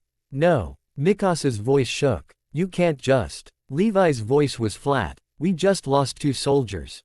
You want to lose the rest. Mikasa's breathing hitched. Armin whispered, desperate, there has to be a way. Izuku stared at the ground, throat tight. He felt the same poison again. The same helplessness. The same cruel math. Save 1. Lose 1. Obey orders. Lose people. Break orders. Lose more. His hands trembled. Then he remembered something Levi said days ago. Pain is information. Use it. Izuku looked up, eyes narrowing. We can't chase blindly, Izuku said quietly. Levi's gaze flicked to him. Good. Izuku continued, voice steadier now, but we can learn how it moves. How it fights. What it prioritizes. Armin blinked, caught. Patterns. Izuku nodded slightly. It's smart. Which means it can be predicted. Mikasa's voice was raw. Predicted doesn't bring him back. Izuku's throat tightened. No. Then he added, quietly but with steel in it. But it gives us a chance to stop it from doing this again. Levi stared at Izuku for a long moment. Then he said, cold but approving. Now you're talking like someone who might survive. Izuku didn't feel like surviving. He felt like a failure that was still breathing. But he nodded anyway. Because breathing meant he could still try again. A horn sounded in the distance, signal for retreat back toward the walls. Erwin's formation was pulling out. The expedition was ending, not with victory, with bodies missing, with answers unanswered, with a weapon stolen. Levi's voice cut through the darkness.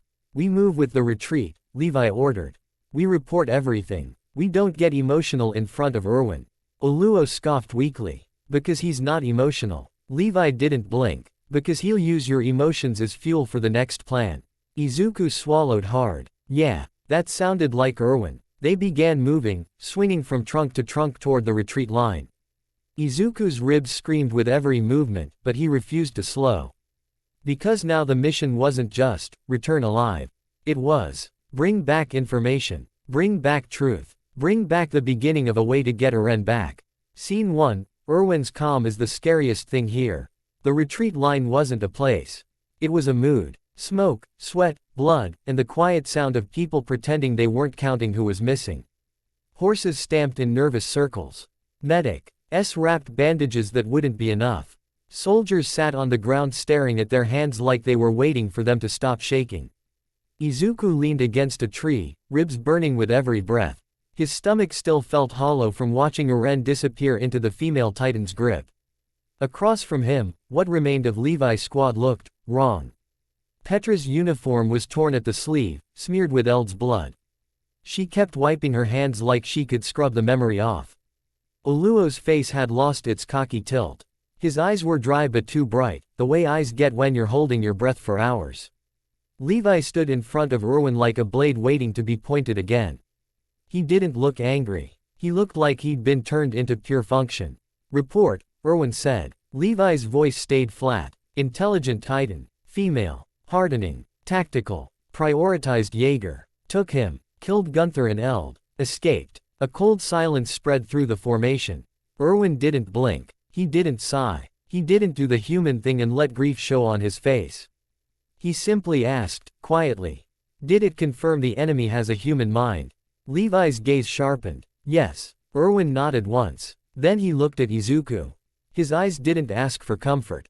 They asked for information. "You were there," Erwin said. "What did you notice?" Izuku swallowed. His throat felt dry as dust. He forced his voice steady. "It didn't act hungry," Izuku said. "It crushed soldiers instead of eating them. It used trees to break angles. It grabbed cables, like it understands ODM. Murmurs." Erwin's eyes narrowed slightly, like that last detail mattered.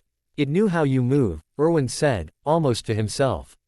Izuku nodded. "Yes." Erwin's gaze shifted to Mikasa and Armin. Mikasa stood like a statue with a scarf. Armin looked like a storm trapped in a boy's body, fear and thought swirling together. Erwin's voice stayed calm. "Good," Erwin said. Izuku's stomach twisted. "Good." Erwin continued, and the next words made Izuku's blood run cold. "Then it can make mistakes," Erwin said. Levi's eyes narrowed. "Commander." Erwin looked at Levi. "We don't retreat with our weapon stolen." A ripple of tension moved through everyone. Levi's jaw tightened. "If we chase, we die." Erwin's voice didn't rise. "If we don't chase, we lose Jaeger. And if we lose Jaeger, we lose the one thing the enemy clearly fears." Levi's eyes flicked briefly, wide toward the forest path where the female titan had vanished. Erwin's gaze shifted. "Levi," Erwin said, "take what remains of your squad. Take Ackerman. Take Midoriya." Izuku's heart punched his ribs. Mikasa's head snapped up. Armin flinched. Erwin's voice stayed steady. "Intercept the female titan before it reaches the wall," Erwin ordered. "Bring Jaeger back. A beat. And if you can't bring her down." Erwin's eyes hardened into something sharp. "Then at least learn where she runs." Levi stared at Erwin like he hated him for the logic. Then Levi nodded once. "Understood," Levi said. Erwin looked at Izuku again. "Midoriya," Erwin said, "you've seen how hope dies out here." Izuku swallowed. Erwin continued, voice quiet but heavy. "Bring it back with Jaeger." Izuku's ribs hurt when he nodded. "Yes, sir." Levi turned immediately. "Move," Levi ordered. "Now. No speeches. Only survival." They mounted fresh horses and rode. Scene 2, the chase feels like falling. Forest were a smear of gray-green under an overcast sky. Wind tore at cloaks. Hooves pounded. Breath steamed. Izuku rode hard enough that his thighs screamed, and his ribs screamed louder. Levi kept the pace brutal. Petra rode just behind him, eyes scanning. Oluo rode with jaw clenched and hands tight on the reins like he was trying to strangle the world. Mikasa leaned forward in the saddle like she wanted to become a spear. Armin rode between them, face pale. Eyes darting, thinking so hard it looked painful. Flares, Levi snapped. A soldier in their pursuing group fired a green flare. A moment later, an orange flare. Answered from far ahead, Erwin's forward observers. Armin's eyes widened. They have a line on her. Levi's voice was flat. We're not chasing blind. Izuku's stomach churned. Ahead, the wall rose slowly into view, enormous, absurd. Like the world's edge. If the female titan reached it, she could climb, she could escape, and she could disappear into humanity like poison in water. Izuku's heart hammered. What if she gets inside? Izuku asked, voice tight. Levi didn't look at him. Then we hunt her where she thinks she's safe. Mikasa's voice shook. She can't be allowed inside. Armin swallowed. But she's fast, and she knows the terrain. And, Oluo's voice cracked, bitter. And she has Jaeger. Izuku clenched his jaw. He could picture it, the female titan sprinting with Eren clamped in its mouth like prey. He could picture Eren's eyes, furious, pleading without words. Izuku forced his breathing shallow, controlled. Don't spike power. Don't waste gas. Don't break your body. He needed his strength at the moment it mattered. Another orange flare. Then, red. Levi's eyes narrowed. She's close, Levi said. Mikasa's gaze sharpened like a knife being pulled. Izuku's stomach dropped. Because then he saw it. A moving shape on the horizon. 15 meters tall. Sprinting. Too fast for something that big. The female titan. And in her mouth, a human shape. Eren. Izuku's blood went cold. Mika. Saw made a sound like her lungs forgot how to be lungs. Armin whispered, Eren. Levi's voice stayed lethal and calm. ODM, Levi ordered. Now. They hit the last line of scattered trees and ruined street. Ruptures near the wall's outer territory. Anchors fired. Cables snapped taut. Gas burst. Izuku launched up, full cowl humming.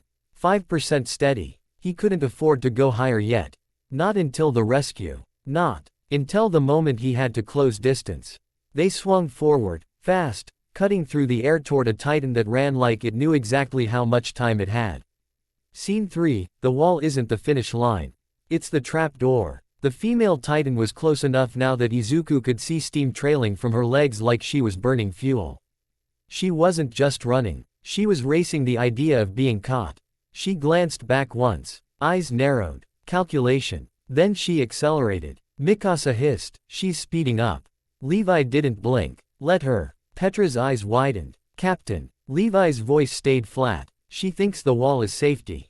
That makes her predictable. Izuku swallowed hard. Predictable didn't mean easy. It meant you had a chance. They swung closer. Izuku spotted the mouth grip, Eren wedged in her teeth, arms limp. He didn't look unconscious. He looked half suffocated. Izuku's stomach twisted. Levi's voice cut across the air. Petra, Oluo, cut the tendons. Midoriya, be ready to catch. Ackerman, cut the jaw. Mikasa's eyes sharpened. Izuku's breath caught. Catch. He was assigned the catch. Meaning, if Mikasa freed Eren and Izuku failed to catch him mid-sprint, Eren would fall. And in open ground with titans nearby. Falling could mean death. Izuku forced his hands steady. Yes, sir, he said.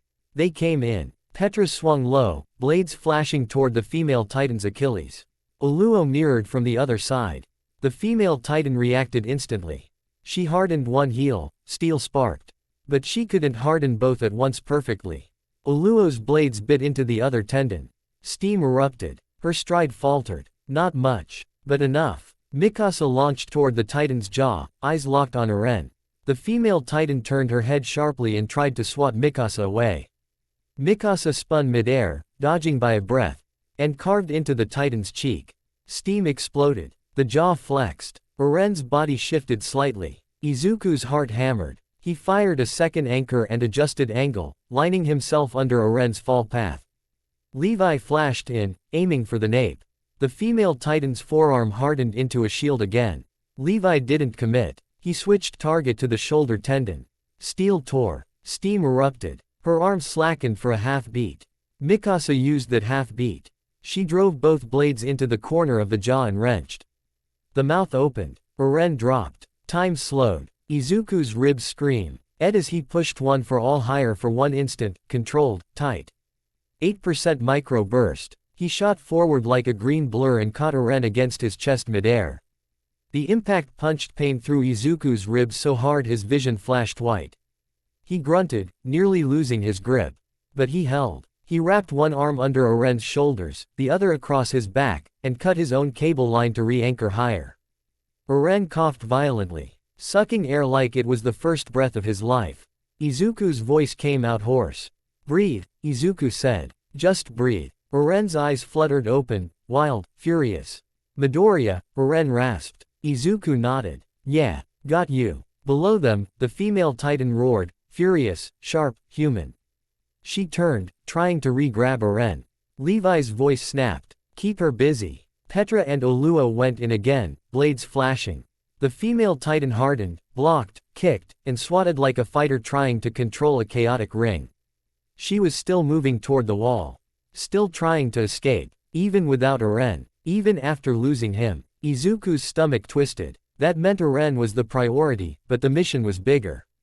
Because if she escaped into the wall, this wasn't over. It was just beginning. Levi saw it too. "Jaeger." Levi ordered, voice cold. "Transform." Eren froze mid-breath. Izuku's chest tightened. Eren's eyes widened. "Now." Levi's gaze didn't waver. "Now. If you want payback, earn it." Eren's jaw clenched. He nodded once. Then he bit his hand. Blood. A flash. Steam erupted like a bomb going off. Izuku swung away instantly, pulling Eren's human body out of the blast radius. The air shook. And then the attack titan rose, roaring with rage so pure it felt like it bent the world. The female titan paused for half a heartbeat. Not fear. Recognition. Then both titans charged. And the ground became a battlefield. Scene 4, Titans fighting looks like the end of language. Izuku watched from the air as two monsters that used to be human collided. The impact cracked the ground. The female titan swung first, fast. Practiced, martial. She ducked under the attack titan's punch, grabbed his wrist, and flipped her hips like a wrestler. The attack titan stumbled, huge body thrown off balance. She drove a knee into his chest. Steam burst. Eren roared, rage and pain. He lunged again, punching harder. The female titan hardened her forearms and blocked. Boom. Shockwave. Dust erupted. Izuku's stomach churned. If Deku used even a fraction of that force near buildings, he'd kill civilians. Eren could fight like that out here because this was open land. Inside walls, it would be a massacre. Levi's voice barked from the trees. "Odin, keep mindless titans off them." Izuku's eyes snapped around. Mindless titans were drawn by the titan fight, wandering in like hungry spectators. And that was the danger. Even while your biggest weapons fought, the small teeth still tried to bite you. Izuku moved. He swung toward a 7-meter titan that was reaching for a fallen horse. He didn't use a smash. He didn't waste a nape cut. Steam erupting. Another titan lunged at a soldier scrambling for their cable. Izuku burst gas, grabbed the soldier's harness strap with one hand, and yanked them upward mid-swing, then sliced the titan's nape with his other hand. The soldier stared at him, shaking. Izuku didn't speak. No speeches. Only survival. The titan battle below shifted. The female titan used Eren's aggression against him, sidestepping, throwing, striking joints.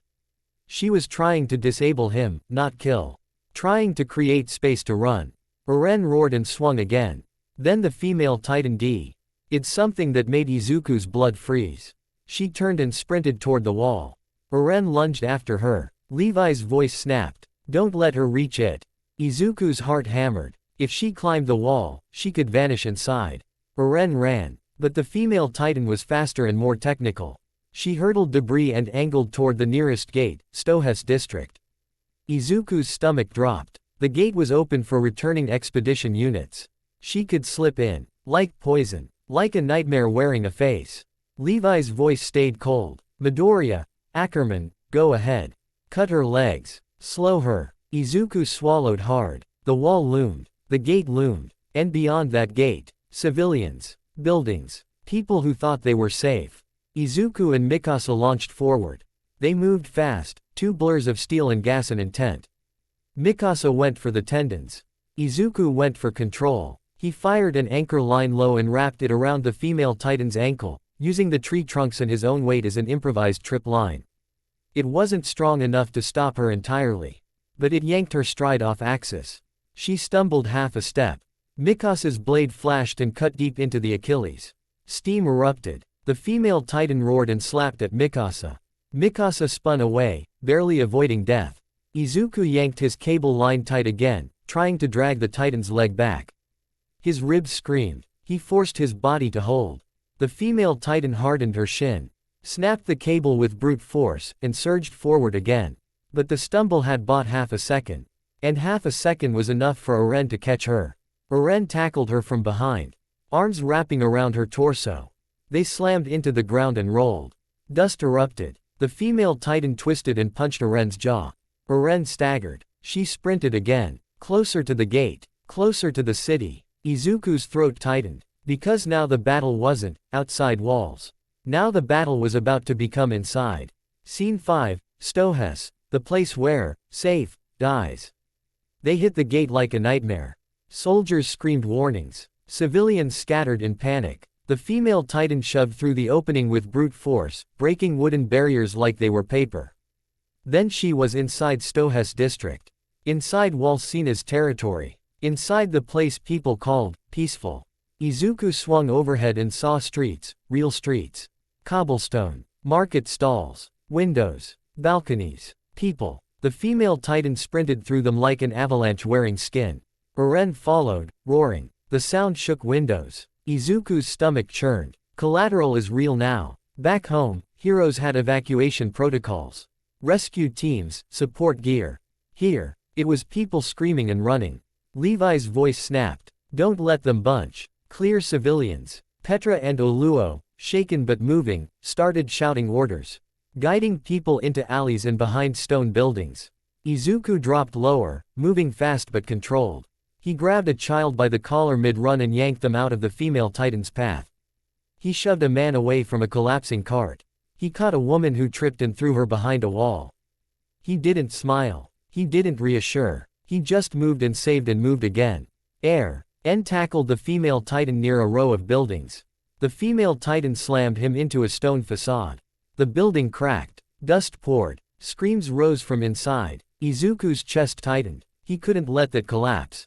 Not with people inside. Izuku made a decision. He surged forward with a controlled burst, 8%, and slammed his shoulder into a cracked support beam on the building's corner, holding it long enough for civilians to scramble out the doorway.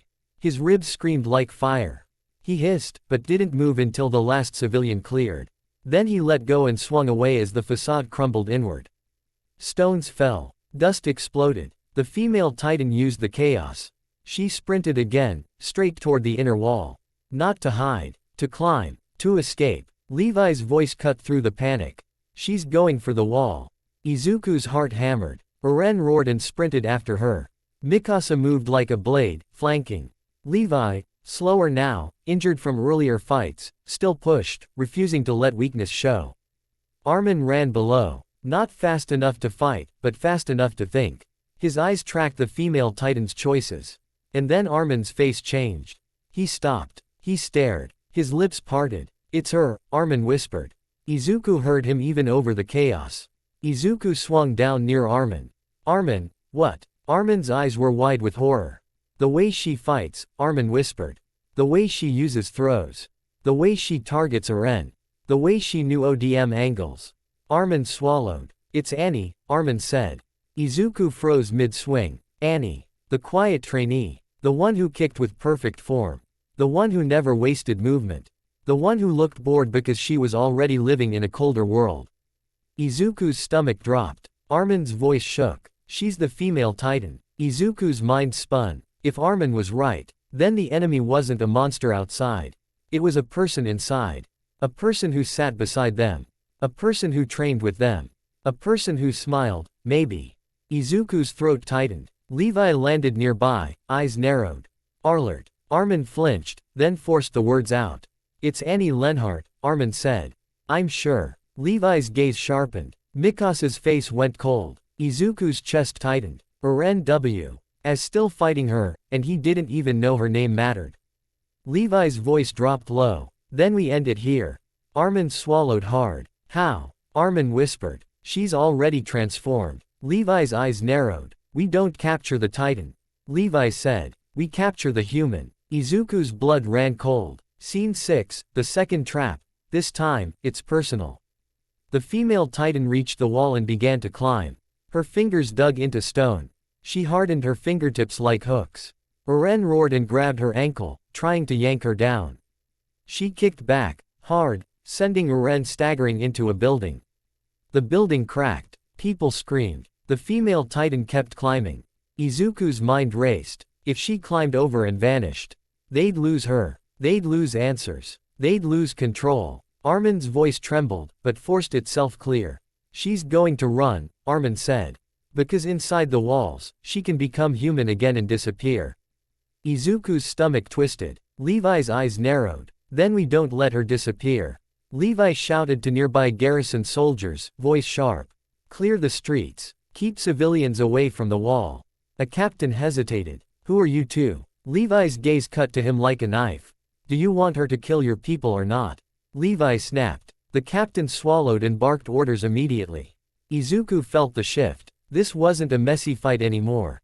This was a hunt. Mikasa launched up toward the female Titan's fingers, cutting at hardened joints to force slips. Steel sparked. Steam erupted. Izuku followed, using the wall as a vertical battlefield. He couldn't punch. He couldn't smash. He used precision, anchors, angles, weight shifts. He wrapped an ODM line around the female Titan's wrist and yanked, trying to destabilize her grip. His ribs screamed. He ignored them. Eren climbed too, grabbing handholds like a furious animal. The female Titan kicked, hard, way. Eren snarled and punched her calf. The female Titan's leg hardened, but the impact still shifted her balance. She slipped half a foot. Stone crumbled. Civilians screamed below. Levi's voice cut up from below. Now, bring her down. Petra and Oluo launched and cut at the female Titan's knee joints from opposing angles. Steam erupted. The female Titan's leg buckled. She roared, furious, and slammed her fist into the wall to re-anchor. But the wall wasn't designed to be punched repeatedly. Cracks spread like veins. Izuku's stomach dropped, because the wall itself was beginning to fail. And then it happened. The female Titan lost her grip. She fell. Not cleanly. She fell like a collapsing building, massive body slamming into Stohess streets. The impact shattered cobblestone. Dust exploded. Shockwaves rattled windows. Izuku felt the air slam his chest. Eren dropped after her, roaring, ready to finish. Levi's voice snapped. Don't kill her. Quote. Eren hesitated, rage choking him. Levi barked again. If you kill her, we learn nothing.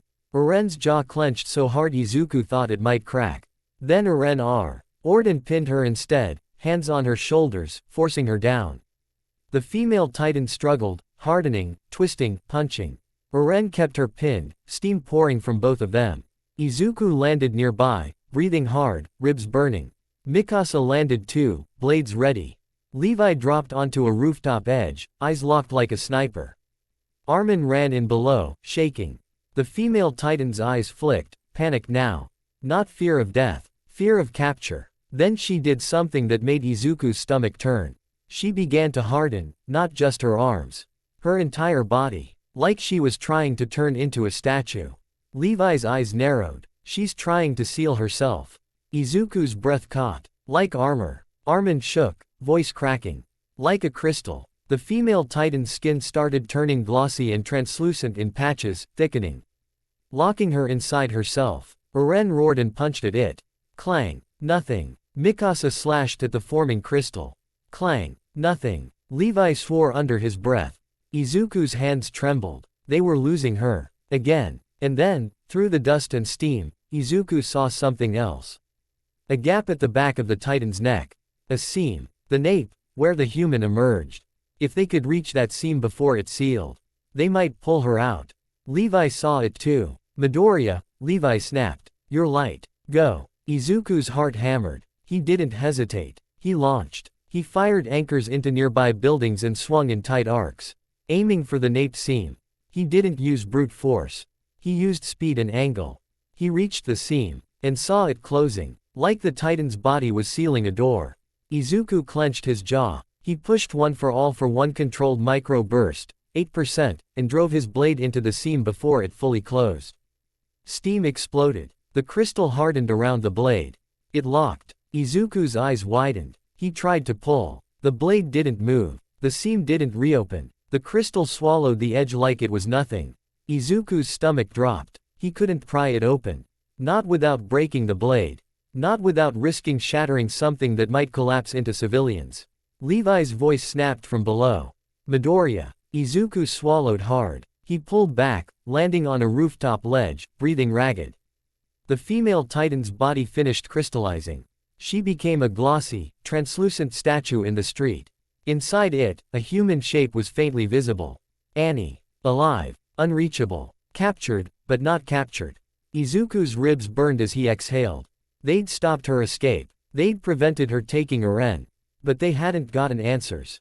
They hadn't gotten justice. They'd gotten a locked door. Eren stood over the crystal statue, fist shaking with rage. He punched again. Clang. Nothing. Eren screamed. Not a Titan roar. A human scream trapped in a Titan throat. Mikasa stood beside him, eyes tight. Armin stared at the crystal like he was staring at the future and it was too ugly to look at. Levi landed nearby, eyes cold. Good, Levi said, voice flat. Eren snapped his head toward him. Good. Levi didn't blink. She didn't escape, Levi said. That's good. Eren trembled, furious. She took our people. Levi's eyes sharpened. And now she's not running free. That's the best outcome we get today. Eren's fists clenched. Izuku's throat tightened. He hated that Levi was right. And then, a crack sounded. Not from the crystal. From the wall. Everyone froze. Izuku's head snapped toward the wall where the female Titan had climbed and punched. Dust fell from the crack. Stone shifted. A section of the wall's outer layer had broken. And behind it, Izuku saw something that made his blood run cold. A face. A Titan face. Embedded inside the wall like it had always been there. Eyes open. Watching. Silent. The street went dead quiet. Eren stopped moving. Mikasa's eyes widened. Armin's mouth fell open. Even Levi's expression shifted, just a fraction. Not fear. Recognition of something worse than any plan. Because if there was a Titan inside the wall, then the wall wasn't just stone. It was a secret, a lie, a cage built on top of monsters. Someone whispered, shaking, the wall is made of Titans. Izuku's stomach twisted. He stared at the Titan face in the wall. And for the first time since arriving in this world, he felt something deeper than fear. He felt betrayal. Because humanity's safety wasn't safety. It was a cover, a disguise, a strategy. And strategies always had a price. Scene 7, Aftermath. A city saved, a world broken. The next hours were a blur of emergency.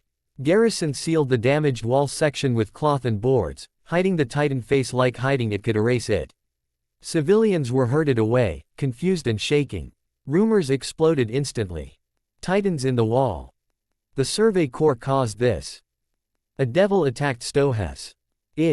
Uku helped carry injured civilians out of collapsed buildings. He moved slower now. His ribs were screaming and his body was finally cashing in the debt he'd been ignoring all day. He set a child down. Gently and saw their eyes, wide with terror, and it hit him again. Back home, he dreamed of being the symbol of peace. Here, peace was a rumor. Levi approached him near a broken market stall. Your ribs, Levi said.